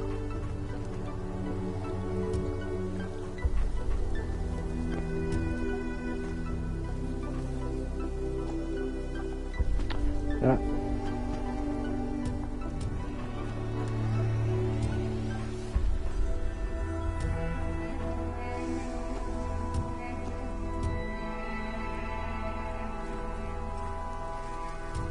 Okay.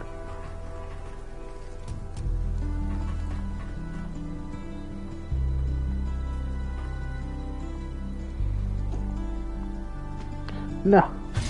Damn it. Looks like flat ground, what the hell?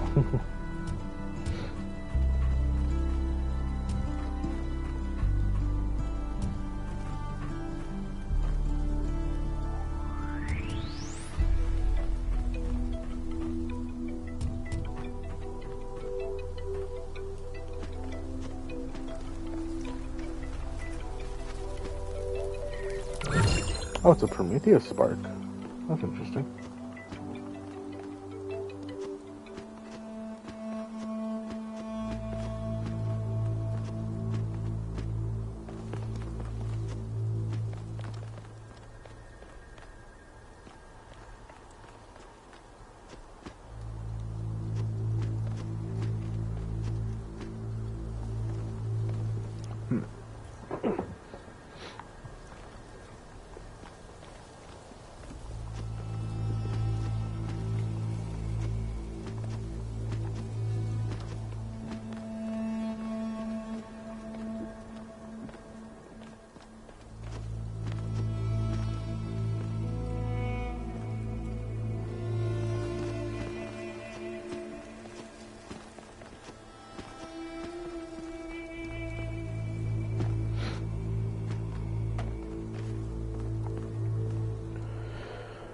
Oh boy, this one's gonna be a bit of a sticky situation.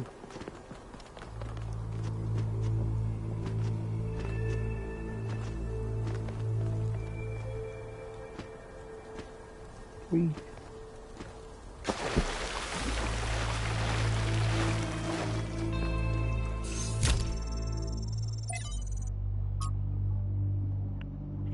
From Miranda to Athena and Cornelius, large organisms from the northwestern plains are already moving into the rivers. I've seen frogs and dragonflies. Last generation of plants has really taken root, no pun intended, and is slowly transforming the desert. Yesterday, a bunch of seagulls showed up.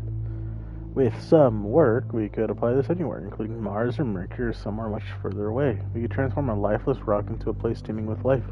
We could make millions of dead worlds come alive. Human beings are deeply and inherently irrational, the claim goes, and on some levels it's hard to disagree. The most human behaviors are rational and in a sense unnecessary. As animals, we don't need to write poetry, pray, or observe the stars.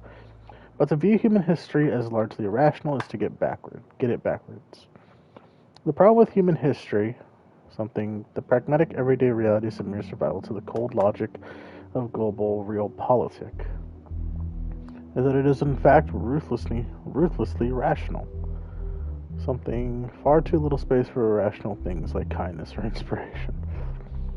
Those who imagine that a return to a more rural traditional form of living would be a romantic turning away from the tyranny of reason forget that there is no one more brutally rational than the farmer. It is a city that allows us the romance of the countryside. It is technology that allows us to appreciate nature. The purpose of reason ultimately is to build frameworks from within which we can be rational.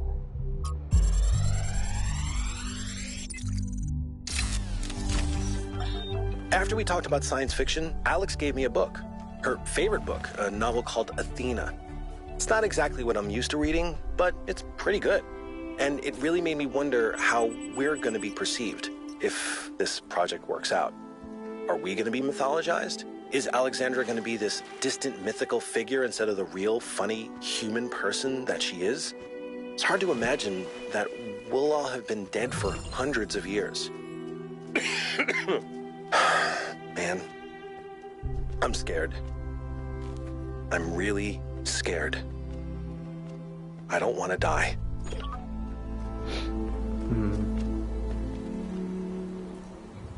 What is this? Ooh, what?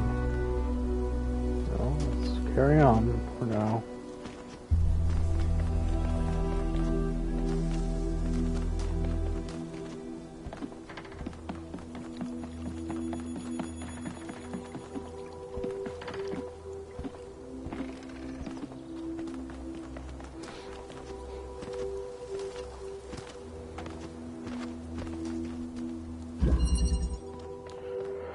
Upward migration.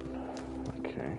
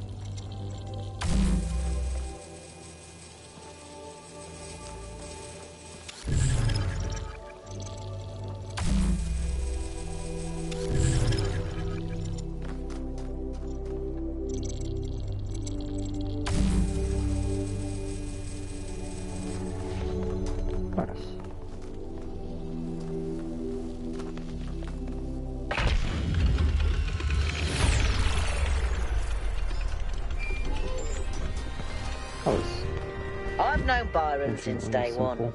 I was the first to be born with upgrades from the original Soma design, and he was the first to volunteer to upgrade his existing body. Yeah, he was a big supporter of upgrades. Deliberate evolution, he called it. Athena and Cornelius were very kind to me. And so was Byron, but he also made fun of me. And oddly enough, that made me feel more like an equal than anything the others said.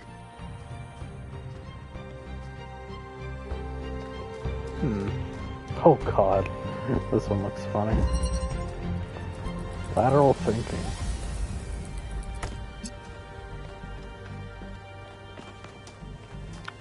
You don't say.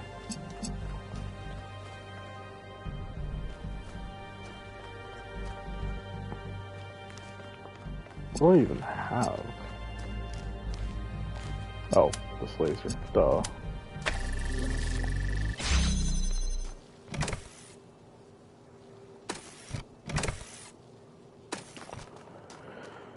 Huh.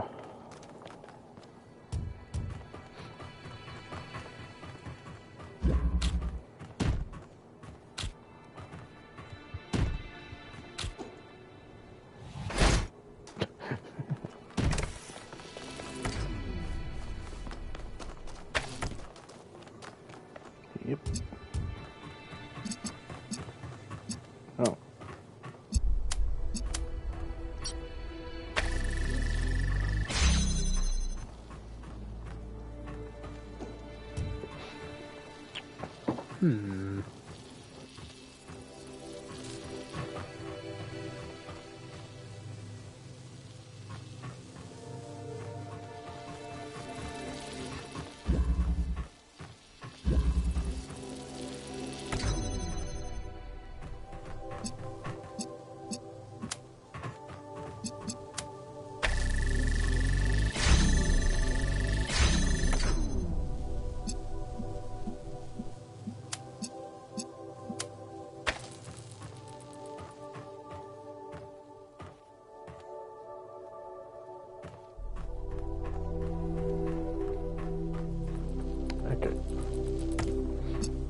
So, yeah, I could turn this laser on from here.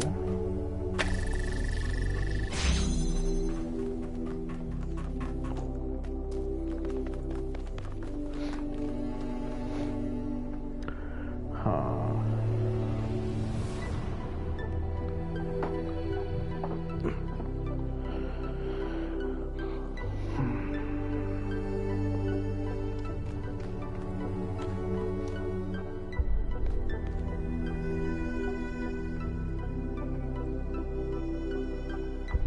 Where would I need to put the connector?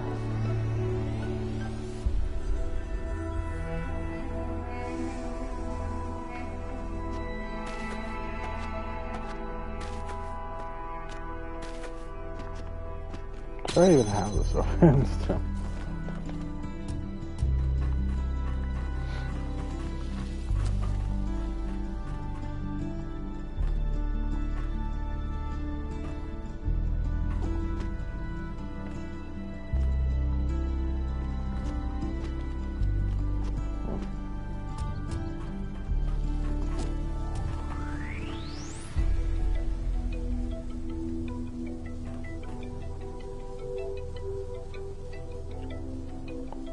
Anywhere this could reach that makes sense.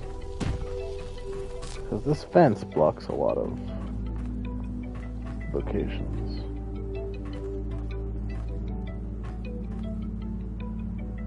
Wait, what if I...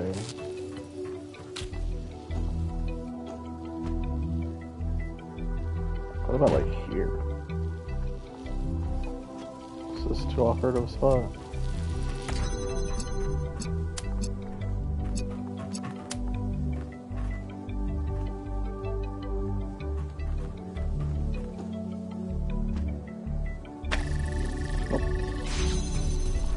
Hooray!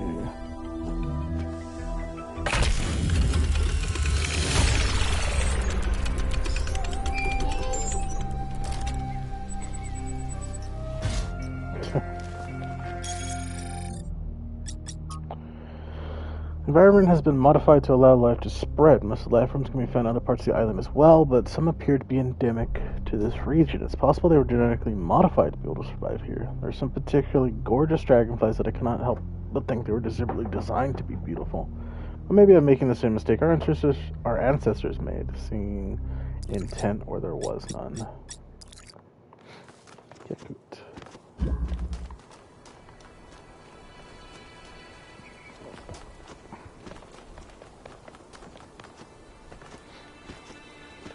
Hello. A fox. Today, for the first time, I synthesized life.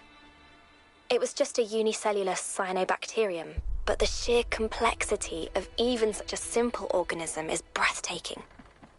Creating it from pure energy, I was filled with a sense of awe and majesty. A sense that what I was doing was sacred. It made me think about the enormous power of life. 2.5 billion years ago, these simple beings terraformed the entire planet, creating the oxygen that underlies the Earth's incredible biodiversity, wiping out thousands of other species, but making the future possible.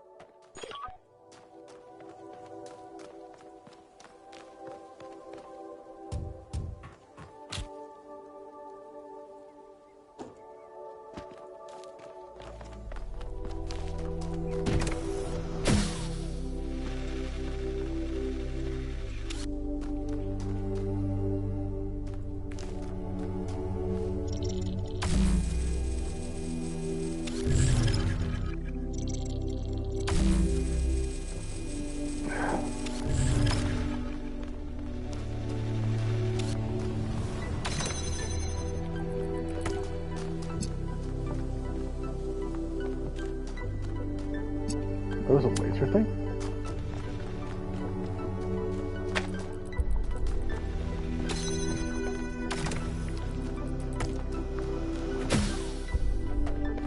Oh.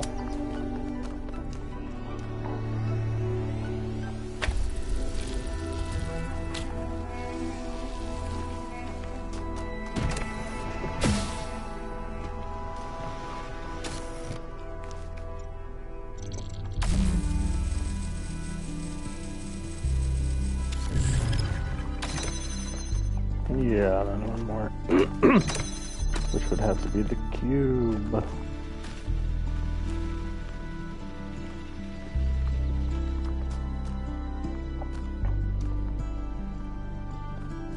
Right.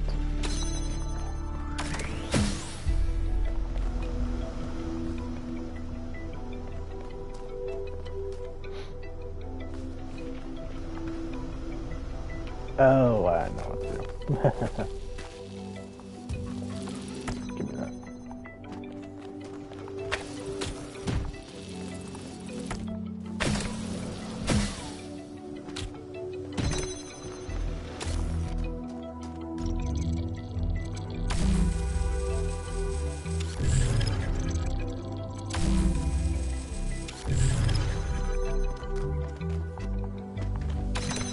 Nice.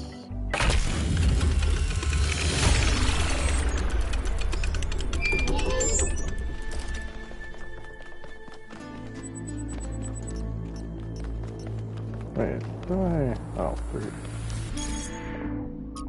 The Talos Principle.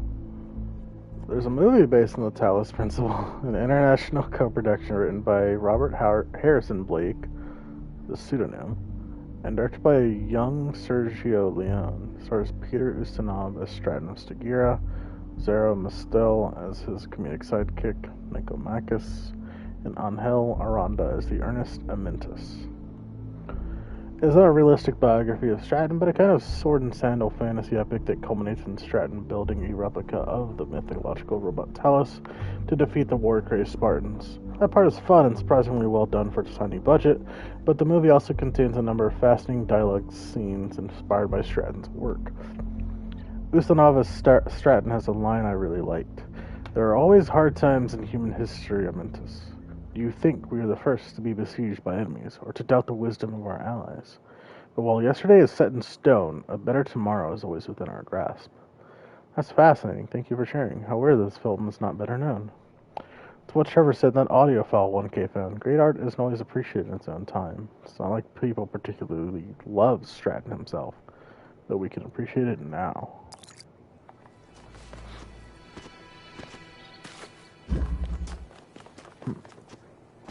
Alright.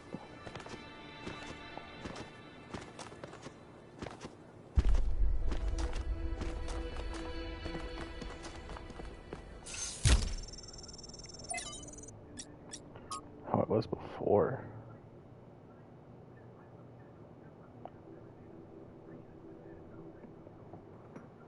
What is something you wish everyone understood? She said, how it was before. She tried to explain how much time she spent every single day on utterly mind-numbing activities like hauling water from the well, and how radically everything changed when the area was finally connected to the electrical grid. Before, there was no time to live, no time to be free, only work, work, work. I countered by saying that there didn't seem to be much time to live now either, but she laughed derisively, and I had no idea what work really meant, she said. Young people were weak and feckless, and that's why we let corporations exploit us. Slightly unnerved by her harshness, I asked her if she missed anything about that time. Old photos really seemed idyllic to me, but my grandmother quashed any romantic notions I might have had. The past is bad, she said. Let it be.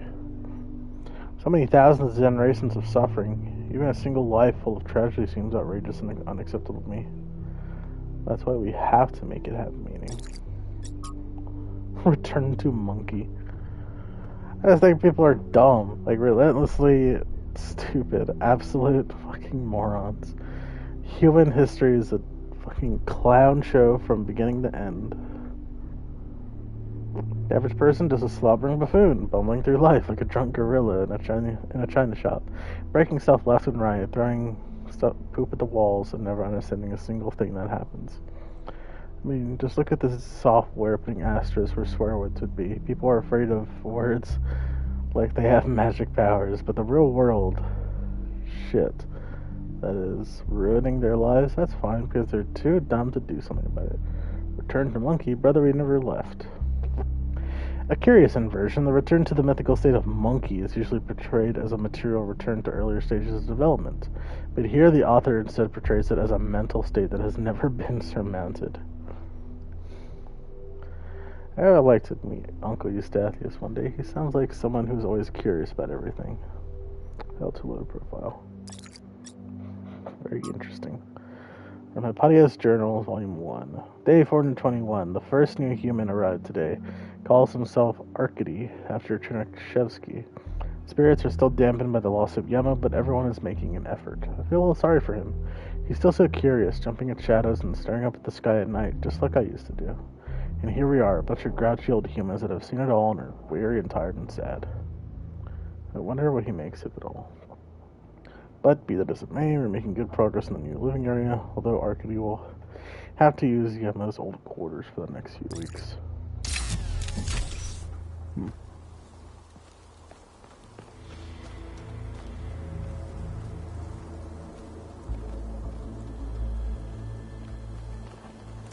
Okay.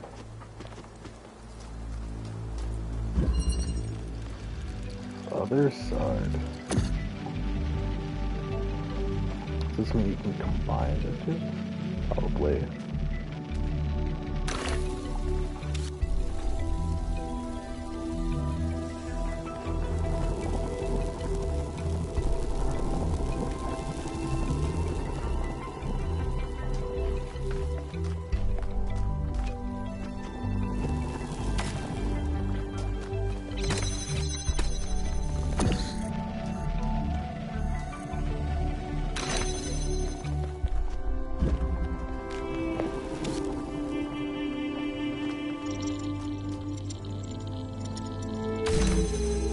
Can this bring the driller over?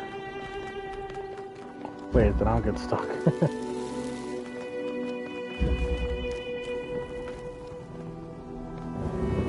Oh! Well, it looks like my goal is to bring both of them over. So in that case, I should probably put it in the direction of its tunnel, so I don't have to do it. I can't do that, though.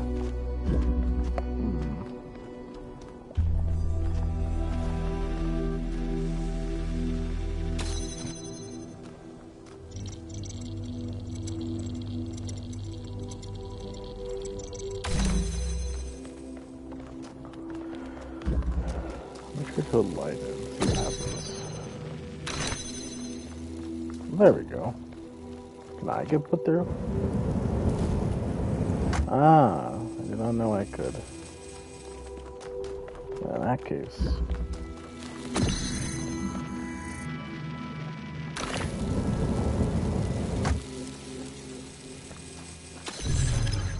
Excellent.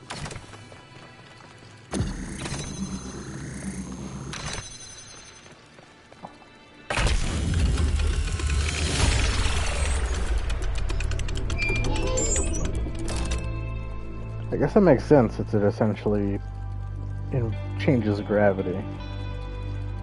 And you can fall through the holes made by drillers.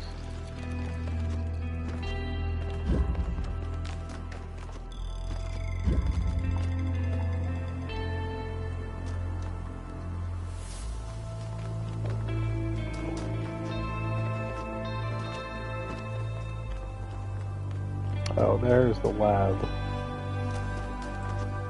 Set first.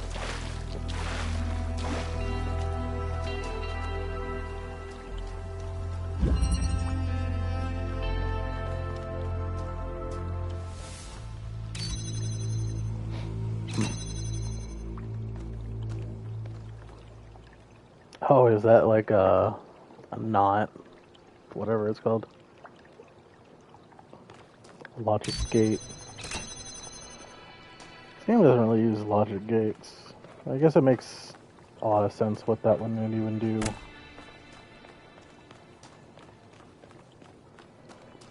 You know, little trial and error to figure it out.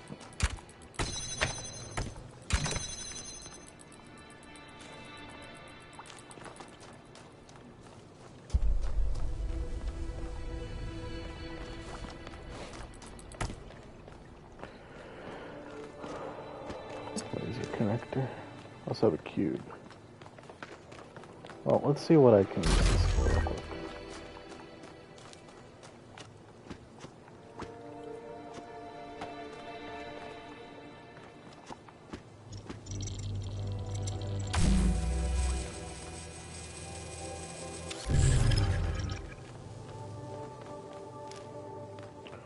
have to open it now.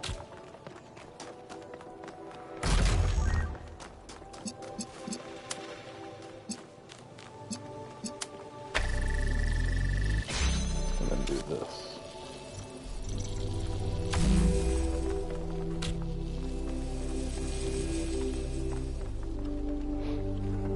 So, I need that to be there. This laser. For it to be there, it has to come from here, which has to come from here. Which I believe is only doable on a box. With the fan.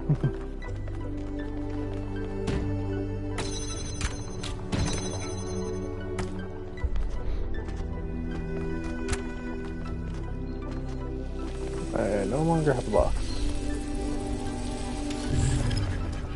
Just wait for now then.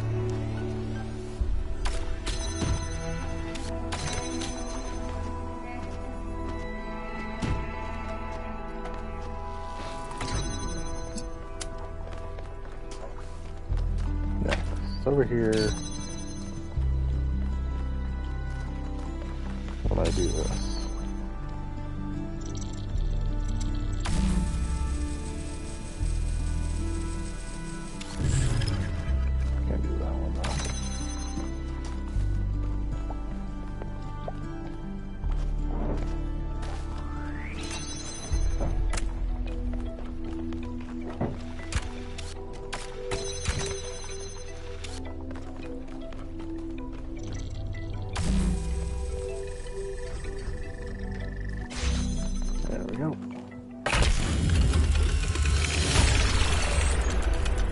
Congratulations, 1K. That was a hard one. Thank you. I have not skipped a puzzle yet. So I imagine there was some I probably went to. Hello. There you are. Good. Inside this lab, there's a machine. As usual, I have no idea what it is. Some sort of generator, if I had to guess. When Byron got stuck in the system, it went haywire. It's currently outputting enough energy to power all of New Jerusalem twice. Jeez. As you can imagine, that's causing quite a bit of interference. You go in there and you switch it off. Shouldn't be hard. Okay.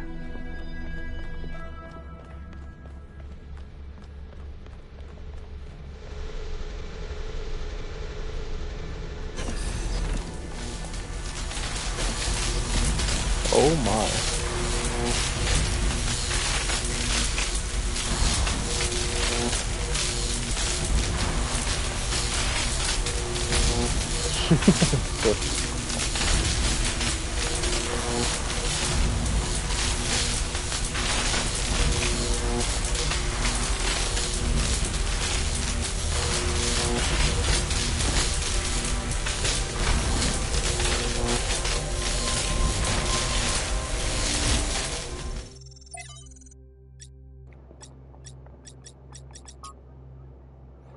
Everyone, wait, cannot access energy flow manager. Holy crap, that's a lot of hexadecimal.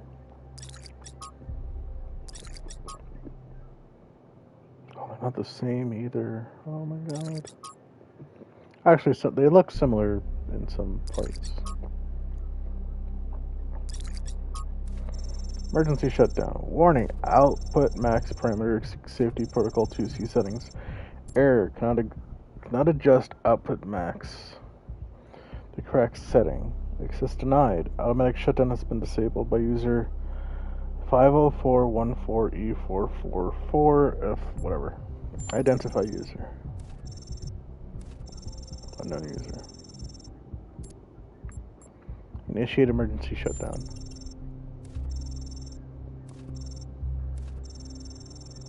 Access denied. Unknown script detected. Load. Load. Anthropogeny, a text adventure. You wake up in an impossible place, knowing nothing. Look around. Scream. You seem to be in a labyrinth of ancient crumbling walls. Beneath you is an altar of some kind, as if you were a sacrifice. The sky above you is a perfect cobalt blue, and you're startled by its beauty. Examine the altar. The altar is a place of birth and a place of death. You sense that blood was spilled here, that lives were given for life to be gained. This is how all things came into existence, but is it how all things must continue? A cold wind blows through the ruins, and you know without knowing how that it is. And you know without knowing how that it is wind from the kingdom of Artemis. It is the wind that brings with it whispers of mountains glimpsed across the stormy sea, and deep forests wreathed in fog, and the long-forgotten cities of your ancestors. Explore. You set out into the ruins, apprehensive but curious. There's a strange kind of beauty here, the beauty of decay. You must be careful not to imbibe too much of it. Suddenly, an echoing voice speaks to you. Emergency shutdown settings. Access denied, it intones. Error 1C155358.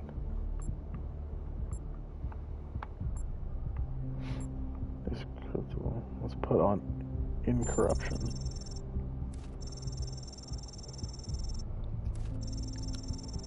Leaving the lost children of Festus behind you, you step out onto a vast plain under a setting sun. Night is falling now, and you can see the lights of distant fires on the slopes of Olympus, but you're not ready to ascend.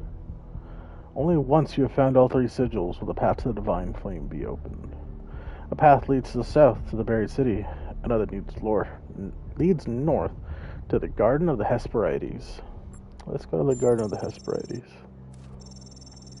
Your journey is interrupted by a frightful burnt figure standing alone in the sands of the desert. Access denied, it screams. Flee. Warning.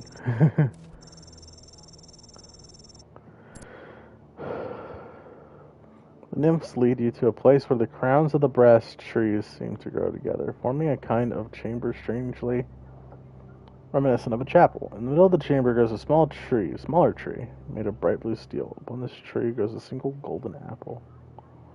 Ask the nymphs about the apple. This apple confers the gift of deathlessness and true wisdom. Many heroes, and not a few villains, have come to claim it, but all faltered in the final step. For you must know that deathlessness reveals the mortality of the world, and true wisdom its unending folly. Who would take this burden upon themselves? Punch a nymph.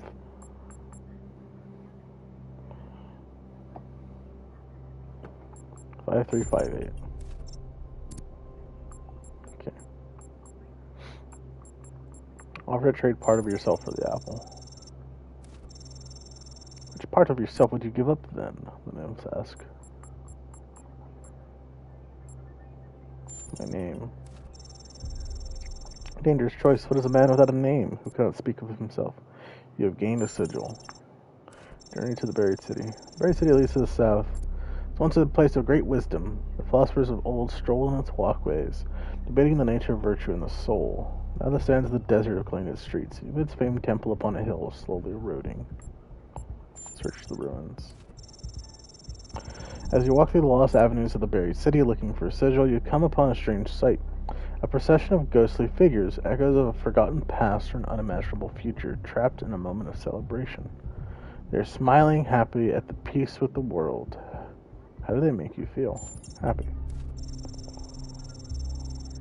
Ghosts don't frighten you. You decide they are not echoes of the past, but signs of a future yet to come. Walking amongst the ghosts, you come upon a fragment bearing the sigil of the owl. You reach down and take it, as you do, you gain a sigil. Journey to Olympus. Suddenly, the voice of the Sphinx, her golden wings, her shadow cast. Initiate emergency shutdown. No, you must not do this, Pandora commands you. I have stopped you for a reason. If you complete your quest and ascend Olympus, everything will burn. Point out that Pandora is destabilizing the whole system. Hey, Tack. Pandora hesitates and she sighs. You speak the truth, creature of clay. Even I cannot use the flame wisely. Terminating script and initiating emergency shutdown. The flame is not yours to wield, creature of clay. Touch it, and you will burn. What the shit?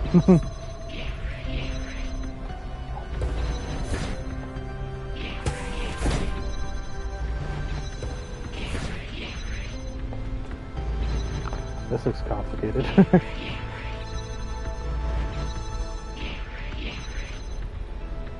It's like disrupting the technology.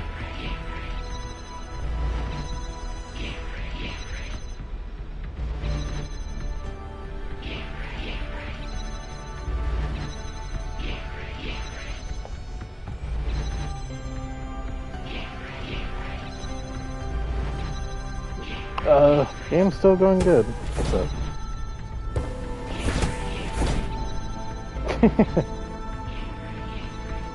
You say that, but I don't know. Are these working now? No. Weird.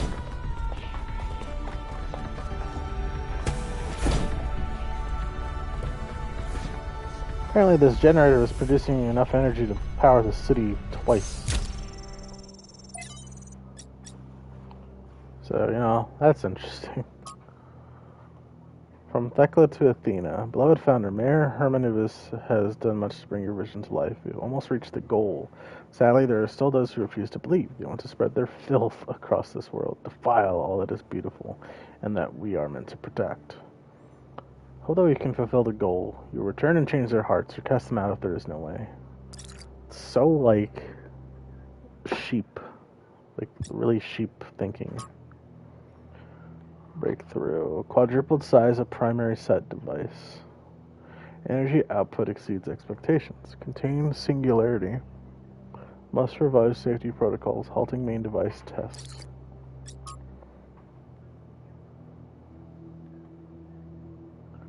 Byron, from the very beginning, was most similar to Athena and Cornelius. His enthusiasm and wit. What the hell? When the conflict between Atrahasis and Sanchuniathon turned violent, the first such incident in the history of New Jerusalem, and still at the time of writing one of the very few such cases, it was Byron who intervened, counseling restraint and forgiveness. He was unwilling to fully blame either side for what happened, instead emphasizing the extreme stress both parties had been under. Irrational behavior is frequently the result of a perceived lack of viable options. While both of them clearly behaved incorrectly, the ultimate source of the problem is the situation we place them in. Having to do too much with too few resources. The escalation of the conflict occurred because both were doing their best to achieve their goals. That's not terribly fair, pitting them against each other like that, is it?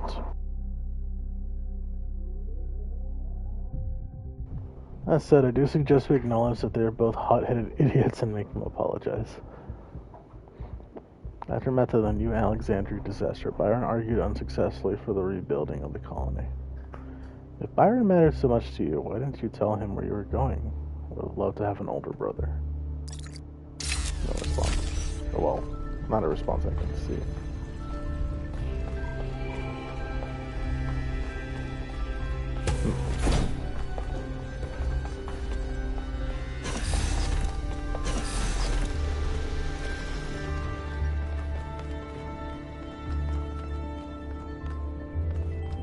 What's up?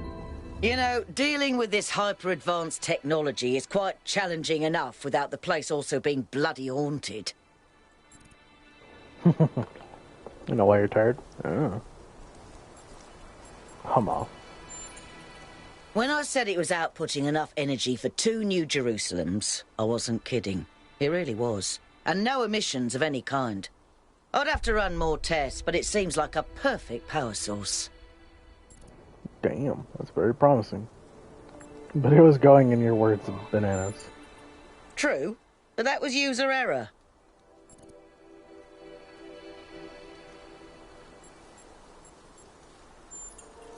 Anything can be used badly.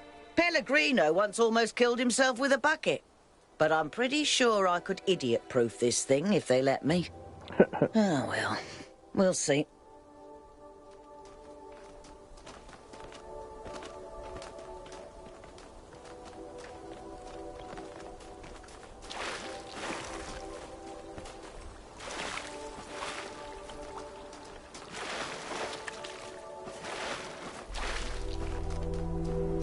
Yeah, check. And I'm probably gonna end stream after this zone is done fully.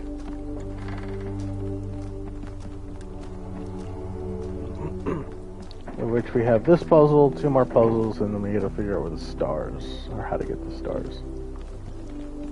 Which, look real fun to figure out. It'll take me like 2 seconds, totally.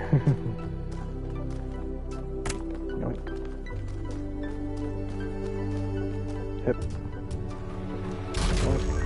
At the 4-hour mark? I am. I don't really go for X hour streams. It's longer than my hours of sleep.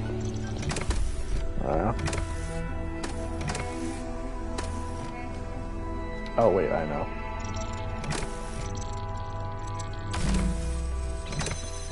Haha. Give me that.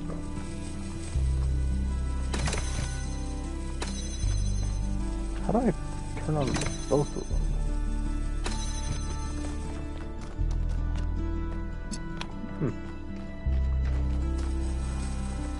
Surely there's a way to do it. I don't know. Figure it out afterwards. Oh, a jammer. Yeah, that's probably... You don't like puzzles? Puzzles are the best. Crazy. Make your brain hurt? I like puzzle games. I like challenging myself. That does remind me though, we are getting closer to finishing the Talos Principle too, so I am open to suggestions for other games to stream that are available on PlayStation 5. I have one in mind. Actually, I have a short series in mind. Challenging yourself in the right way.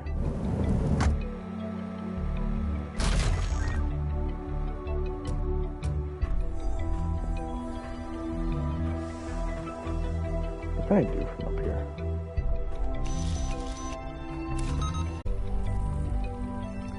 As dumb as it sounds, getting rid of... Oh, wait. Wait. I have an idea.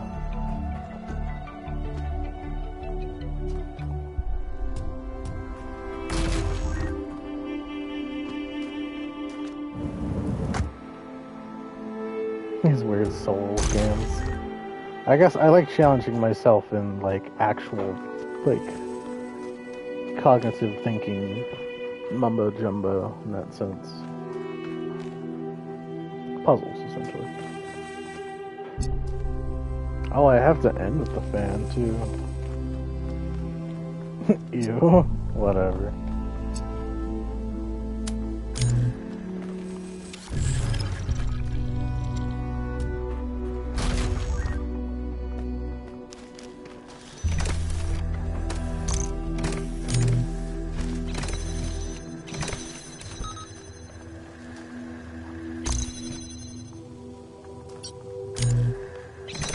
Bad at Sifu. That was a game I was kind of considering. I think that'd be more of a game I'd play just on my own, though.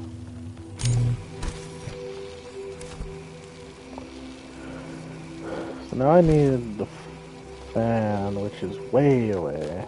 So I gotta do this shenanigans again. It is a good game, yeah. Oh wait, I didn't bring anything. It might just be bad. Yeah.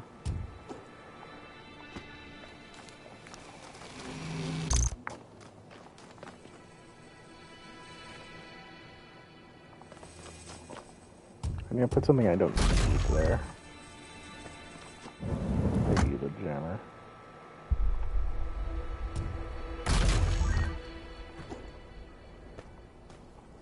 Then I can just put this in the spot. Use this to trade out for the accumulator. And bada bing bada boom. We have left that. Harder than the Souls games? Probably a rhythm to it. I wouldn't hate to stream Sekiro again.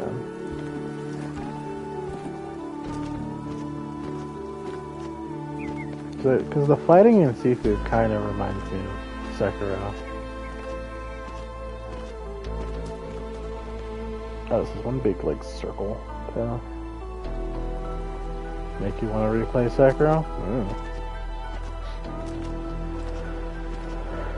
Am I good at the game like I used to be? Probably not, but like I said, after having not played it for almost a year, someone asked me how good I was at Sekiro, and I was like, I think I'm pretty good. And I tried it again, and it took me like 2 or 3 tries to beat Ishin again. After having not played it. It is a very satisfying game, though.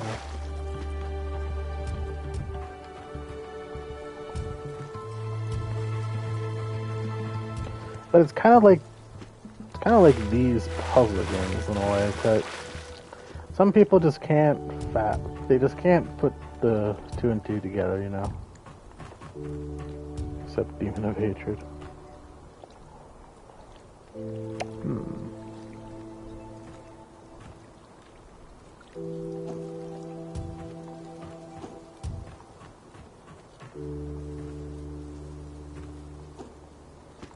Okay. Bloodborne looking boss. He's a very soulsy boss, you know. Why am I up here? There's something important about this spot, and I don't know what it is.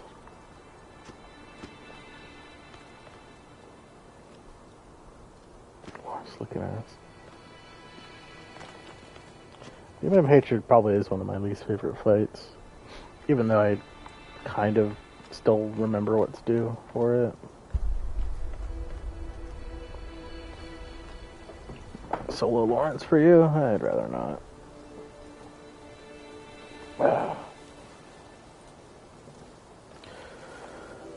Okay, but really, why am I up here? What is the purpose of this spot? So fun? It's probably exactly why, because it's so much fun. Why would I want to get rid of all that fun experience from your time playing the game, you know?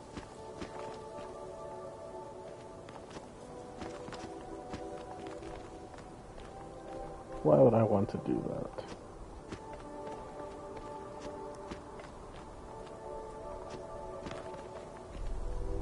I have no idea where I'm going.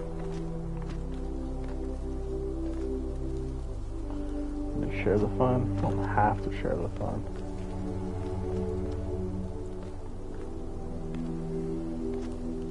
I don't think I'm really going anywhere. Also, I see an old car over there.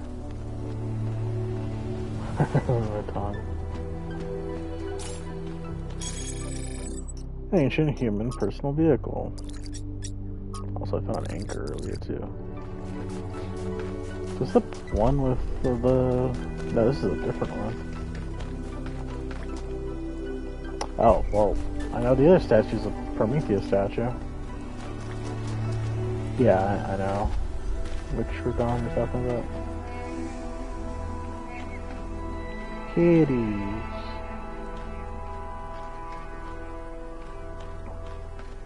Boss still BS. Yeah, to people I have spoken with, I've already expressed he is not my favorite boss. He is a very, like, mid-tier boss in that DLC.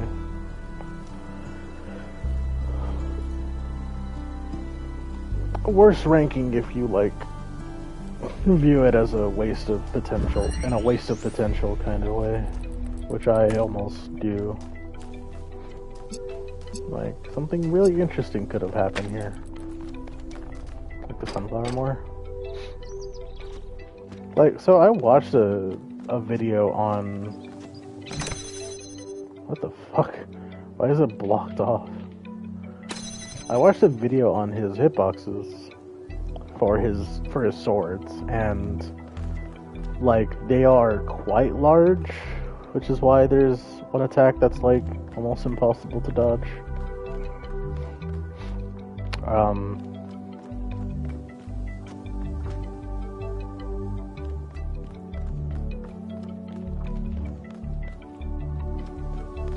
But like, it's stuff like that.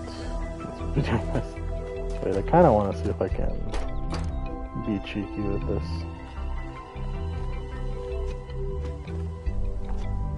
Saw someone.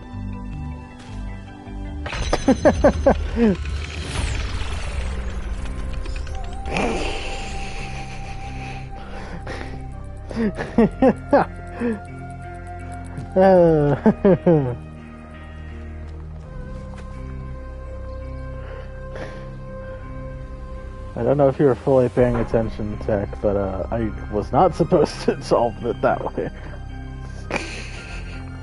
That is not how you're supposed to solve this puzzle. What is with this laser? What? Why is it like that? If it works. Yeah, I literally just climbed over the wall. It's so funny.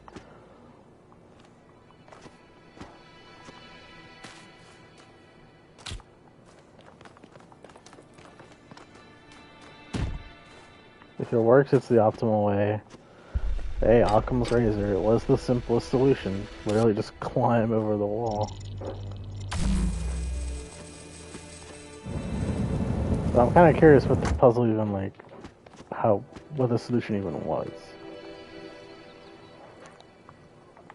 What is this?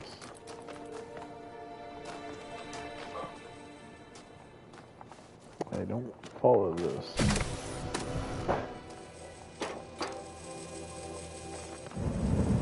Come back. Now I just won't know the solution to this puzzle because I skipped it. The only puzzle game you play was Portal, and Portal 2. Yeah, this is most similar to Portal. If I were to say its similarities to other games, it would definitely be Portal, which it very well understands the restart puzzle. Where's the portals? There is technically a portal thing. It only works like through a wall, not. Also, just because I said it's most similar to Portal does not mean it will have portals.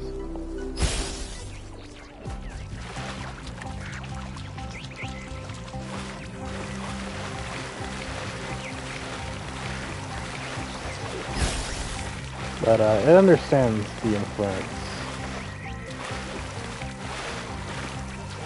Scam? Whatever.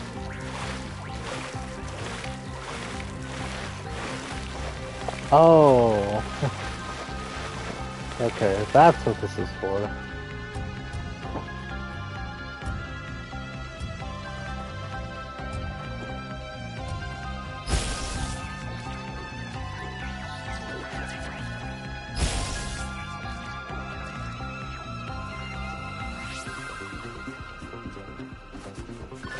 I want to play Helldivers, but I don't have 40 to spare. Skill issue.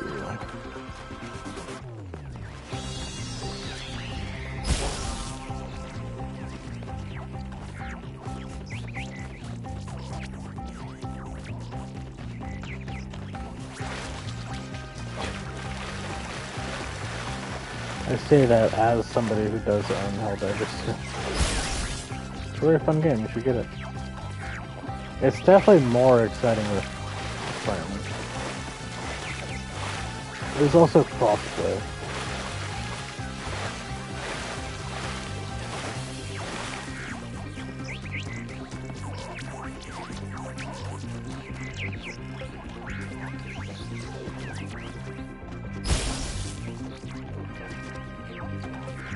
I believe they're releasing a big update pretty soon. PC isn't good enough. Well then, I guess you have more issues than... What the fuck? I guess you have more issues than that. What the hell is this? What? It's not an Xbox.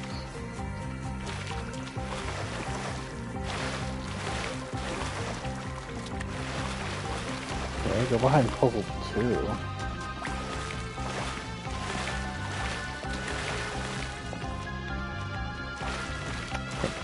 Dang it.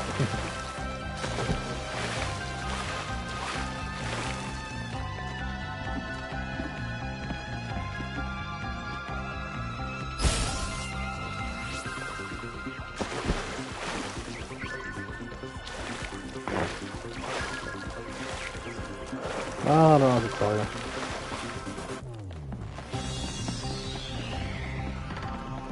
Oh god. How do I get back up there? You don't care about rank, then don't do it. If it doesn't actually make you happy, don't do it. It's not make you a deal.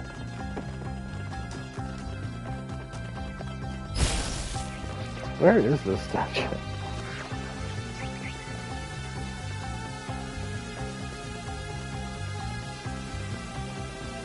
I don't need to. Oh, how did I miss that statue there?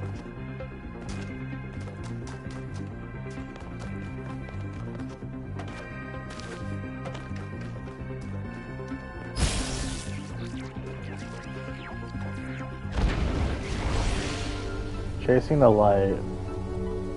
Activate a monument without stopping the spark chasing music. Okay. You must yearn for a better world.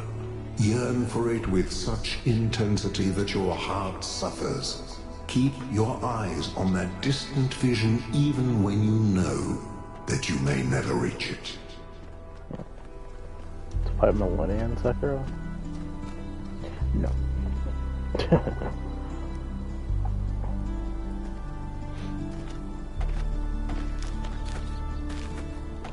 No. You're just gonna have to deal with it. Why no? I don't know. I don't know. Probably because he's not in Sekiro. That's kind of it. Also, it's very likely that we'll never get anything Sekiro related. Like, ever. Whoa. There's something over there.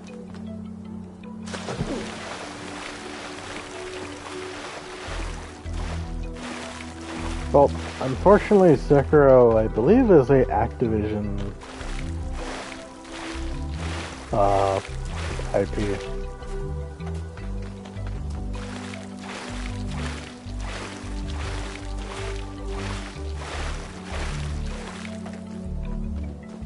And I don't know the likelihood of Activision doing another Sekiro game with us here. Some more good words.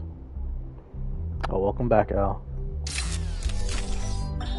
On my last return to New Jerusalem, I perused the latest artistic offerings and found myself deeply disappointed.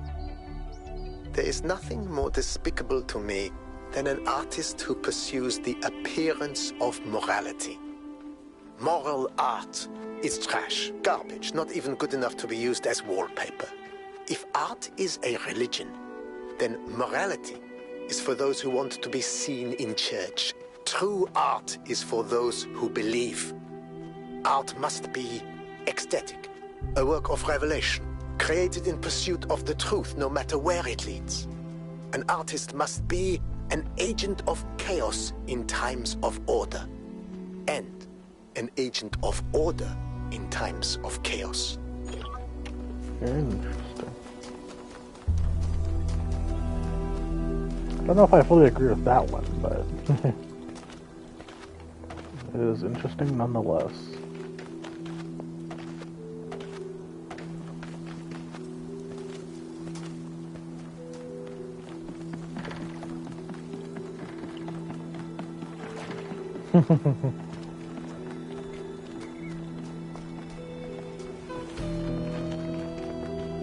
If we're in an age of chaos, then we must be the ones that uphold order.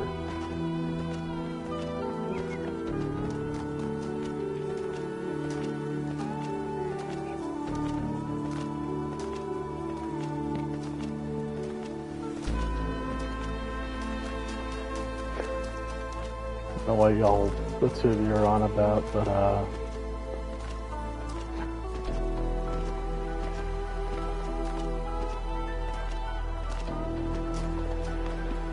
Alright. Time for the difficult part. Which I'm sure is making tech just absolutely giddy to hear that we have something more difficult to deal with than what I've already been doing. A strider character called Happy Chaos. Yeah, out of nowhere, unfortunately.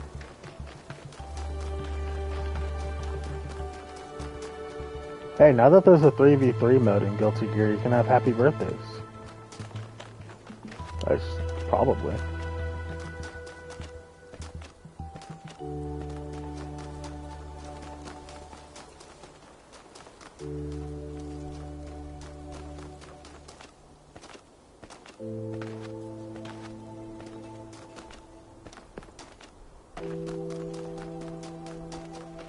Am I crazy? Is this just disappearing? It's on this. But like, okay, that fucking sun is making it hard to see. Enter the tower? I'm not done yet.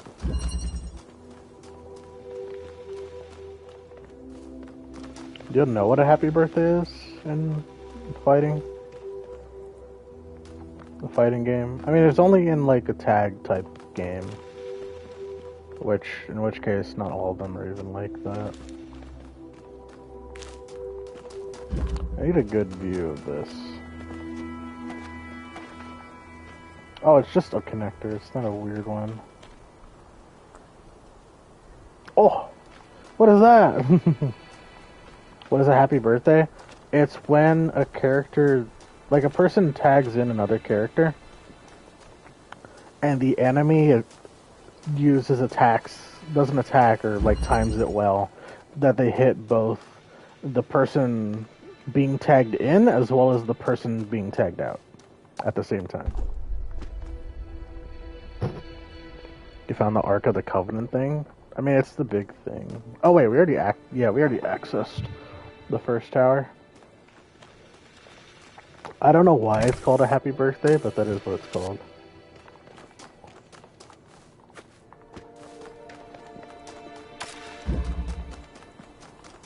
Okay, how do I reach that thing over there?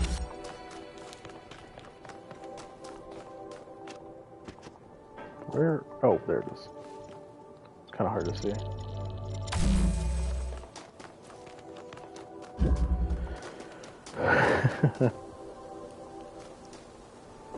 Mechanic Viper on spawn. Yeah.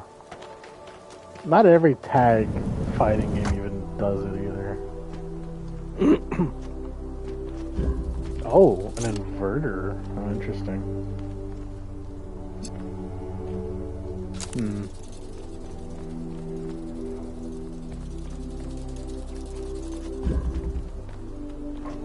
Also pretty sure the RGB converter has to be placed up here. Yeah, I can see the socket. Okay, well we saw some, looks like an underwater mine. Yeah, it does look like one, doesn't it? All it does is, it takes a red laser and it outputs a blue one. Or it takes a blue one and it outputs red. It just inverts the colors.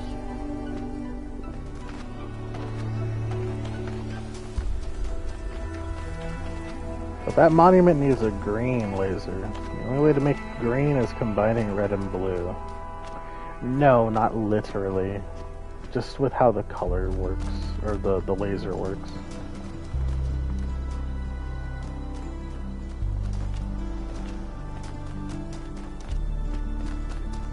Because there is some way to get up here.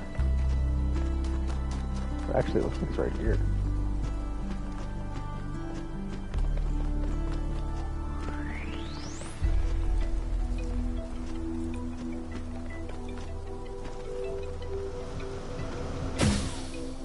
Wee.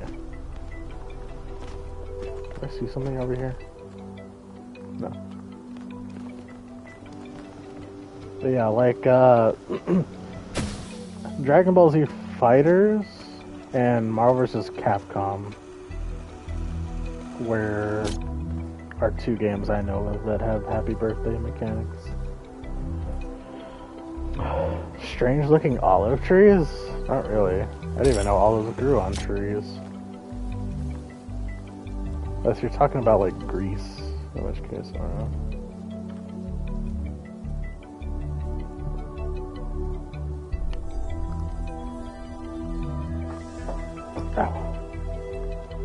Okay, but I have this now, so I'm gonna take this with me to the monument. I don't understand fighting games no more. That's only a mechanic in tag fighting games. Or fighting games with tag mechanics. Or I guess modes that have tag mechanics. They don't all have a tag mode.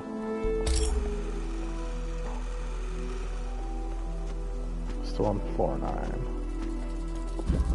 don't know what that means. But good for you.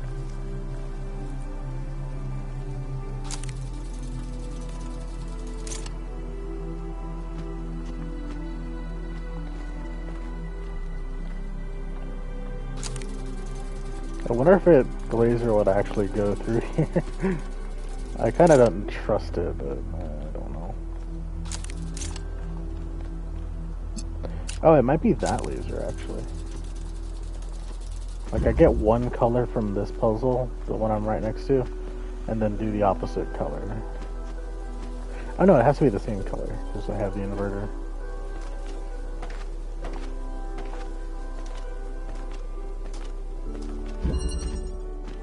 Like, what color laser do I even have from this puzzle? Okay, the answer is I don't have a color laser from this puzzle. Shit. That's bad.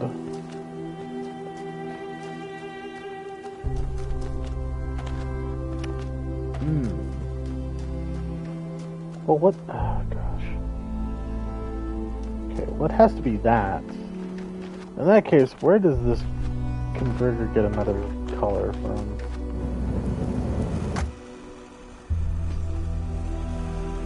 It can be seen here, which I have no idea if that aligns with... Oh, wait, I'm dumb. Just have it also receive the color as well. Okay, so I only need one color then. Because the green, the RGB converter will get both the actual color I'm sending through here, as well as the opposite color at the same time. Man, I'm clever.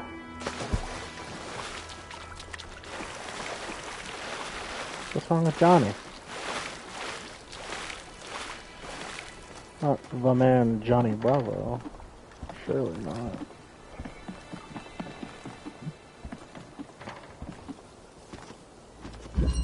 The opposite color? Red and green? No. So, I need... The RGB converter has to have a red and a blue, like two separate lasers, one red, one blue going into it.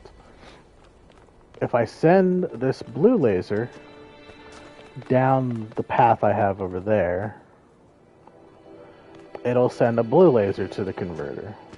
It'll also hit the inverter, which will output its own laser, which will be the opposite, which is red. So with the opposite laser, then the opposite laser color, that means I'm using one laser to create. By the sound, it worked. Hooray! Whenever you say opposite, oh my god.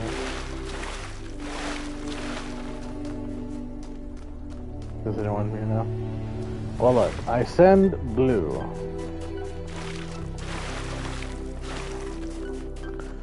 Blue gets redirected to two things.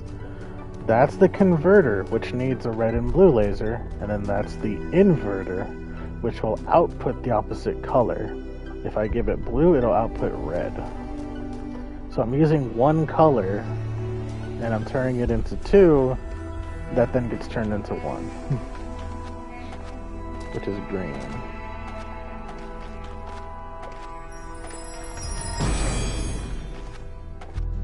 Hooray! The honest philosopher is rewarded with poison. The hypocrite is rewarded with power. You know, Pandora, you're a really dowry person. So why is red the opposite of blue? It just is. In terms of how the lasers themselves combine. Like, it's not actual opposites. Or, well, the inverter is set to only be red and blue. Like, if you put a green laser into the inverter, it does nothing. It doesn't recognize green. It's like, its only logic parameter is red to blue, red turns into blue, or blue turns into red. It just opposites of those colors. They're not necessarily opposite colors, that's just what the device has, that's what the device is programmed to do. Same thing with the RGB converter. It takes two inputs and then two different inputs and then gives the third output, which is the third color. Because green isn't the opposite of red or blue, necessarily. But that's just the third color out. Red and blue combine to make green, red and green to make blue, and then blue and green to make red. It just makes the outlier color. It's better to think of it not in terms of like actual. Why doesn't this work? Not think of it in actual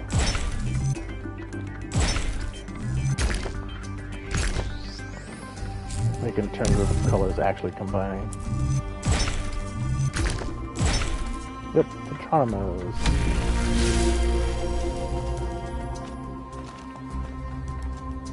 Oh.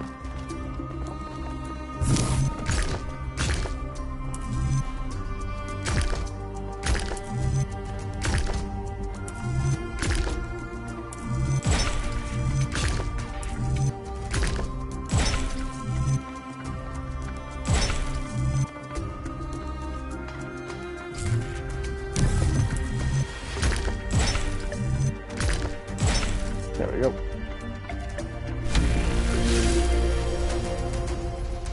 After I speak to this entity and then get back to the mega structure, I'm probably gonna call stream for today.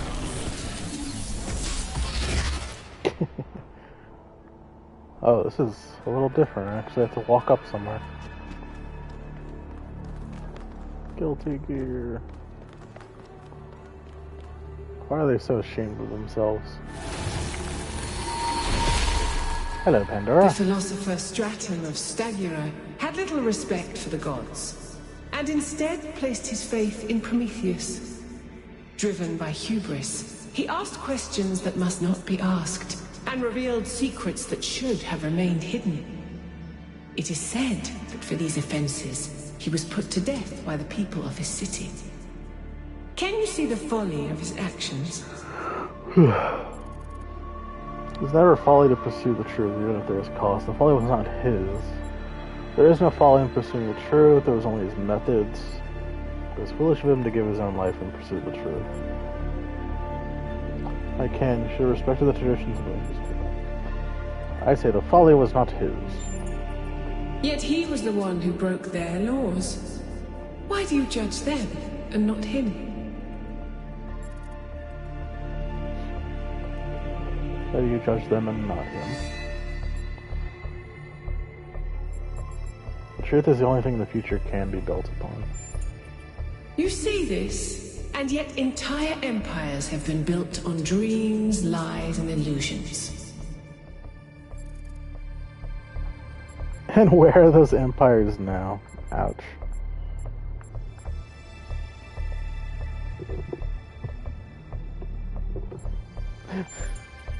They are ashes and dust. But do you truly believe that a world built on truth would fare differently?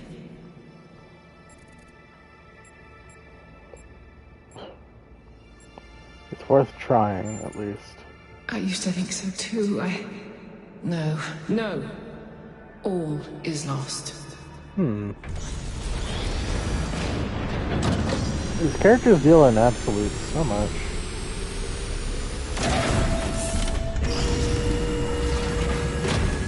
They are almost just archetypes of the characters they are meant That to was portray. surprisingly calm, given how aggressive Pandora has been elsewhere. I didn't think she'd even want to talk to you. I've toyed with the idea that the entities might be epiphenomenal in some way. Instead of causing the changes in the system, maybe they just respond to them. Like they actually are programs, not real people.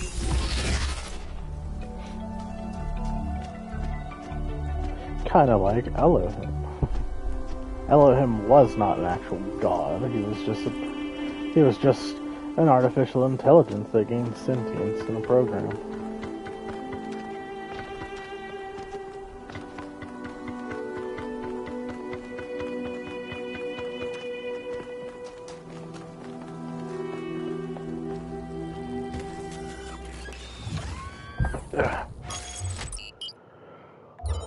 Alright. Damn. We are 2/3 of done with all the puzzles. Here's the AI, an AI made in the picture of God. Yeah. But just because he held the power doesn't mean he really was God. Yeah.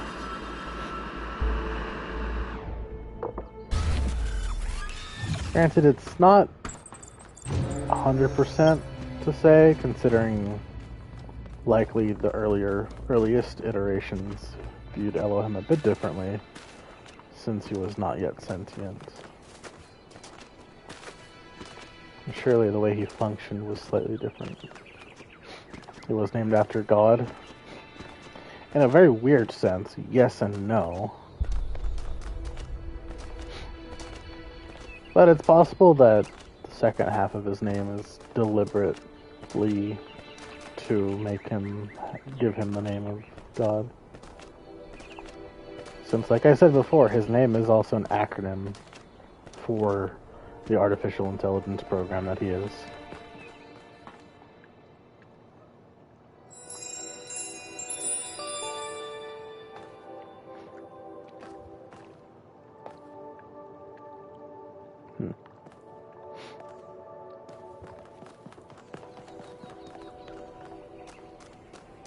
We're getting closer. Hooray.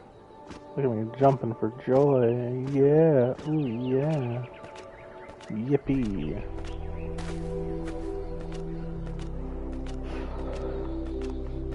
Oh yeah, while y'all are still here, what are some interesting stream-worthy games? I do have one idea to fall back on, since a certain game is coming out, I think on the 14th of August. Or maybe the 20th. I forget which day. There's a couple things happening the next few days of August.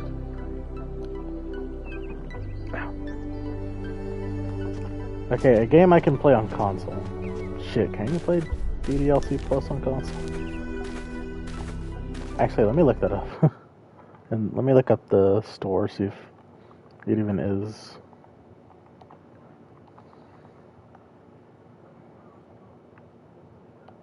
Yeah, I'm not playing that. It is. I'm not playing it.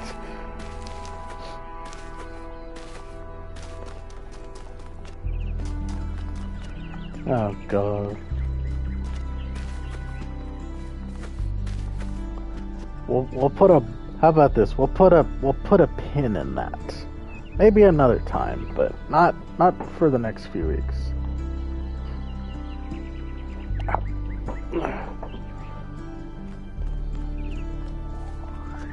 No console gamer. I can pull up the PlayStation Store pretty easily. It was available. And not a terrible price, but I really don't. I'm not a big fan of the games with a lot of reading. I'm sure as shit not gonna do voices.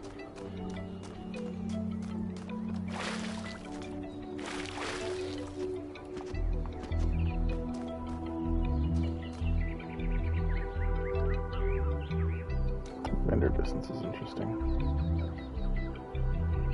They're so pretty. Imagine this game had ray tracing. Can actually move, goddammit. And I can also hear the characters speaking. I don't have to speak for them.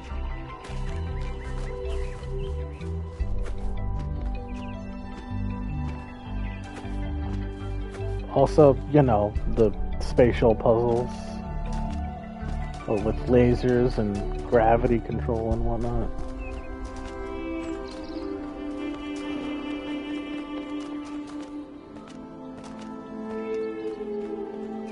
With the space.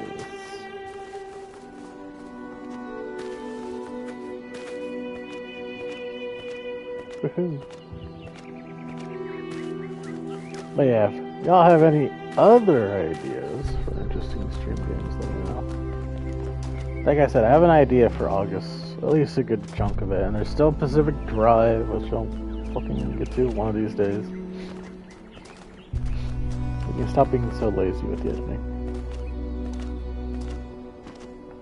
The Pacific Drive is a very comfy game, at least in most situations.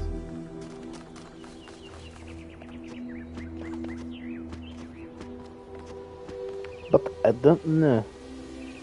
Ugh.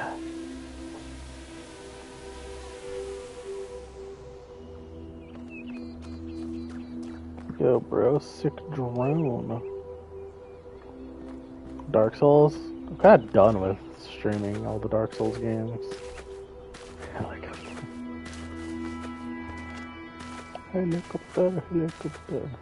I like barely know of the existence of that meme. I've only ever heard it once in a random video that just threw that meme in there.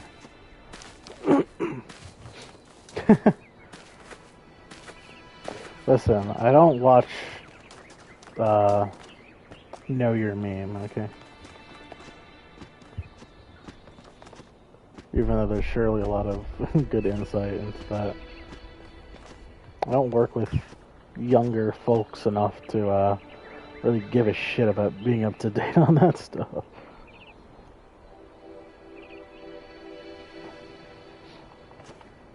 I know all the good ones, like Double Rainbow and Rufflecopter. Yeah.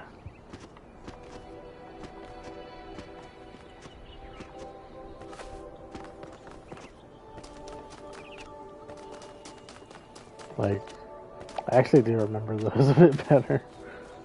There's some dumb shit I remember of recent ones too. I'm sure some of my videos have meme stuff in them, if you watch closely. Oh, that reminds me, I gotta see if this is fixed. I get the weird feeling it isn't, but I hope he responds. Yeah, it worked. Epic. You are not Dark Souls 2 Scholar of the First Son, yeah.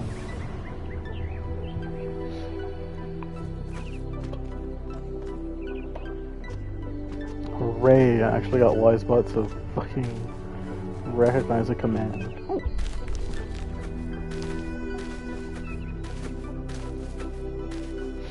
I didn't know if I was supposed to embed the link, so if that's not an actual link, well, shit. It probably isn't, because I think I would see if there was a link. Damn it. Whatever. I'll work on it. I already said I didn't want to stream Dark Souls 2, damn it. Your brain dead? Yeah, but that's just, you know, a typical Tuesday for you, isn't it? Why does it look like there's another structure down there? How do we go to that one?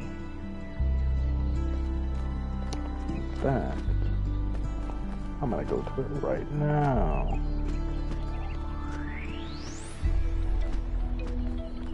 This game can't stop me.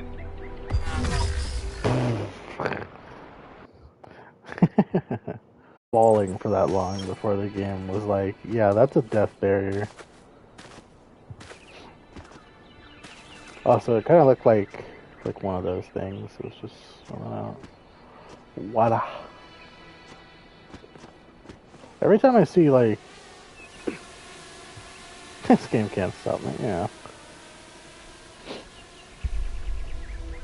Every time I see giant structures, like, kind of like this that expel a lot of water. It reminds me of Rain World. And I'm never playing it again. Probably.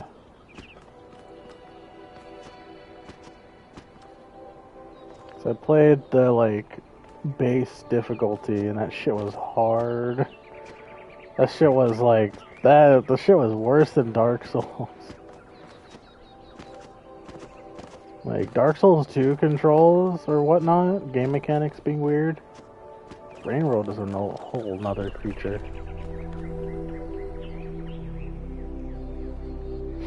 I didn't even want to play the harder difficulty, or harder difficulty character. Because apparently it's like, not only is it just harder in general, but it's also limited lives.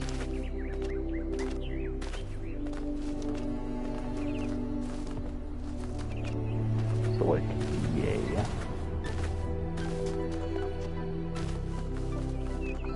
I don't know.